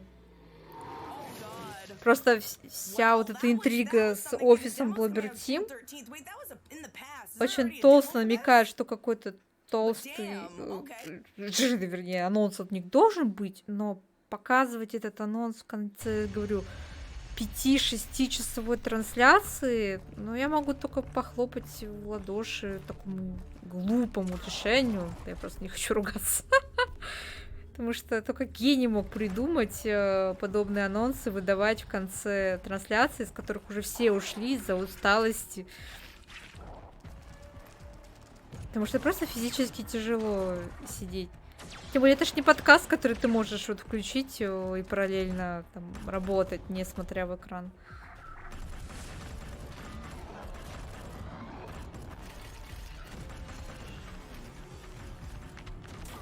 И самое обидное, что презентация просто затянута вот этими всеми интервью, вставками. Ладно, бы интервью действительно были интересны, но, я же говорю, разработчики ничего нового из того, что... То есть, вот трейлер, в принципе, показывает, о чем игра, ничего нового не рассказывается. Слушать о том, как вы придумали художественный стиль и прочее, об игре, которую никто не поиграл, даже не заинтересовался, многим это не интересно. Одно дело узнать, когда ты уже полюбил игру, тебе интересно узнать о ней больше, о процессе ее создания, а так... Some time ago, when we were talking about horror games, we were thinking mostly about single players experience, but in a couple of last years, we had so many great games, the great horror games, и вот эти вставки с игровым процессом, якобы. Ну что это за... Это не демонстрация игрового процесса, когда у тебя каждые 2,5 секунд увеличивают лицо стримера на весь экран и показывают его реакции. Разве это демонстрация игрового процесса? Нет. Это просто нарезка со стрима стримера, вот эти хайлайты, вот просто хайлайт со стрима другого человека. Никакой это не игровой процесс.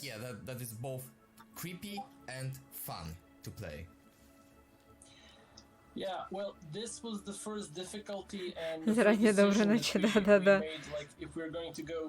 Заранее всем сладких снов, кто уйдет, потому что я сейчас, да, оставлю стрим, простите, я отойду, потому что 4 часа я честно тут сижу, не двигаюсь, поэтому мне нужно как минимум обновить водичку, размять кости. Поэтому всем, кто пойдет спать, всем сладких снов, приятного отдыха.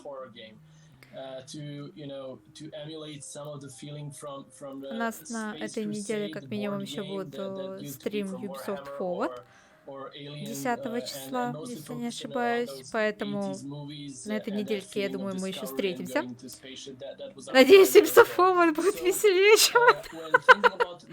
Посмотрим, если там будет еще интересное мероприятие. Конечно, будет анонс на сайте заранее, в соцсетях, поэтому будем рады видеть. Вот, поэтому ждем на других, я надеюсь, более интересных трансляциях, чем это. Вот. О, все, ровно помощь, поэтому если... Извините, я отойду. Может быть, это... Я, конечно, обязательно вернусь и еще раз попрощаюсь с теми, кто вдруг останется. Вот, а пока сладких снов, а я от микрофона отойду. Была очень рада всех видеть, кто присутствовал со мной на этом 4-часовом стриме. Спасибо, что были, спасибо, что комментировали, на тебе рипта. Вот. Всем сладких снов, приятного отдыха. Вот, а я пока отойду.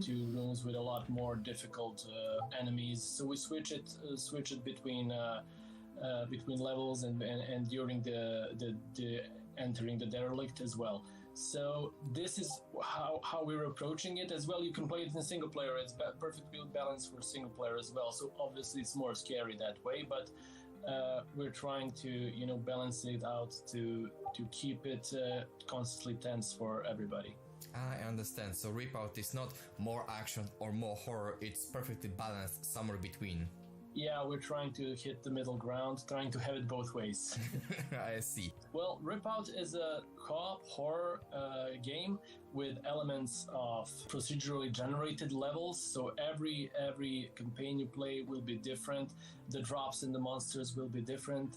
It has roguelite elements to it. You get upgrades that you can keep only during one session, and you get also upgrades that you can keep forever. Once you finish the campaign, it can restart and you keep some of the upgrades. The campaign gives you more drops and more reason to play. So we want this to be really about never getting bored, always getting a different feeling and different experience with each play. So if you like co-op shooters, it's good for you, and if you like horror games, it's also good. So we hope to have both audiences present and tell us about how they feel about it. We'll keep improving the game. We won't just release it and let it go. We want to work on it and add more levels and more monsters as we go along.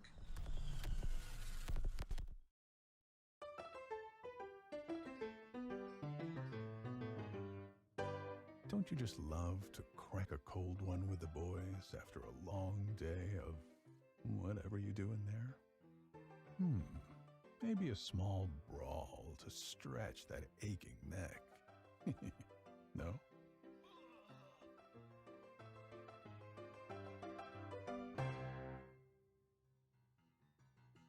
Euphoria, a nation on a station, a boxed-in beauty, an oasis of lust and luggage at your feet, if you have the coin for it.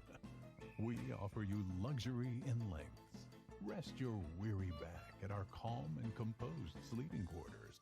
Fill your belly with satisfaction. Wash your dirty laundry. Test your hand-eye coordination. Acquire ancient knowledge. Loosen up a bit. Go crazy. Release the tension. But watch your step. It's a big place after all. And in case you are lost in the dark, we offer services to find your way back. Now, you have heard of it, wondered of it. Only thing left for you is to involve yourself in it. The city in the deep, the hub of dances, the urban expansive. Euphoria is not liable to any altercations, laceration, hazard, natural or unnatural, pain, ache, bleed, faulty machinery, undocumented disappearances, or unnecessary surgeries you might encounter.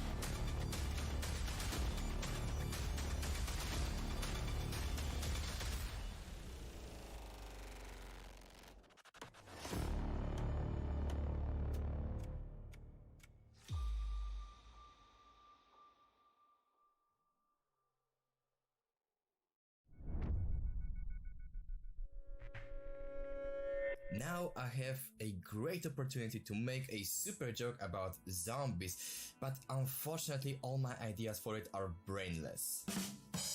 And I know it was very stupid, so let's get to my next guest. Please welcome Jonathan, the member of a development team responsible for the game called Humanids. Hi, how are you? I'm good, how are you?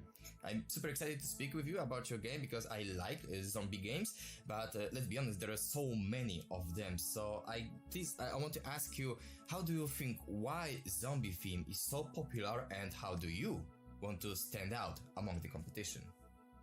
Okay, I've got quite a weird sort of answer for this one. Like zombie genre's been around for such a long time. And obviously with the new recent years of TV shows like The Walking Dead, these kind of things, so it's kind of maybe raised the genre even more. But I also think it's due to people who play fantasy games with orcs and goblins and dragons. They're probably, we hope, never gonna see them again. But because zombies form from a human form, I think it's that kind of fear factor. Could it be the next pandemic one day? That kind of thing. So my advice would be everyone to play as many survival games as possible, just in case one day the zombies do come. And hopefully it's humanity as well. So a really small team. The three of us are all massive zombie survival game fans.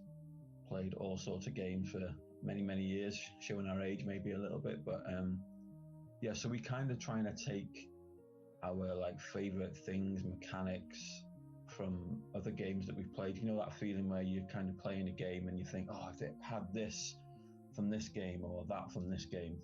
So we're trying to before we started development, we kind of got all these ideas together, and we're trying to hope that each feature that we love from all our favorite games are in the game, in one game. So hopefully when you play Humanity, you won't be going, oh, I wish Humanity had this in. So that's kind of one of our main aims, to get that in. And it's quite a sort of classic, sort of top-down. It's got ISO feel to it, but it's not. It's kind of like a third-person hybrid camera.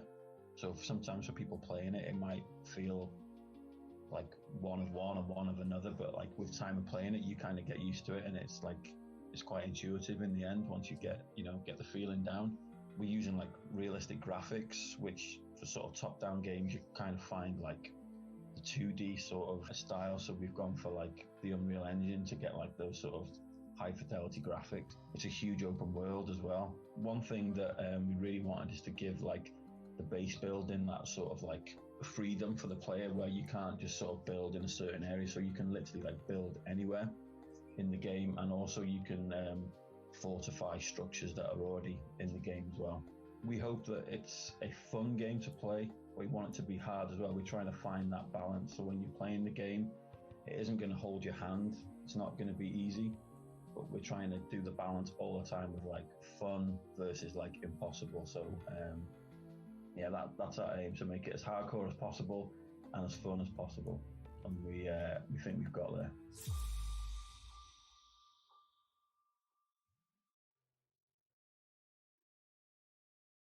Hey everyone, we're going to be watching a new trailer for an upcoming horror game called Carnival Hunt, and this is my first time watching it, so let's watch it together. Beer Night Studio, already like the name. All right, let's see what we got here.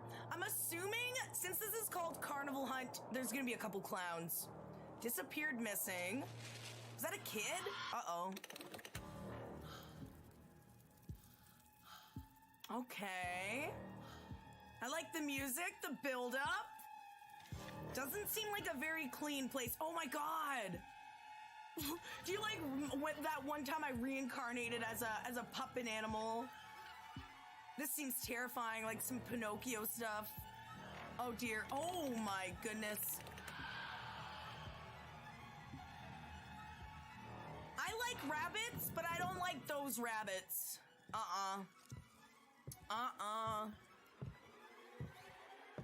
like the design of them. They're pretty freaky. Wait, do I play as a human? Oh! Wait, who's hunting who?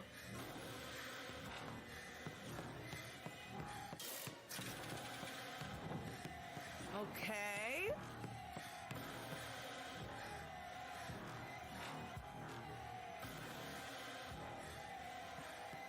I gotta say, this trailer's doing a good job. It's very atmospheric.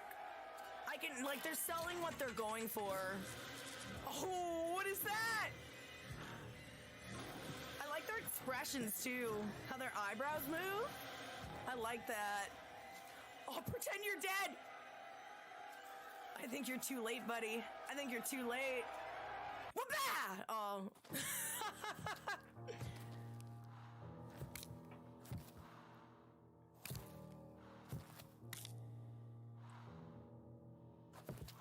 Cool. So this guy seems like the head guy. You don't wanna mess with him. You don't wanna mess with this dude. So do you play as a rabbit? Or do you play as the big dude? Honestly, both would be cool.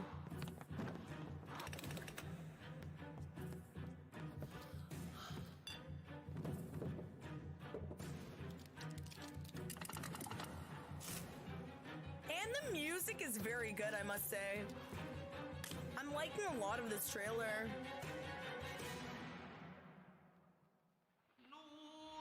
Carnival Hunt.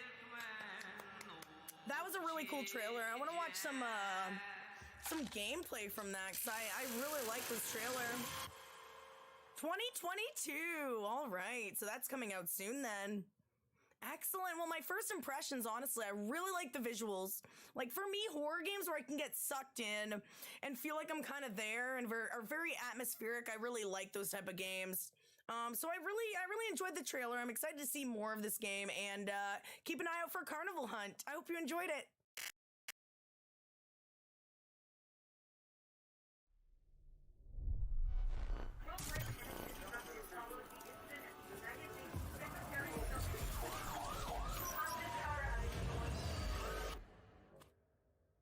An organization referring to themselves as the SCP Foundation have claimed responsibility for the events taking place across the globe, and claim they're not affiliated with any state government. Mere hours after this mass carnage began, remaining government officials have declared this a global... Worldwide panic has erupted following the incident at the United Nations Secretariat building in New York this afternoon. After a large explosion destroyed a major section of the building during an emergency UN meeting regarding the global state of affairs.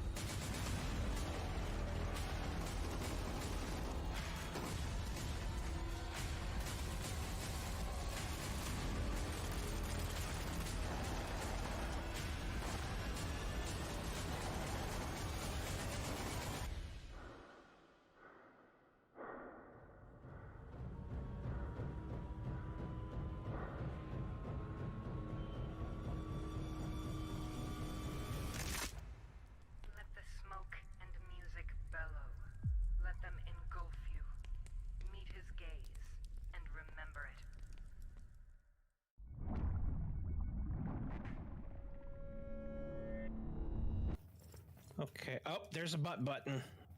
Except this one's higher up. I don't think it's for butts. There we go. I shot Really? it. You're Yeah. supposed to shoot the thing? The one time I don't shoot the thing? But it like said faulty circuitry, nothing a bullet or two won't fix. Ah! Oh, I just died. Oh, I just died. Why would you do that? You may run into occasional optional side objectives. Okay. Throughout the raid. Oh, that's probably a bad idea, pushing random buttons. Crowbar. Is he dead? Yep.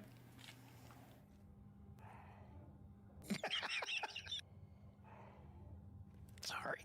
That scared me so bad. Hey, that doesn't sound good. Oh no! Oh, shit. Oh my gosh. Wow, they all just fell over, and I apologize for using the naughty. No, it's okay. I don't care. Oh! Oh my gosh! What is that? Oh! Oh! Mannequin. No, it's not. What? The mannequin? That's not a mannequin. That's a mannequin. That's a mannequin? That's a mannequin. It's one ugly SOB, but he's made of rebar and cloth. Oh, okay. I was like, crap out of me. Whoa! What happened? Something just killed me. That is not a mannequin. That is not a mannequin. It moved. Oh! Oh my god! It moved. It's I don't see it anymore. Yeah, it like ran off.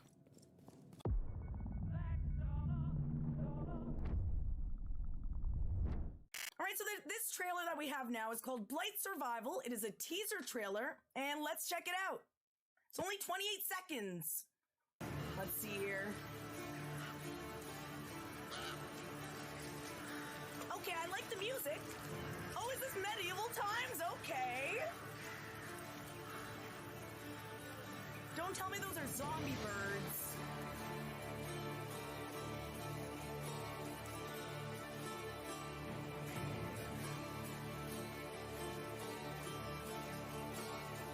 Hey, I gotta say, I like the song. Even though I don't know what else this game is about. I like the music. I hope I get to kill some cool stuff with a sword. But other than that, I don't really have too many initial thoughts on that. Blight Survival. It sounds like a horror game, though, just by the title. You must survive. I can't wait to see another trailer for that. I'm excited. I liked Made of Skur. I did. I quite liked. That looks gross. Oh my gosh, are we going to a carnival? What? All I remember, I liked it, but all I remember is there was a mermaid. Or a harpy. There was something weird. Ooh. Oh, we're shooting stuff. Wasn't that Dad? Ooh, cornfield getting punched in the face. I like the steampunky kind of horror that this had. Ooh.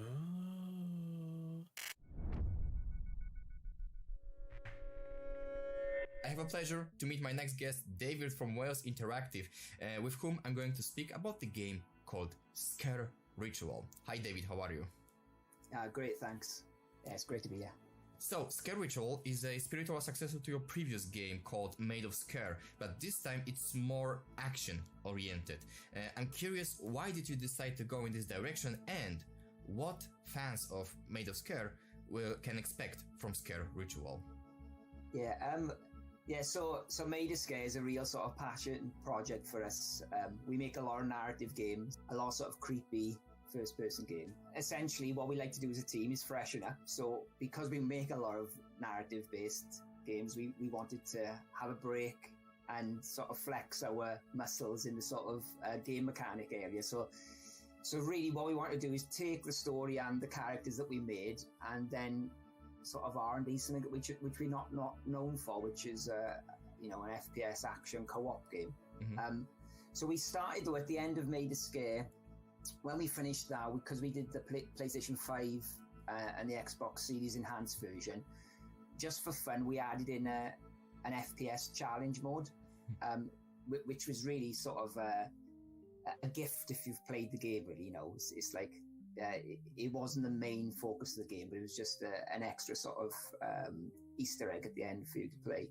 People seem to like it, so what we did was evolve that a bit more and took it to the next level, really. The team is, we're really big fans of games like Resident Evil, but equally COD Zombies, so we thought we'd try to smash the both together, and the outcome was Scare Ritual. So Scare Ritual is the evolution of Made of Scare, and it's by no means a sequel. It's a spiritual successor, and again, we've changed tack, and it's an action game with up to 4 players, a co-op survival and wave shooter experience. The best description I've seen of it was from Boss Level Gaming, and they said Scare Ritual combines Resident Evil and COD Zombies into gory perfection. So that really sums up what it is. That's what we were trying to aim for. So everything that we do, even if it's inspired by other games, there'll always be some movement, some originality from our team that's put into it. So I suppose the main selling points for this, we've got a miracle system. So as well as your standard sort of perk system, we've got this new system where essentially your abilities you can add to. It's very inspired by Hades, in fact, right?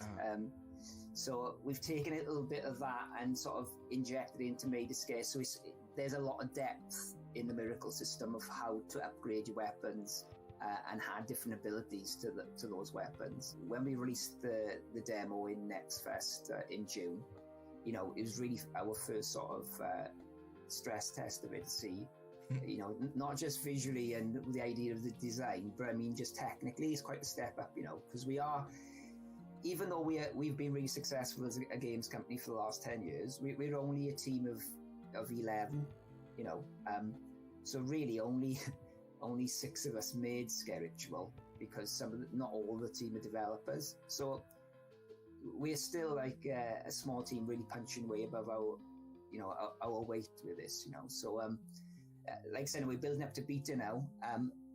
Episode 1 we're releasing first, and we've got 3 others planned. So it's really gaining momentum. And again, from even the stuff we've shown, we've got a lot of new content we've been working on. So we're really excited to show that and hopefully highlight it in your Sphere Fest.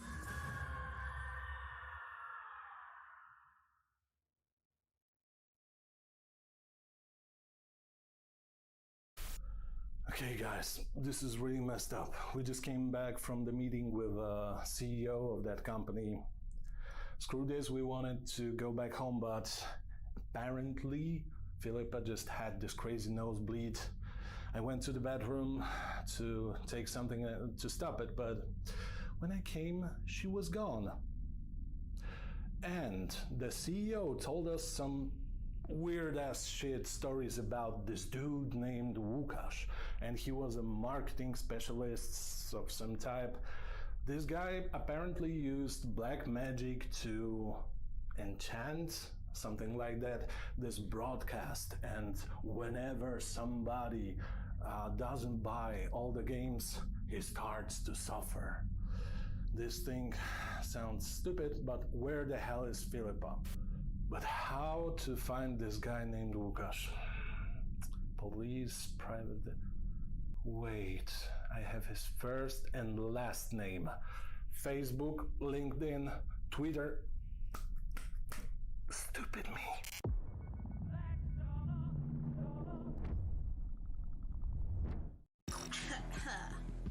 Moving on.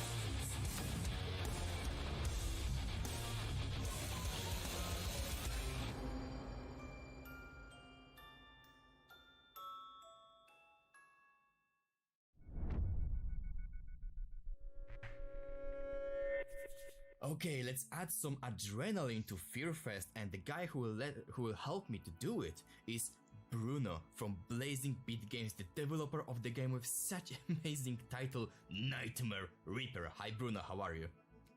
Hi, I'm good. What about you? I'm super excited to speak with you about your game Nightmare Reaper. Sorry, that was the last time I'm doing it. I just love this title because your game is a boomer shooter, so retro style FPS.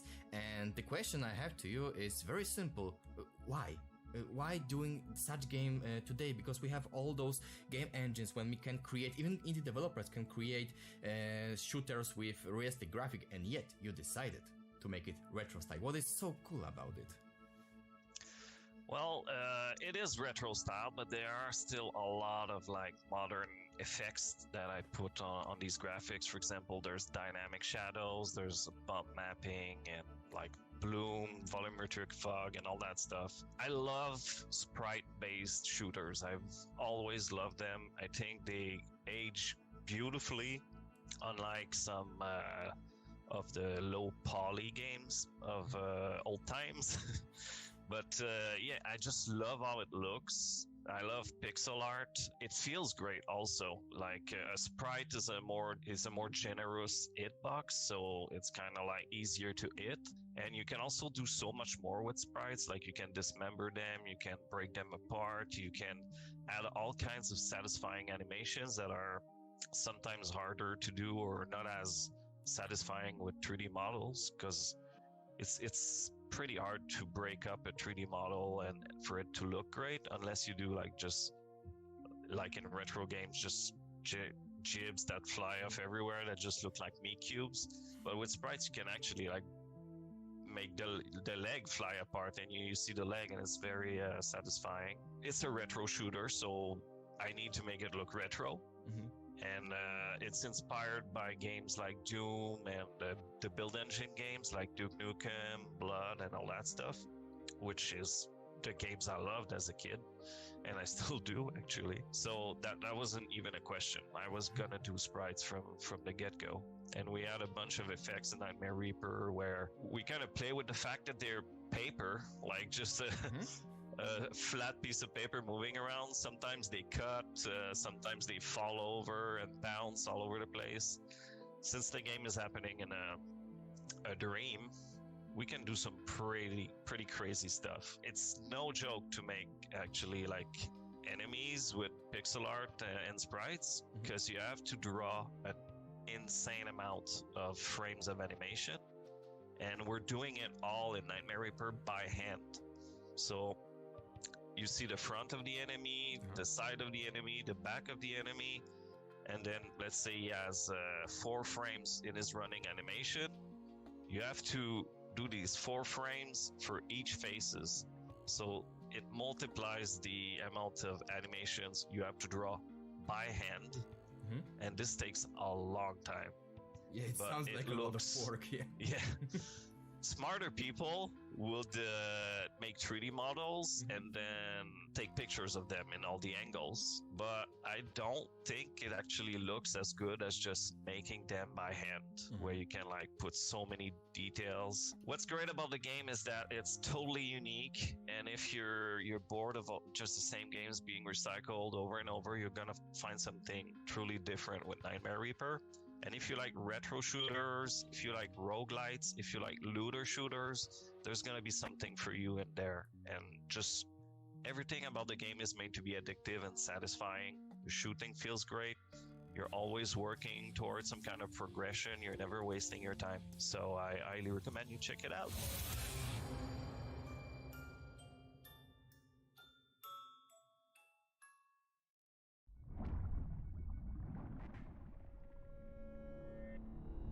Hello FFS, my name is Walkerman and today we are playing Nightmare Reaper. The crying is unsettling. It's a little bit unsettling. Oh, hello, big boy. Is that a chainsaw?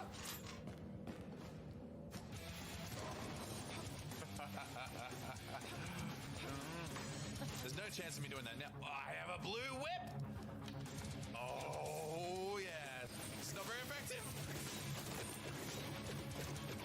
Oh, God.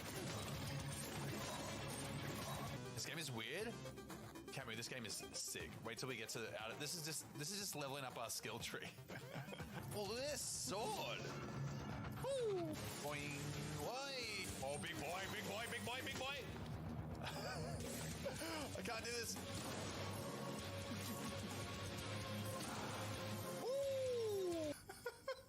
Who the heck is this guy? Oh, I love it. I'll kick him to death. Get kicked. Na na na na na na na na.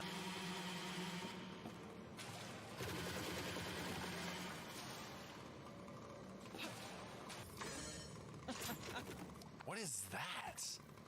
Spark book? There's magic? Oh! Why did that scare me?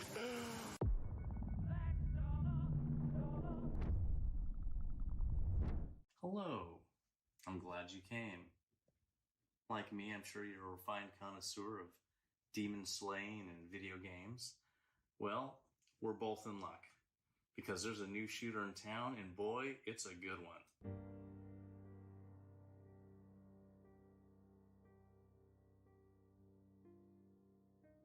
It was developed by a self-taught designer and my young friend Kuba. It's called Project Warlock 2.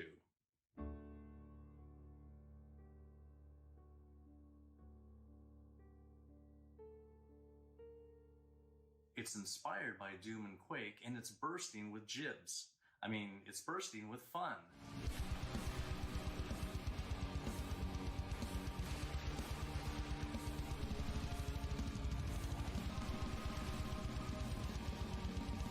Check it out on Steam and GOG. Project Warlock 2. Romero approved.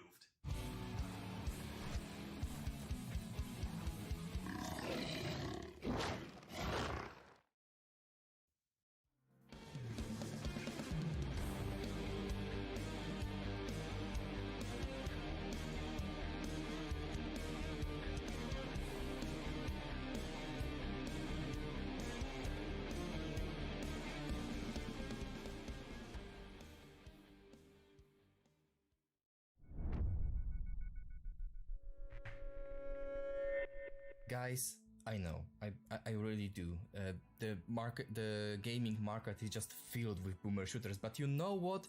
I don't care, give me more, because I just love all those old school shooters, like the one we are going to speak about right now. Let me introduce my next guest. His name is Jakub, and he's developer behind the game that was complimented by the legendary John Romero himself. I'm talking about Project Warlock 2. Hi Kuba, how are you? Yeah, hi. I'm pretty good. And how are you? I have a very, very simple question to you. Why? Why did you decide to make boomer shooter? Oh, that's the question which I love the most. Well, it basically comes down all to the roots of my childhood, so to say. Since I was very small, my father played the first games like Doom, Wolfenstein, Quake, and I was like, a small kid sitting and watching what's my father doing in front of his PC, and I really loved what I saw. I mean, I was very small at the time, and I probably couldn't even understand what was happening on the screen, but it caught my attention. And I remember that I played Doom for the first time when I was like, I'm not really sure, 3 or 5, somewhere around that. So I remember that feeling of being scared of walking with the character through the first room, and I could only hear the imps in the background doing some weird noises, and I was too scared to play. So that's the first thing that I do fondly remember from that time. And I gotta say, shooters is just my favorite genre. So I really love playing all kinds of shooters, from the oldest one to the newest ones. I really love Return to the Castle Wolfenstein, from like, these older games. I really love Wolfenstein 3D, Doom, Quake, that's obvious. But I also love playing modded Doom. So this is just basically my favorite genre, and it comes down also from my childhood, as I said before. My father played a lot of these games, so I got it from him, kinda.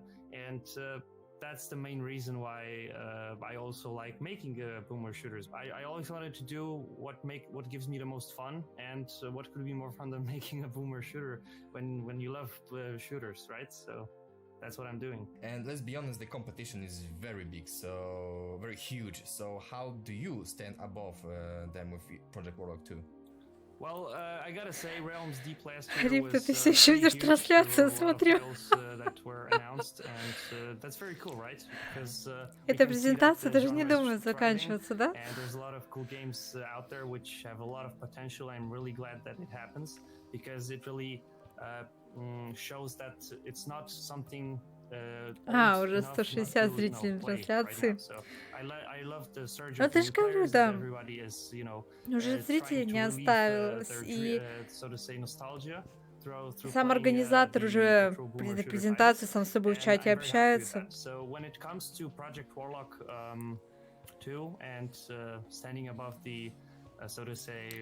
Надо было назвать не Fear Fest, а Endless Fest. Да, действительно бесконечное просто. Кошмар просто. We came up with and that David is designing. I gotta say, I am still working with the same artist that was working on the first project Warlock, so that's why we are, keeping this cohesive art style. And I think Они не поманули, что пока что хорроров. Не, справедливости ради, там не абсолютно все игры хорроры, а вот некоторые просто с мрачной атмосферой. Но, допустим, 80 игр, да. Им надо было поучиться у... Я забыла, как это мероприятие называется, я его часто показывала. Во время этого мероприятия показывают обычно 200-400 инди-игр. И вот там просто запускали короткие трейлеры, и во время трейлеров объясняли, что это за игра. И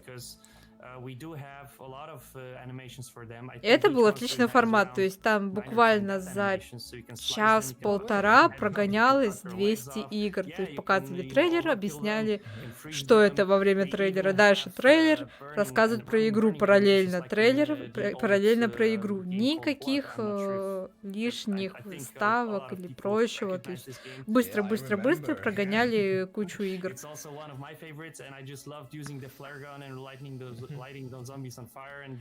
Они показывают уже просто игры.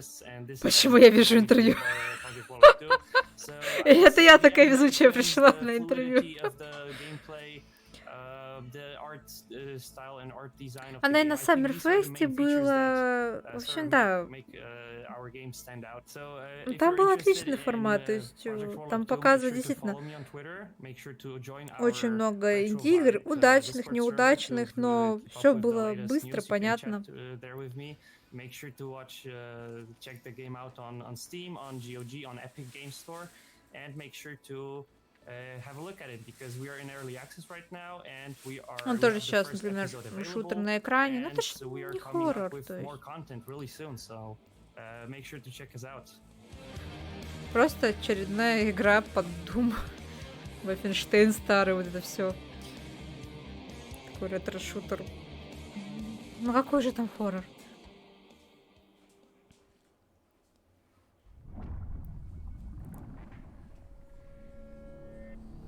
New game. We're gonna do walk in the park just because whatever. Я только хотела сказать, что они же, монтажер не будет приближать лицо нарисованного стримера. Как я ошибалась. Oh, there we go.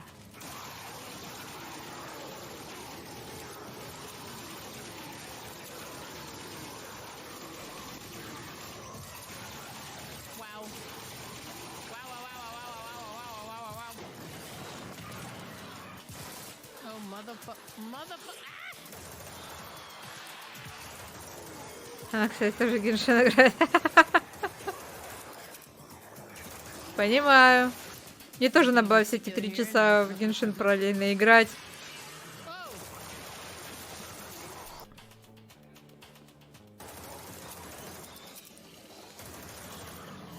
He's kind of cute. Let's go with laser rifle. Не знаю, что значит ранг 8, ранг 6. Это где?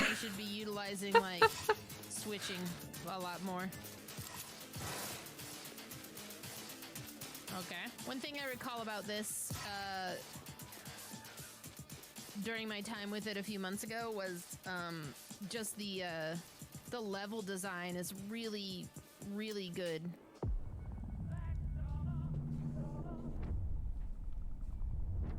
Я поняла. Вот у него было... Я не сразу обратила внимание на пайман.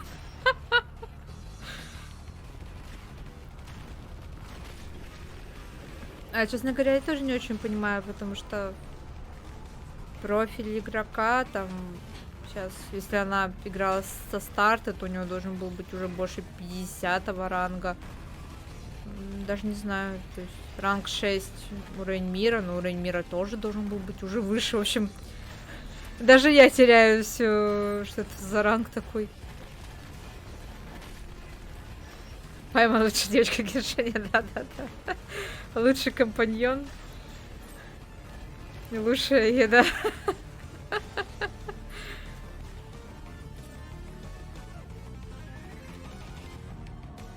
Не, оригинальные озвучки на китайской Паймон вообще очаровательно. We are continuing our journey among boomer shooters with my next guest, Aaron, the developer responsible for the great-looking game called Impaler. How are you? Good, thank you for having me. If somebody would like to argue that this is Fearfest and you have action shooters, not horror games, then I want to show them Impaler, because your game, yes, this is boomer shooter, this is shooter, this is action game, but it has some kind of horror style dark atmosphere in it, and I'm curious, why did you decide to go in this direction? Oh, that's a great question. Yeah, so I think when I look at Impaler, it's not your traditional jump scare horror game. You know, it is a shooter after all, but I think one thing that shines through with Impaler. Я надеюсь, что там будет где-то рядом конец. Не видно конца не края.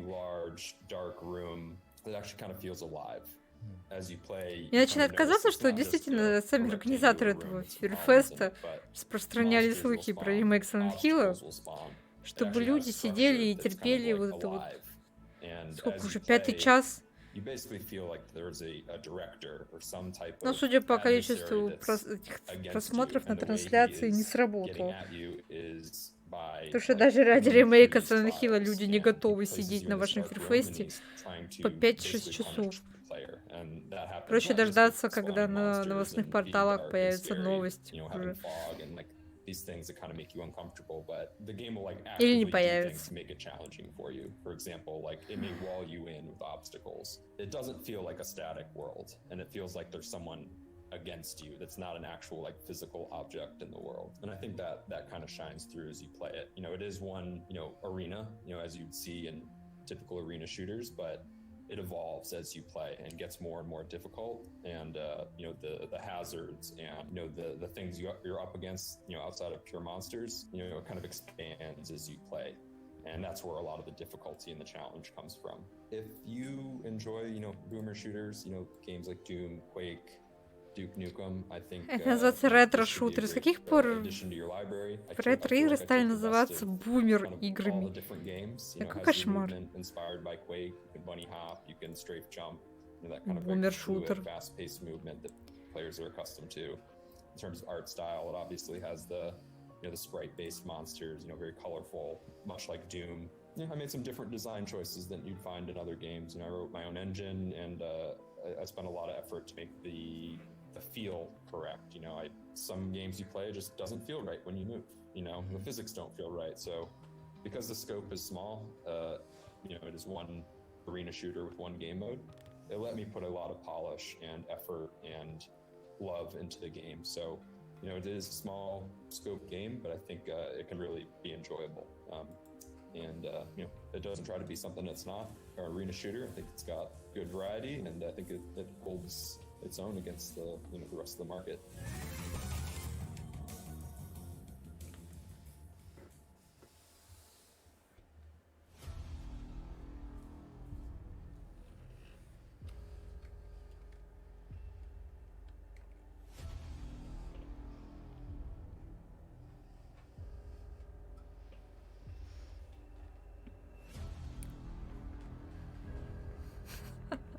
Криншутер.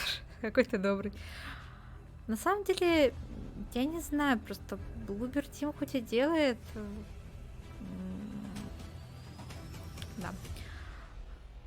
Хорроры. Мы же на хоррор-фесте. Ужас. Вот, хоть и делают хорроры, просто их хорроры это не того качества, да, которое бы хотелось видеть ремейк Silent Hill, все-таки это для многих культовая франшиза, и хотелось бы, чтобы если ее и давали кому-то на ремейк, то людям, знающим, понимающим, просто у них хорроры выходили все-таки довольно средние, то есть не отвратительные, не плохие, просто, скажем так, людям бы, я думаю, хотелось бы увидеть от культовой серии большее качество и видеть ее в руках команды, которая лучше понимает жанр.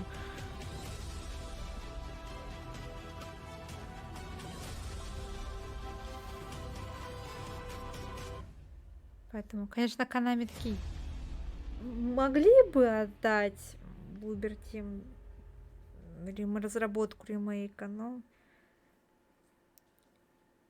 честно говоря, еще же говорят про ремейк именно второго Silent Hill, то есть это одна из самых любимых частей всей серии. With RPG elements, with post-apocalyptic theme, with rats and beautiful pixel art.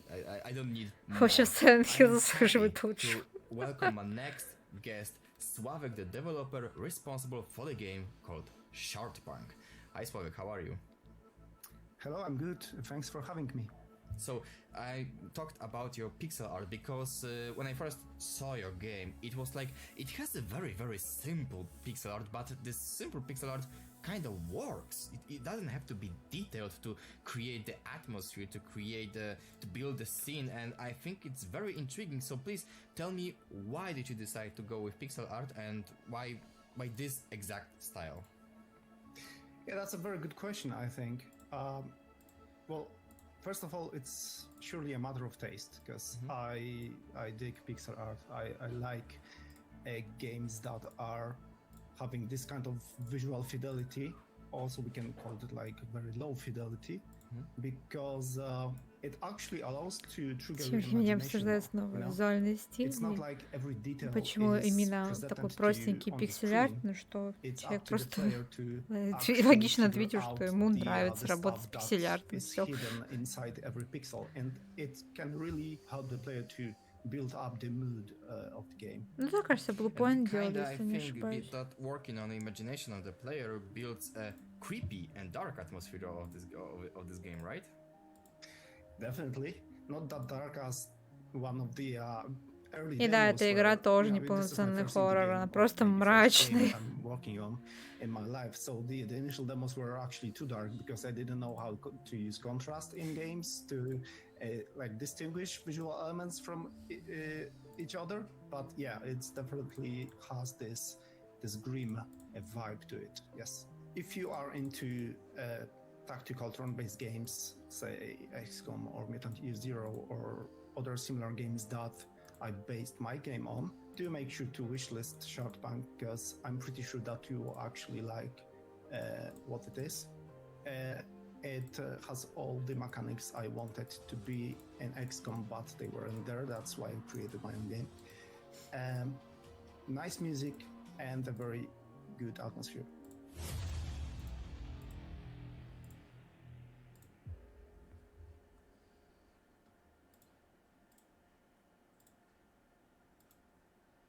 All right, so we're going to be looking at this new game trailer for the first time. Let's check it out.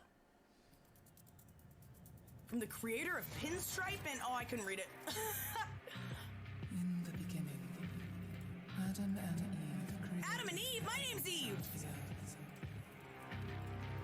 I'm picking Yeah, that's right. I created the heavens and the earth. Oh, what is this? I'm fine. Go home. Okay, so you have an axe, you have some type of radio. Eve! Oh, it's a shooter! What? Look at her hands, they're so long! Как же странно враги I like the выглядят. music. This definitely puts me in the mood to shoot some baddies. Get a nice machine gun. Interesting. And this game seems like it has like a good story.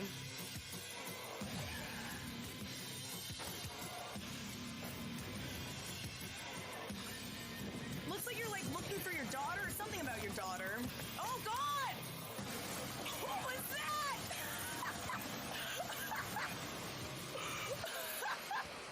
What was that? Oh my lord, okay.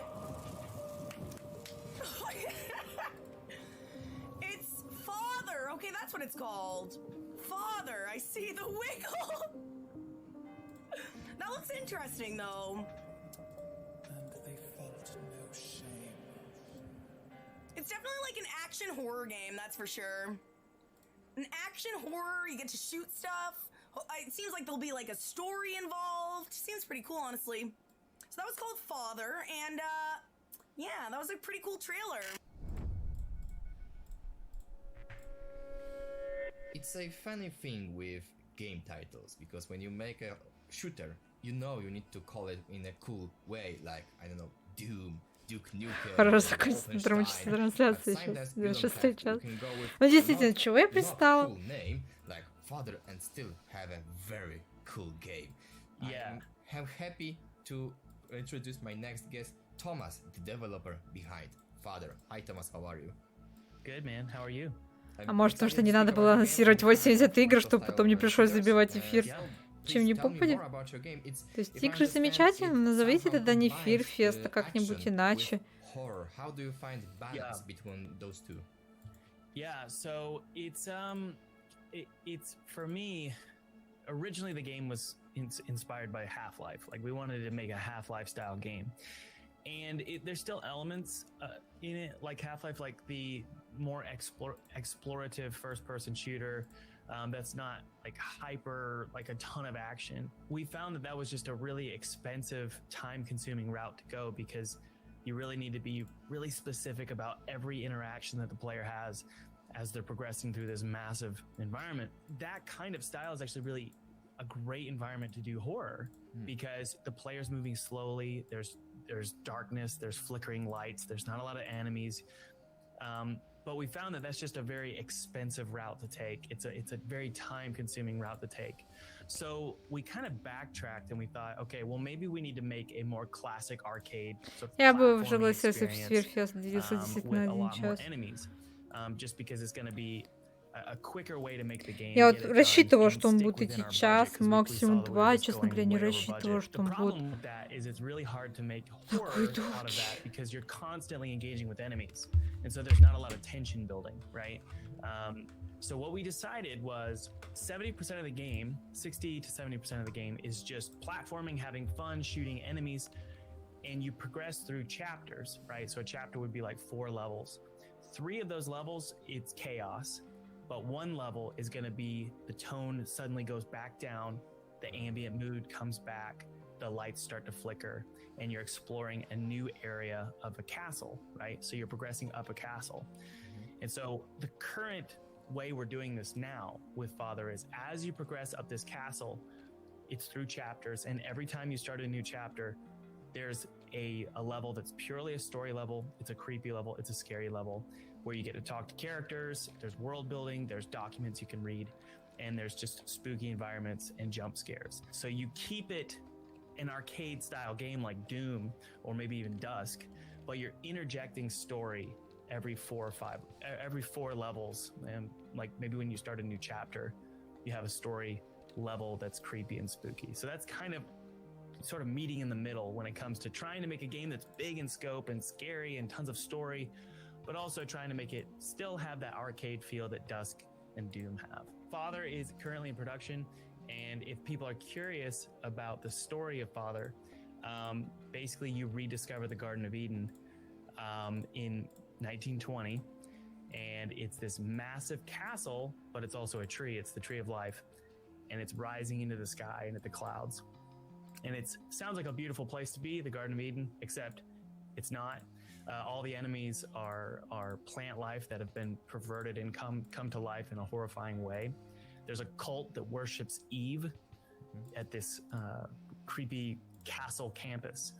And they basically, it's a very dark, sort of satanic cult that worships Eve. And your daughter she went on a backpacking trip.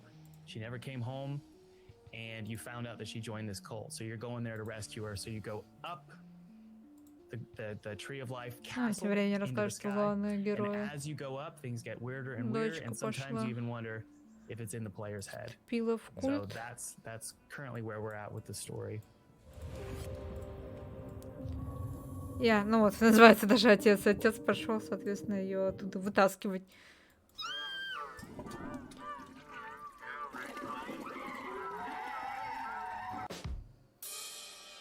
Шестой эпизод. Это ж надо.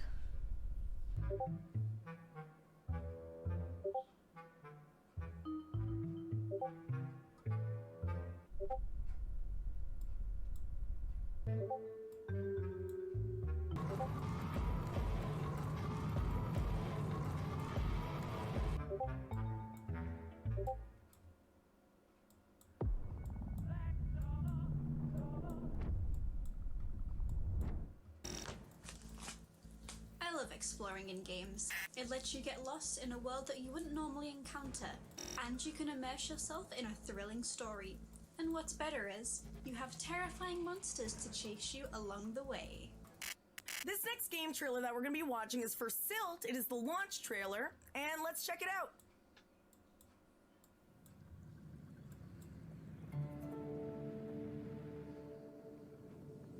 It does look beautiful. Ну, эта же игра тоже давно вышла. Я помню эту приключенческую игру, которая в духе Лимба. This looks cool, honestly. Да, мне тоже интересно, куда вот все эти издатели делись? Вот Бандай, Нис Америка, Након. Где? I think I'm actually going to want to check this out. What is that? I like the art style a lot. I really like it. A horrible delight. Я ж тоже думала, что будет отличная презентация, такие издатели участвуют. А в итоге я их не вижу.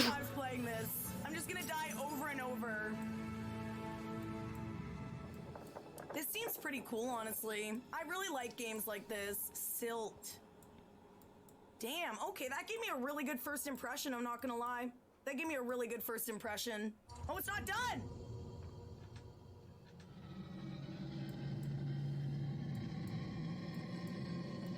No way I'm swimming in there. I'm just going the other way. That's what I'll do. I'll just go turn around, go the other way. It's already out! Oh, dang! You can play it right now!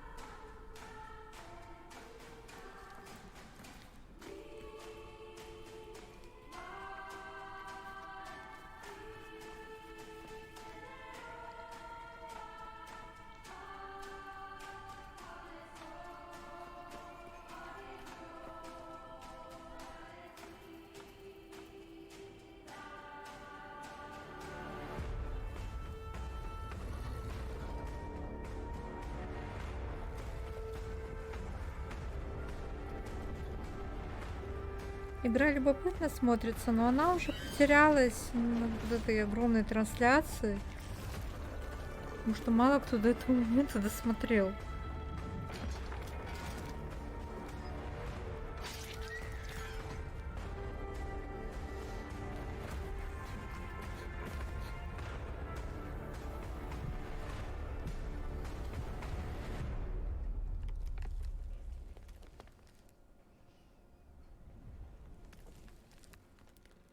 Брамбу.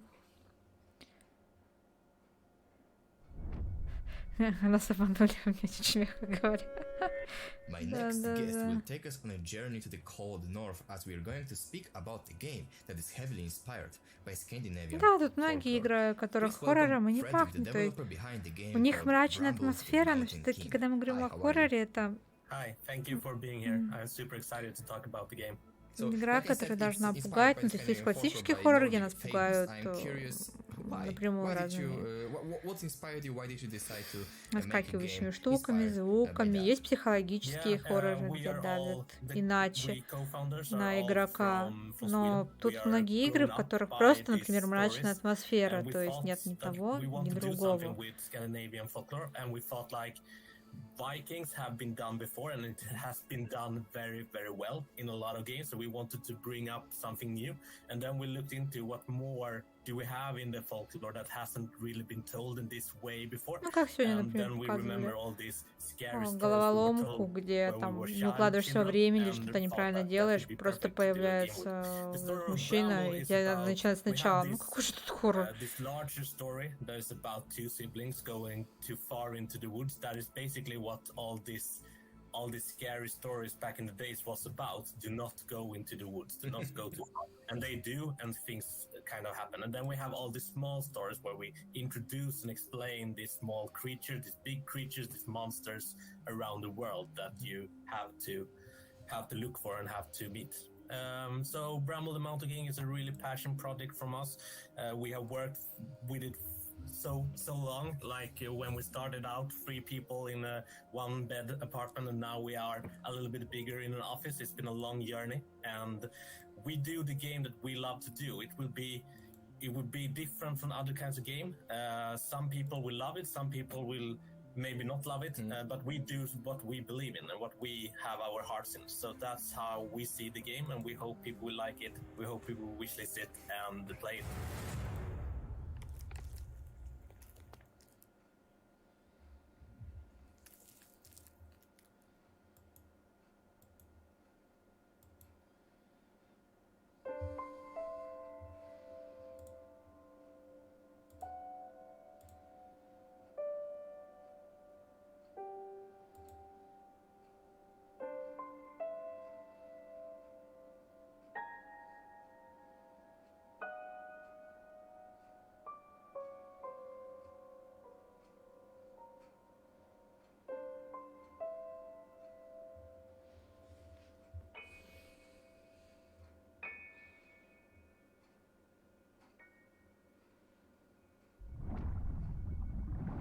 Арты выглядели симпатично, но можно было бы показать просто трейлер, а не вот таким вот образом геймплей показывать.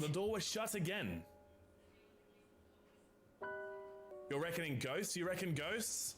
We shall see. Ah!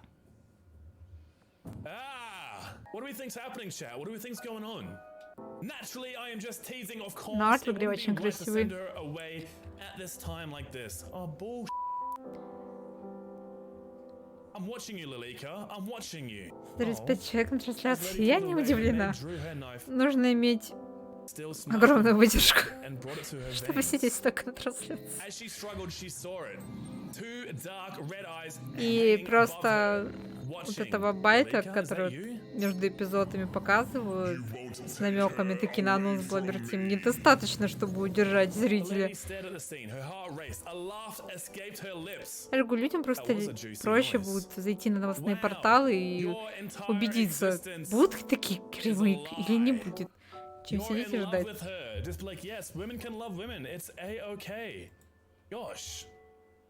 Standing behind them was a man with an imposing brow and a large beard. Sophia spun around, but looked straight through Lalika. So, yeah, I'm pretty sure Lalika is a ghost, an undead, ghosty ghost, and she getting weird with it all. She getting weird. A portrait sat above a large canopied bed. The curtains were pulled back, hiding whatever was inside.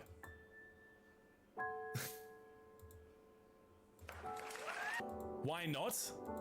Yo, Lalika, why are you so mean? Lalika! Tomorrow everything will be much better.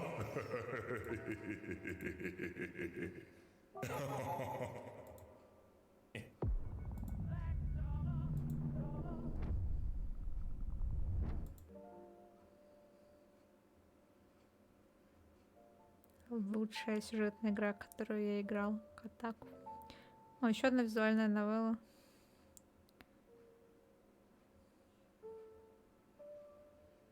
Twin Peaks встречает... Короче, игра, в которой Twin Peaks смешал с Gravity Falls и этим. И этим, да.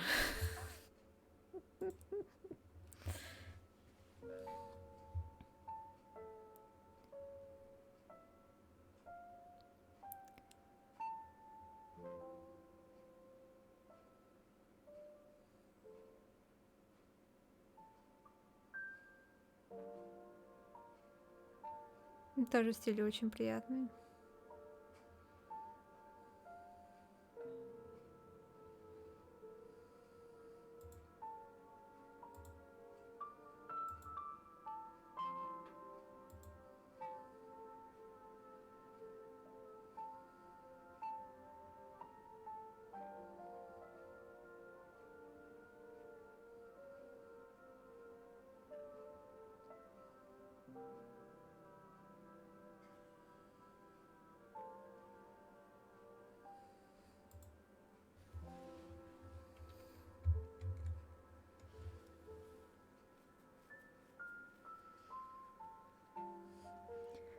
Когда единственное, что тебя на все трансляции цепляет, это визуальная новелла. Понимаю, меня они тоже больше всего заинтересовали в итоге.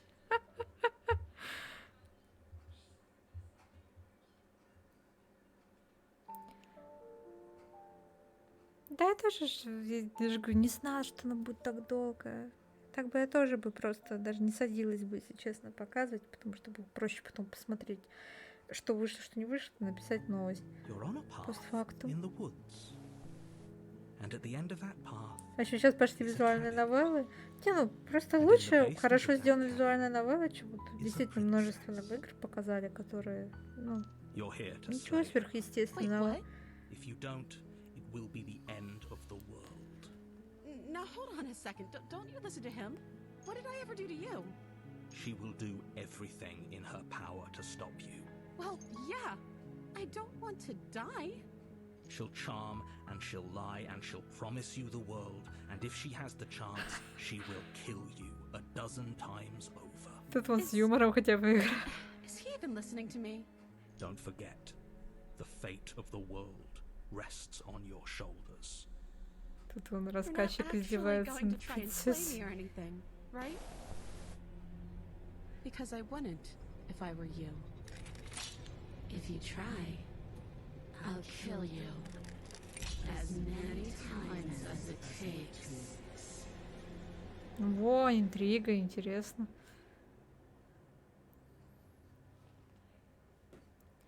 Slay the Prince.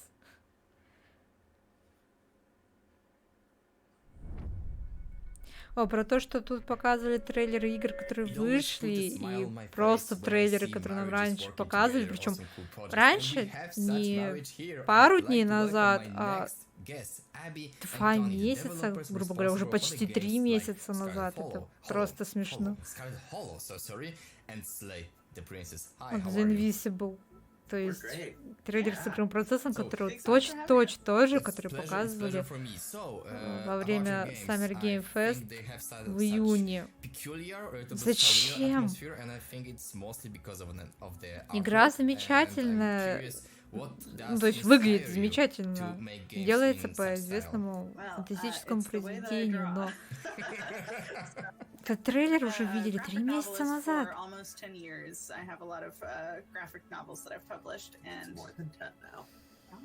Anyway, yeah, so I've been developing my style for years and years, influenced by a lot of other graphic novelists who work in like black and white with heavy cross-hatching, which is kind of my thing. So I brought that to video games, and I think it's been very fun. It's a really fun adjustment, and it has not been very difficult to kind of switch to games, and I've been enjoying it. That's my story.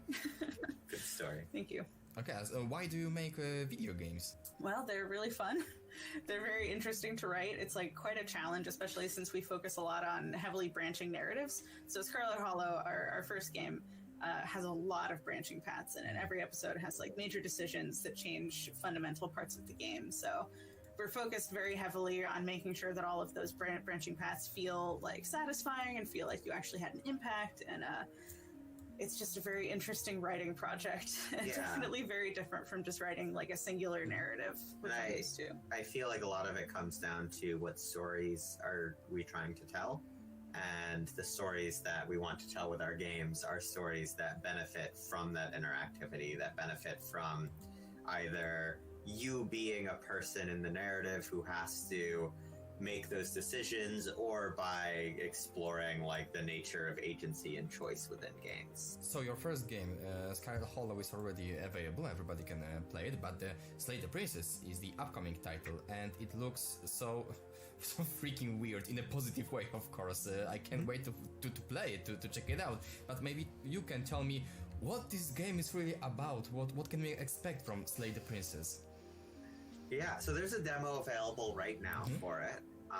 It's about 1 to 2 hours long, which is pretty cool. The title says a lot of it. You're here to slay a princess. I think if we're talking about like broad artistic strokes, it's a game about В принципе, не понимаю, кому идея проведения подобной презентации показалась удачной. and how your perception of other people colors how those relationships develop.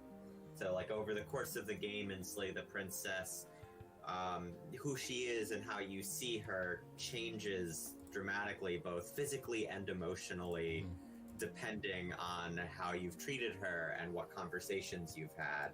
And that's, you know, an exploration of human relationships using like the horror and the metaphorical. Да, игра действительно интересно смотрится, то есть по-разному будет проходить с ней диалоги, ну, то есть по-разному развиваться события в зависимости от диалогов, как вы к ней относитесь, поэтому это выглядит действительно довольно устрашающе и интересно. Лучше бы таких побольше игр показали. If you like our writing and you like the art, Abby has so many books. By the Crossroads at Midnight, it won an Ignatz, which is a pretty prestigious comic award. Read The Last Halloween. You can either buy that in book form, or the entire first book is available for free online as a webcomic. Is there anything I'm missing? I mean, you have so many books. Yeah. I think that's the broad strokes. Yeah. So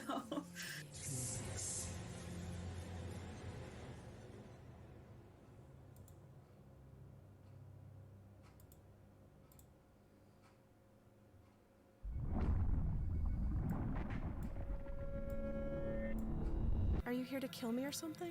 I will. Do that one. You step forward, your grip on the blade tightening as you steel your resolve. I'm here to kill her. Oh? No talking then? Fine. What even makes you think you can kill me? Her attitude changed. Now she's a sassafras. I'm probably chained up in this basement for a reason, right? And if that knife is the only weapon you have, you'll have to get close enough to use it. Ooh.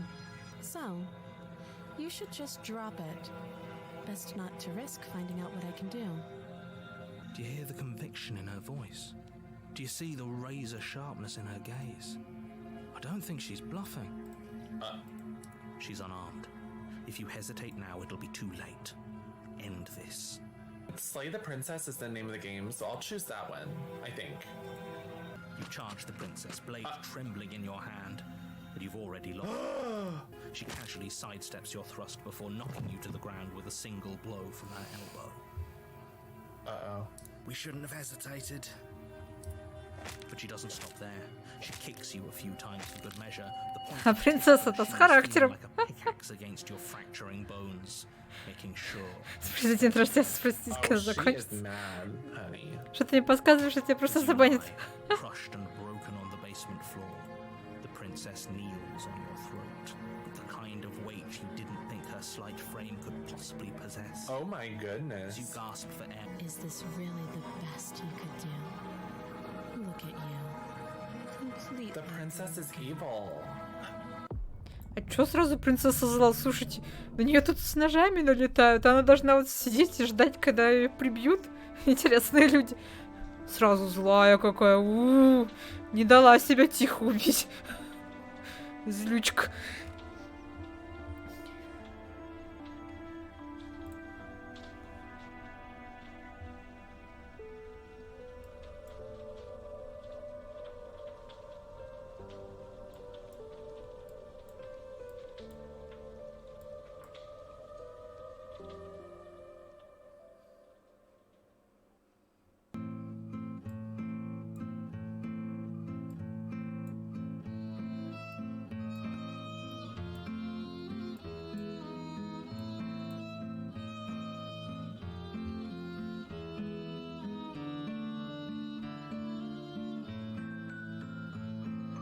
Музыка классная.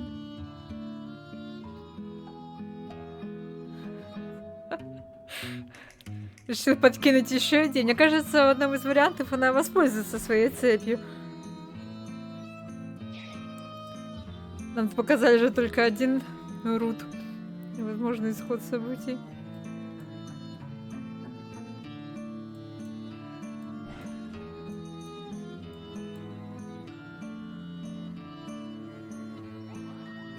Это такая старорежимная РПГшка, прям, ну, сделана в духе вот старых РПГшек.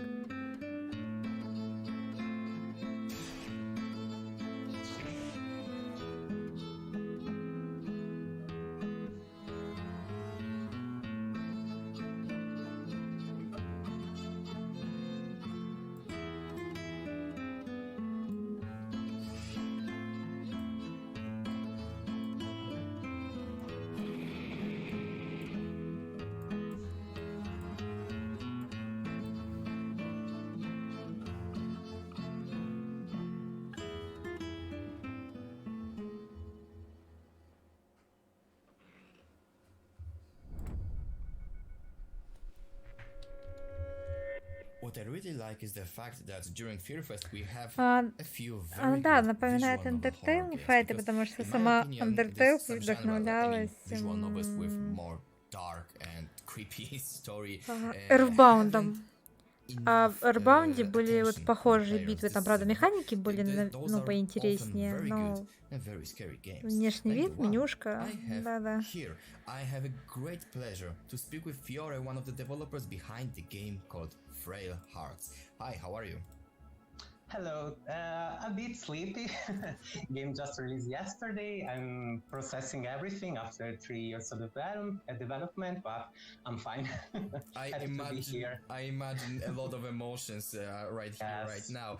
So, but yeah, I would like to speak about your game.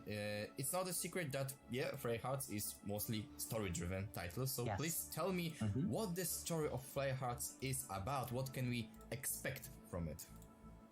So, as you told, this game is a visual novel with RPG elements. We mostly take inspiration from Lovecraft, Edgar Allan Poe for the horror genre, and we also took inspiration from many old school RPG from И да, вот Japan. они как раз For example, рассказывают, Shin что Megami Tensei, вдохновлялись That's my старыми favorite ролевыми играми. So the game overall talks about the city of Greece. It's a very mysterious city set at the end of the Second World War in Рифты после let's say, сколько? our current timeline. 5 часов просмотра трансляции, это нормально, что мозги уже The story не then focuses on 4 работают. characters: a nun, a gangster, a scholar, and a student. Who needs to solve Я уже the, тоже let's сижу say, и inner я же problems говорю, in order до to сих пор не survive. могу вспомнить, как I правильно see. перевести And what сейвить. inspired your art style? Because it's quite unique. Потому что уже Well, все. first of all, I'm an artist. I already have a career in То есть printmaking. я понимаю, что I это like за metal слово, music, но so I я took a не lot of могу inspiration вспомнить, как from, оно звучит let's на say, русском. dark artworks. Это And ужасно. overall, I really like grayscale. As you will see, the game is in grayscale with some touch of bright colors for the characters. And let's say melancholy is the whole driven energy the game art and story is giving to players and the world of Greece. So first of all, I have to thank you for this interview. And well, what can I say? The game is very particular for me because it's part of my story. I wanted to explain to how many people I could how it feels to be particular, different. This story talks about a lot of LGBT community, inner problems, a lot of mental issues, family issues, living in a world you're not belonging in. So we hope really to get in touch with a lot of fans, people who have the same problem, maybe they can understand and find a place to, let's go home, as long as they play. So that was our intent as sages.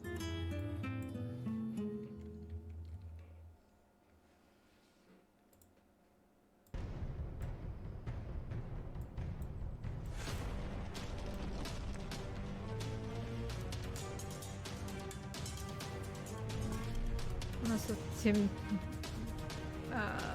В общем, низкополигональную игрушку показывает.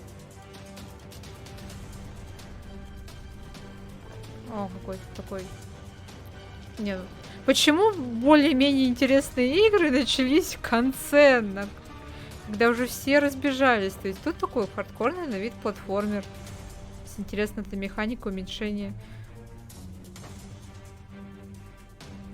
Мне просто искренне жалко разработчиков и издателей, которые вышли на этот фест, чтобы показать свою игру, а в итоге удачные игры вон куда пихнули, и в итоге мало кто о них узнает, потому что люди просто не досидели. Ужасно.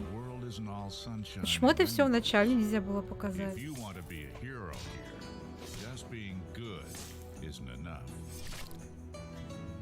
Да, такой вот ранний с элементами платформинга. Напомнила мне некоторые уровни из Rayman Legends. Не Legends, в общем, не Legends, из первой игры перезапуска. В общем, там тоже где вот надо было боссов убегать. На скорости там, конечно, не раннер, но... То тоже не факт, что персонаж сам за себя бежит.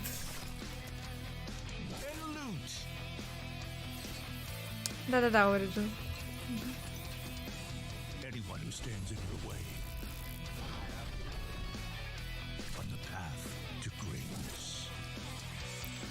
Смотрю на эту игру и захотелось вернуться в Loop Hero, опять в круги намотать.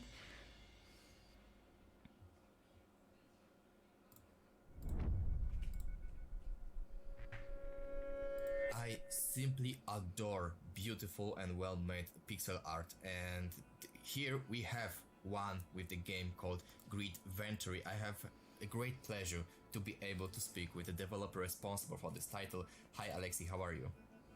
Hello, I'm more or less fine, as my situation can afford.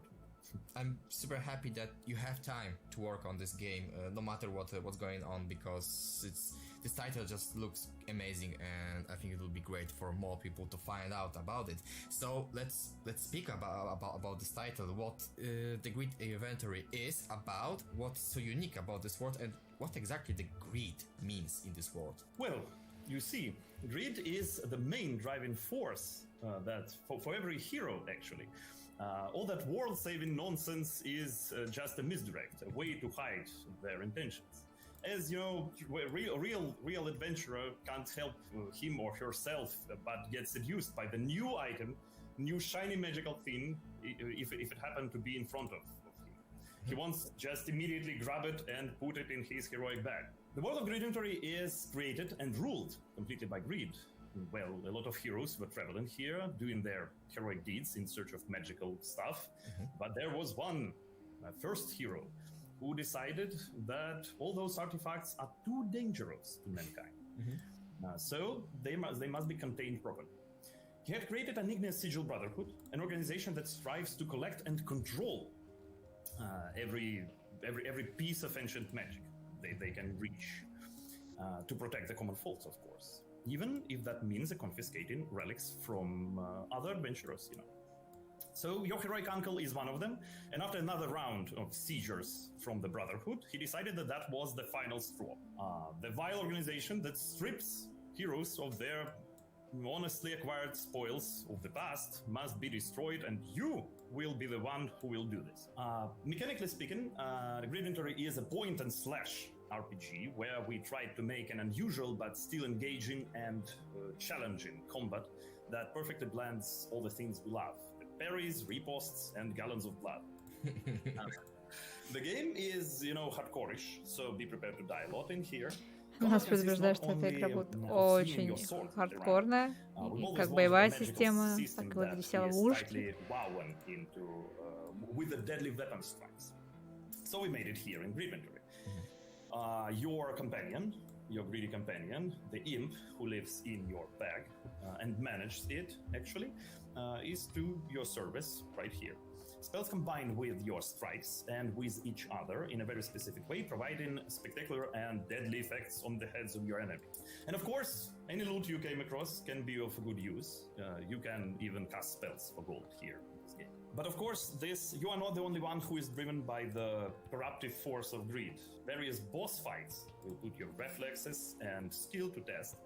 Each one, we try to make each one with his own gimmick and means to chop your head off and to amaze you somehow, of course, because boss fights are cool, the coolest part of the game. So, kill, loot, and blow up everyone who stands in your way on your path to greatness. As every Ukrainian, we are not giving up any of our dreams or stuff to the ongoing war, and we are trying to fight our own fight from the point when we can do this in a most effective way. We are trying to help our armed forces with donations. We regularly do this, and we do some volunteer job on our free time.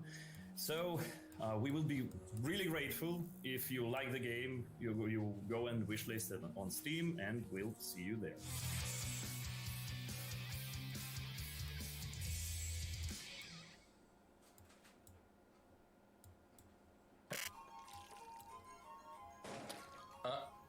You missed. Ooh. Godzilla's eating people off toilets now.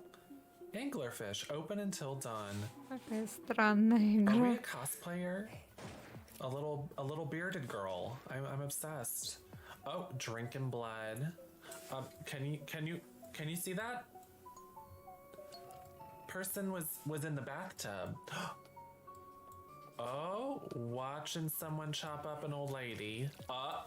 You got found. This game only saves when you die. Oh. Uh-oh. You can pet the dog? Oh, party has been canceled. Every time you die, something changes. Мне кажется, это не та игра, в которой ты хочешь погладить собаку. I think I'm blocking that again. Shoot the monster. Oh, we can go fishing. Very cute. Oh no, what is that? Surrender. Yeah, you better surrender. Ooh. I like the little sailor outfit. Very cute. Oh, it's a different dog. Oh, you can't leave. You get punched. Professional villains.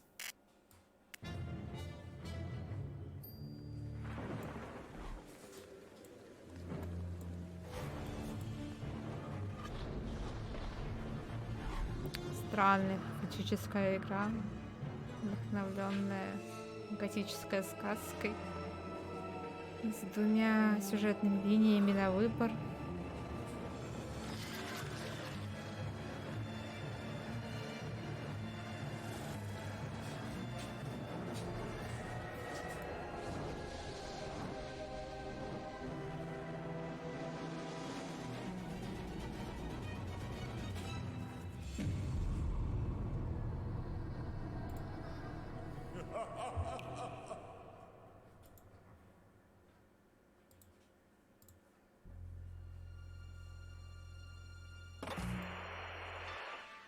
Tonight, on Action News Investigated 8.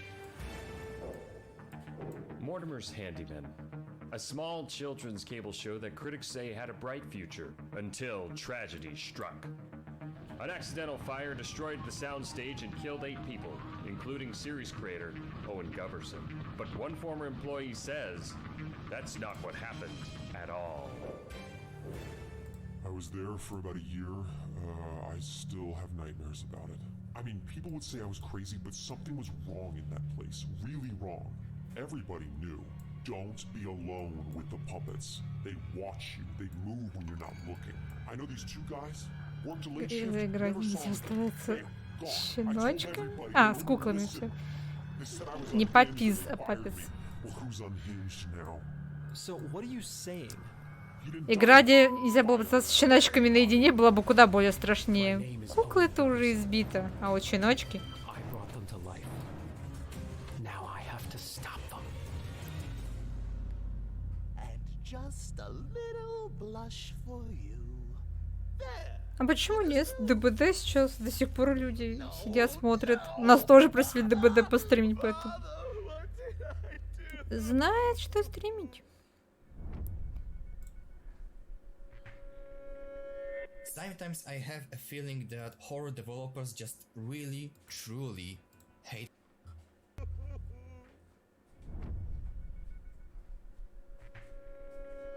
Sometimes I have a feeling that horror developers just really, truly hate children. Because let's take a look at those all creepy, haunted plush toys, dolls, puppets. Come on guys, it's sick, but I love it.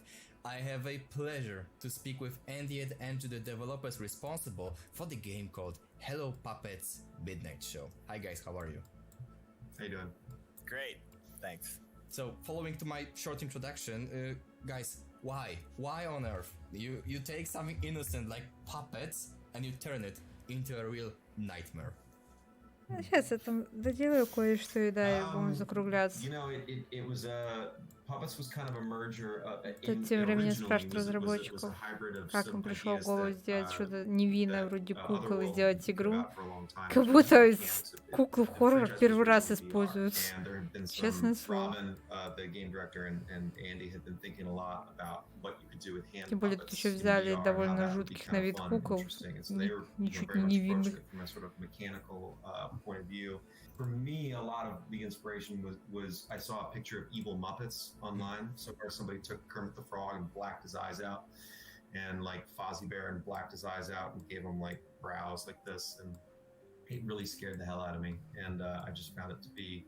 I always think you should follow with narrative stuff.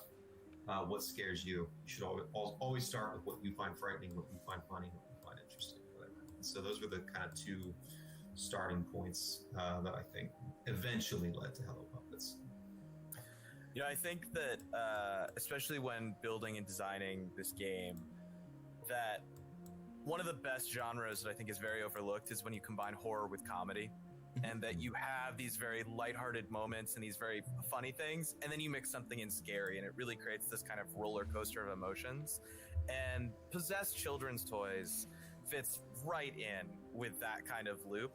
And I think that, you know, specifically with a lot of the writing that Andrew Allen has done, these characters are funny and also terrifying, and that's very, very captivating, especially if you look at a lot of other horror games where you run scared most of the time. That's a lot of emotion and a lot of kind of like aggression there, and I really love that the comedy that I think we throw in lightens that, and having kind of possessed children's toys, especially slightly moronic occasionally possessed children's toys, I think is really apt and really fun for what the game is. I would just say that Hello Puppets is something new and unique and different, and we've really taken this kind of genre of hide and seek and added some really interesting and fun characters to it. So I really hope you'll check it out.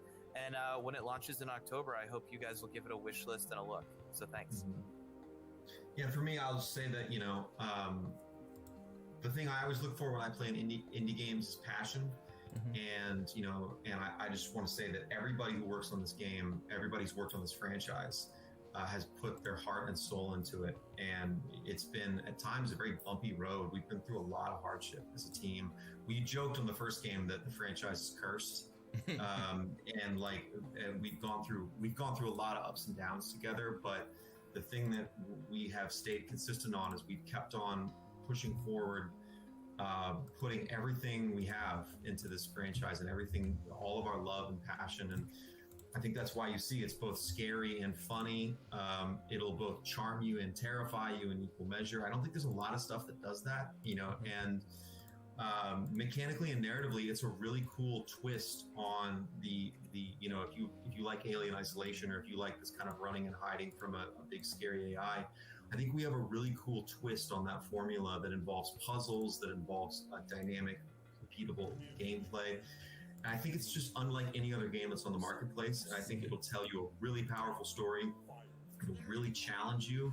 It'll really scare the hell out of you, and it'll make you laugh. And I think those things are a pretty unique combination to have together. So I really hope you guys will check it out. And just a little blush for you. There, good as new. No, Father, what did I do?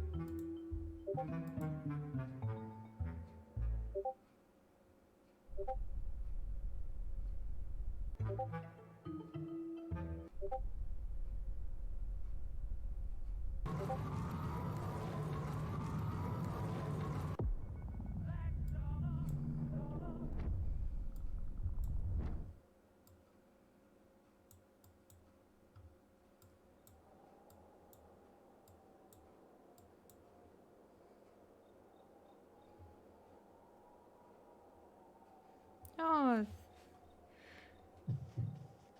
один из тех двухмерных хорроров. Они иногда бывают с очень даже интересным сюжетом. Ну, понятно, что не все прям классные.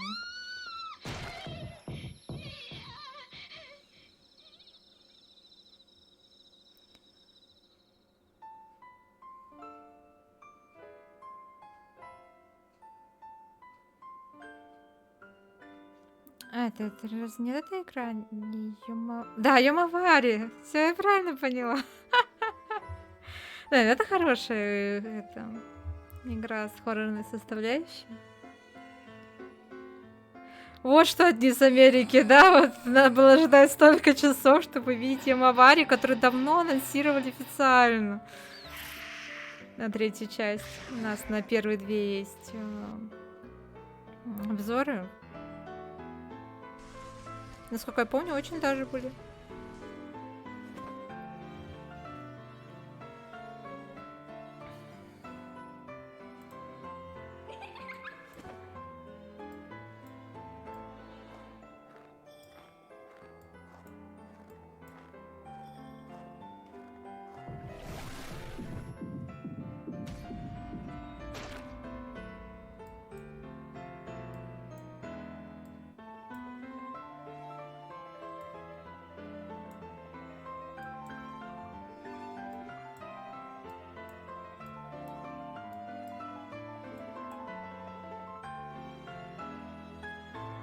25 октября уже выйдет.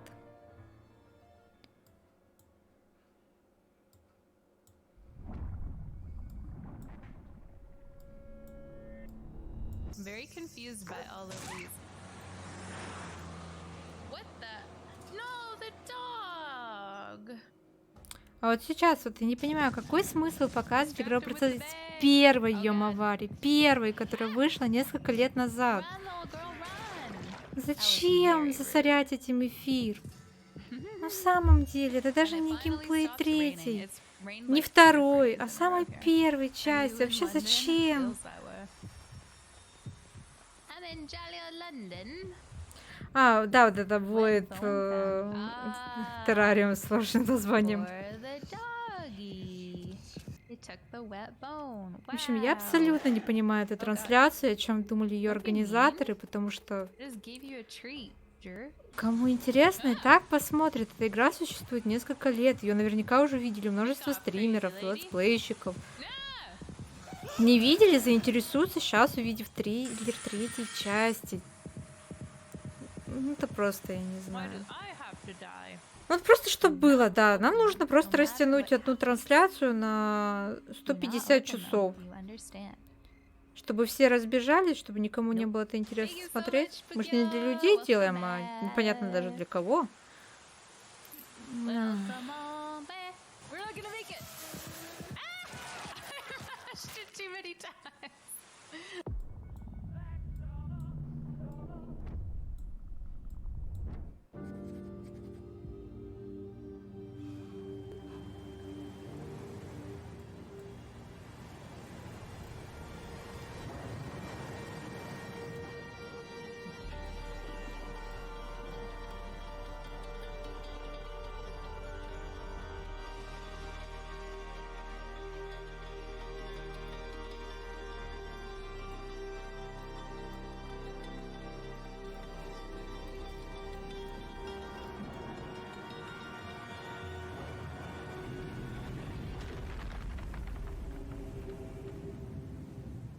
Last Threshold.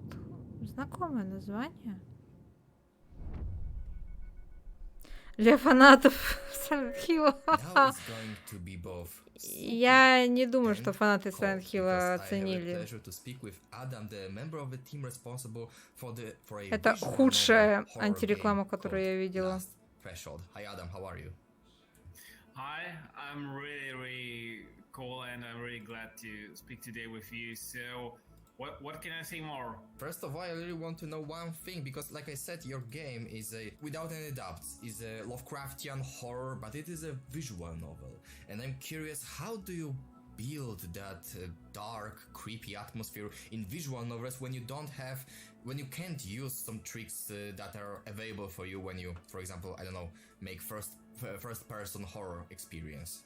One of the couple of first questions which we tried to find the answer was to try to define how we will understand what the horror is. You know, when you have to combine it with all this Lovecraftian atmosphere, and you know that you need to build attention, it's not so easy to find a proper solution. We decided to find something, I think, in general, very obvious in horror, which is focusing on sound design, but we tried to do it a little bit in a unique way. We decided to add a lot of strange noises in our game, combine it with very atmospheric and somehow tribal and ethnical soundtrack made by Patrick Selina, and then we've tried to define the artistic style of it. So you have these three elements. It is something which I can say it's surrounding the plot. Of course, the beginning is the plot,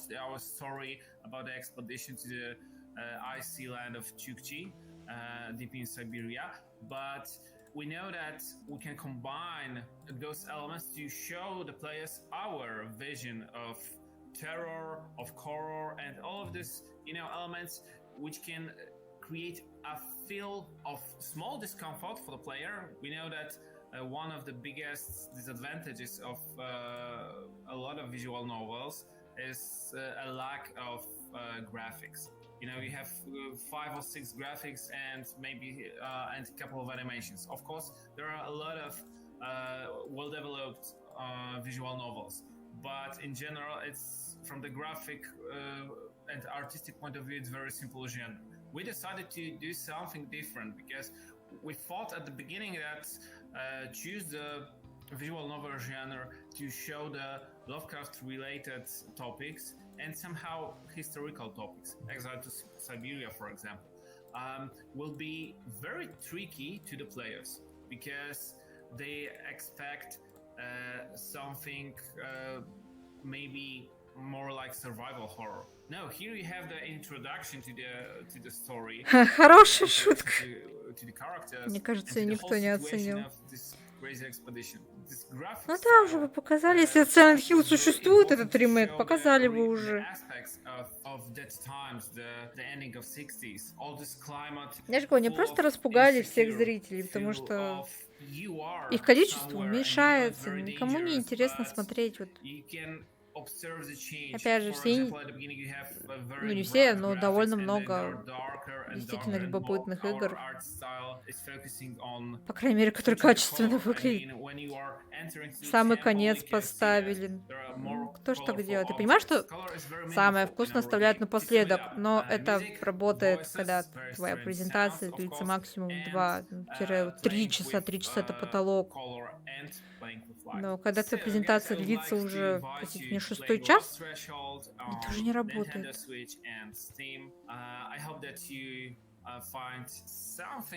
Very mysterious in the legendary temple in the Iceland of Chukchi, and I hope that you discover this Lovecraft-related atmosphere and climate with us, with Astrolab Stories. So, see you in the last Threshold game. Enjoy.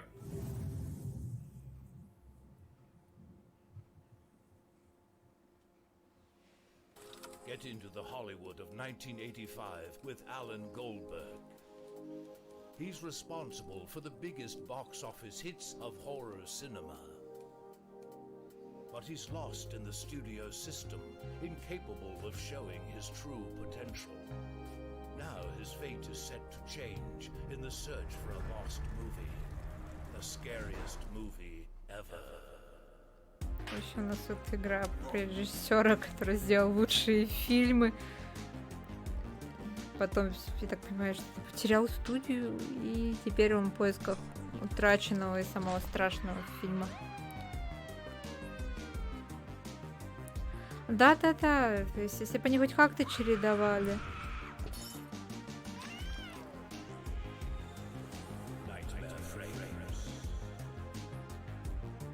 Опять же говорю, я не понимаю, зачем было все умещать. Игры, которые просто мрачные, и которые с хоррором, там, только можно сказать, там, с натяжкой, что не с элементами хоррора, но не больше. Почему бы для таких игр не сделать какую-то отдельную презентацию? И хотя бы заметили, а так... Я говорю, многие игры в итоге, вот, то есть... Люди добивались, чтобы вот их игру включили в презентацию, а в итоге что мы видим? Многие не досидели об их игре, ну, этих играх все равно никто не узнает в итоге. Только из-за других источников.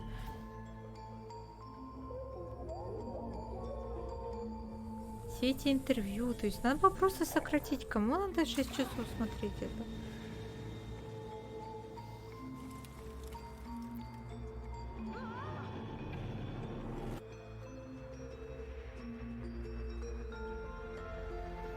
Тем более, это презентация, не единственный источник информации, но в самом деле.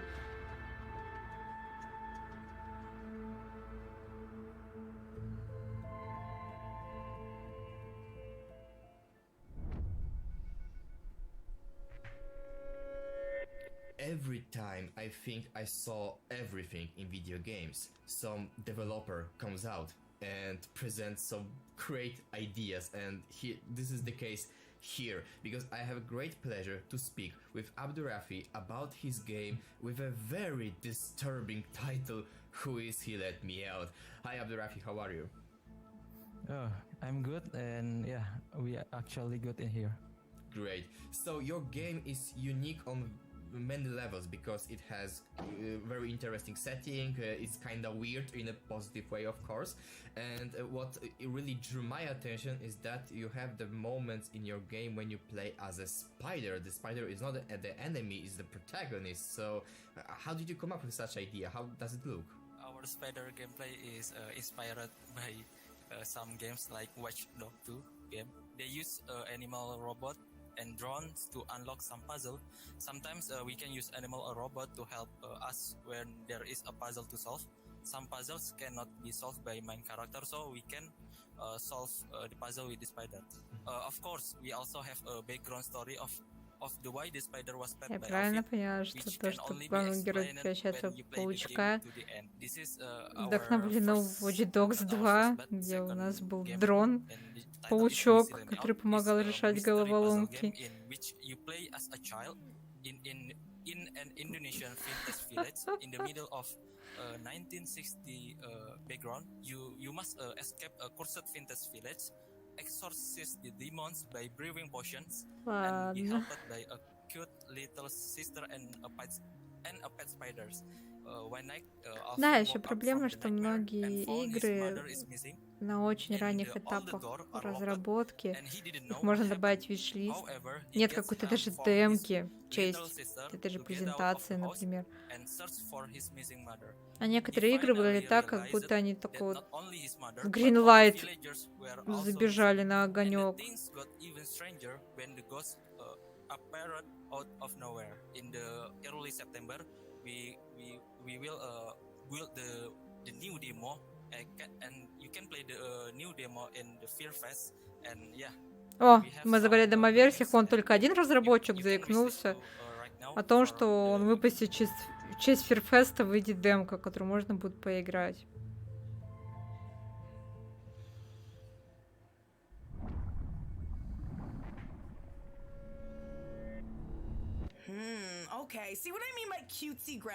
Я думаю, у других игр тоже есть демки, но почему бы вместо той тонны текста просто не упомянуть? Вот вместо 1000 слов просто скажите, что у вас есть демка на время вот этой вот То есть в честь вот этого феста вы выпустили демку, вместо того, чтобы долго объяснять, просто пригласите людей сыграть в демку. This is kind of cool, honestly. Oh, this one has something! Take it out! Sorry, I don't know why I'm freaking out so much. Yes! That was cool. Oh, I thought something was under the covers. It freaked me out for a second. Hopefully there's no jump scares in this.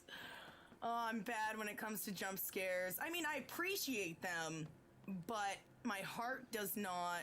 Oh, goodness. Okay. I don't understand, but let's keep going. I don't see anything over. Oh, okay, what's this? Oh, the clock! Oh, I attached it, nice. Flash me back to when I feel like I overfilled the tub one time when I was young. My mom was not happy. Not happy at all. I can't see anything. Почему зрителей мало? Я неправильно веду трансляции. Надо орать каждые 5 секунд.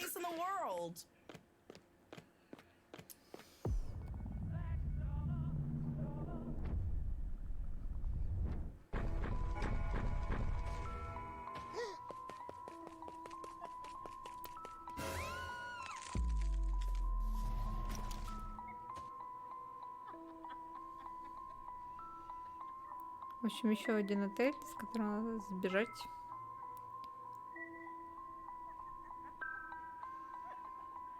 Разузнать секрет.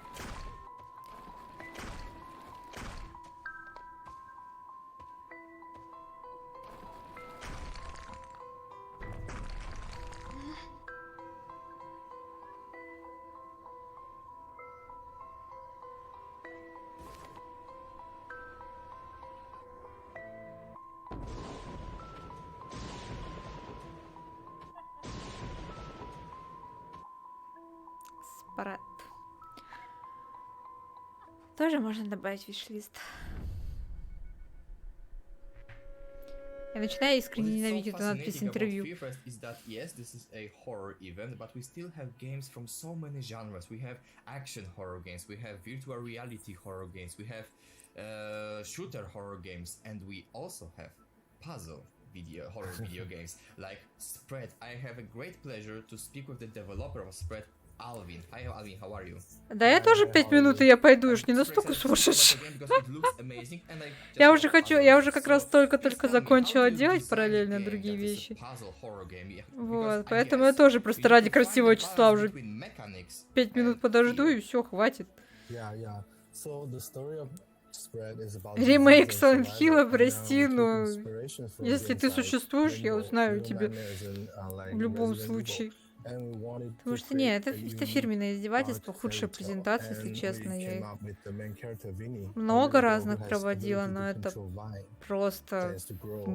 Мне просто слов нет, не ругательных. Дорогой дневник.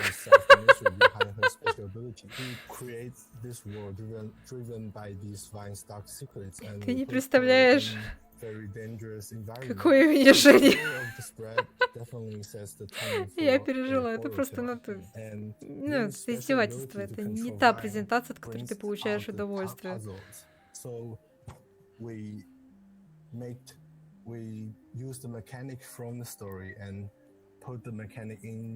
Поэтому все, мы вот ждем, когда часики оттикают до 2 ночи, и все, сворачиваемся.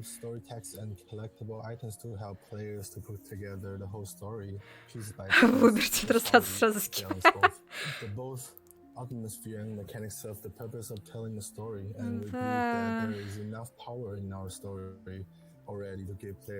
Хорошо, что под конец все-таки решил чем-то еще заняться, потому что тут, ну, серьезно, это не серьезно.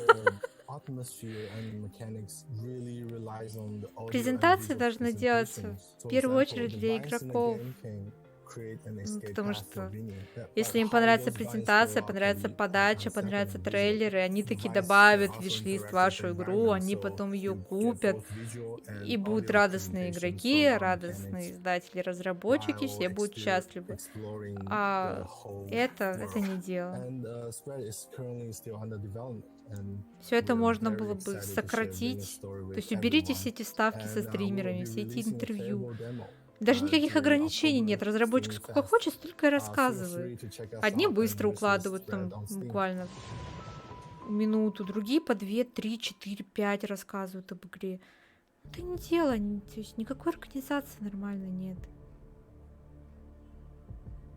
Я понимаю, если показывали там, ну, залпом 10 трейлеров, а потом какое-нибудь одно интервью, или одну ставочку, там еще 10 трейлеров, потом интервью или ставку. Хорошо, 2 интервью, еще 10 трейлеров. А так, это несерьезно.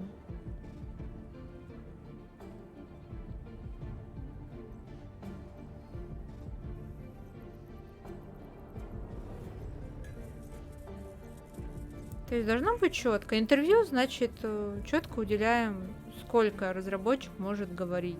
Предупредить его, что вот у вас 1-2 минуты, давайте оп-оп-оп, рассказывайте про игру, чтобы ей заинтересовались. Потому что 80 игр и такой отвратительный подход нет. Когда у тебя так много игр, ну, то есть я же говорю, вот как вот мы проводили трансляции по вот этой инди, где показывали их сотнями, то есть пачками, но там была отличная организация, то есть у людей был сценарий на руках, и просто скопом показывали трейлеры, люди зачитывали по сценарию, о чем игра, то есть им предоставляли информацию заранее, а потом делался какой-то перерыв на пару минут, чтобы бедные ведущие могли перевести дух. Потом опять скоп трейлеров, потом опять 2 минуты перерыв, чтобы могли перевести дух и попить водички той же. А тут 80 игр, и мы мусолим все, мусолим. Я же говорю, я не против интервью. Когда в них раскрывают интересную информацию, они повторяют все то же самое, что мы увидели из трейлера. Well, Artificial is a first-person physics-based puzzle platformer. It's basically heavily inspired by both Portal and Half-Life 2. It's focused on environmental or like environment-based puzzles. The whole game. Опять же, почему не совместить интервью? Показывайте параллельно трейлер или игровой процесс и рассказывайте, чтобы мы параллельно видели что-то интересное на экране, а не вот это вот все. Which appears there and starts using human-made technology to hunt humans, and you play as one of the survivors. And I know that Portal and Half-Life are just amazing games, but let me ask you, why those games? Why are you inspired by Portal and Half-Life? I would say they were just like a huge thing for me when I was growing up. And for me personally, both Half-Life and Portal are something that I would compare to Да, вот how the game правильно разместить, то есть маленькие вебки с одной стороны, геймплей с другой стороны, и поехали.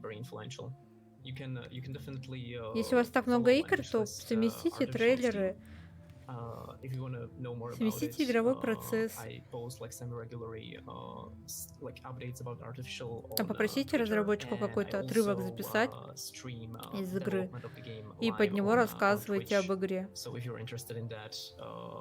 You can find me there as simple_gamedev, and I'm usually there daily working on a game.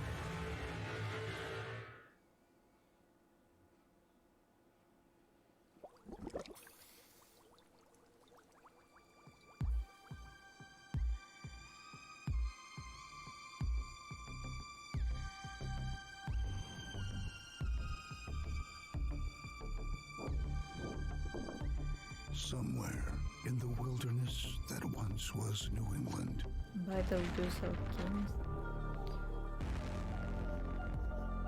A dark ritual is cast.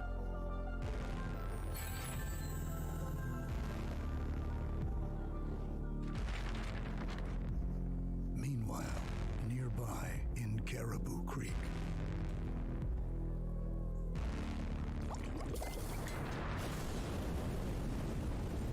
explosion lights up the night.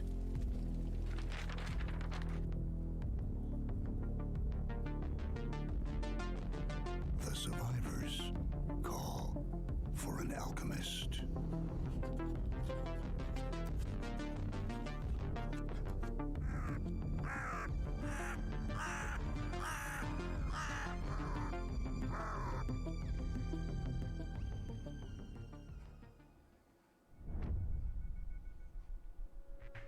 Да, я так и знаю интервью. What is very Так, cool все. about video 2 часа games is ночи. that they often take you on journeys to different world. Ремейк Weird Silent worlds, Hill. creepy world, but still Если ты different, существуешь, like the game of my next то мне очень guest. жаль. I'd like to welcome Твой анонс Alan, who is the пал developer жертвой behind the game with such маркетинговой amazing ошибки. title, Очень Beetlejuice большой Alchemist. Hi, how are маркетинговой you? ошибки.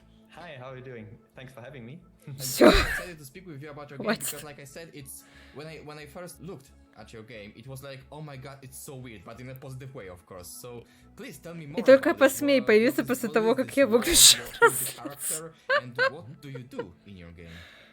Yeah, it's actually kind of a joke that the name of the protagonist is also Juice.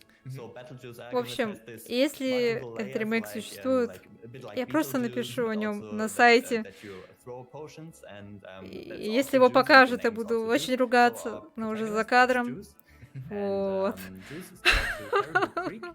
Вот, в And общем, actually the да. place where his uncle Всем lives. спокойной And, ночи his уже uncle was an точно. alchemist, Сладких but, снов. unfortunately, Отличного he отдыха. made some experiment and blew up the Еще town. на этой And, недельке, я надеюсь, now, увидимся как минимум the town is на destroyed, and few people who Ubisoft. stayed there, they Повод. rebuilt it, and then a demonic Какие два слова? incursion kind of happens, and they are really in need of a new alchemist to help К them out to сожалению, protect никто из themselves. будущего не So пришел и you так и не as сказал, Juice, you, закончится ли эта go to презентация Terrible чем-то Creek, интересным. investigate and try to find out what's happening, Вот. why spirits and demons Грустно. are piercing the veil from the crossroads into the real world, and yeah. В общем, да, все. Всем сладких снов, потому что I mean, уже most of пора your баньки, art в самом-то style and деле, the это уже не weirdness of дело. your world. Все, всем Yeah, пока-пока, огромное definitely спасибо, too что long. были You can see that with на the этой swirly презентации, things, and, смотрели. it's Вот. quite a dark Всем world, but it's огромное not, спасибо, рада была видеть. that dark Всем that пока-пока. you, I mean, Так, there's написать, gore что and blood and stuff, сидела, не but появился. it's in a cartoony Да-да-да. way, and, Вот, the все. characters, Еще they are kind увидимся. of- they are Пока-пока-пока. not super horrific, but more strange.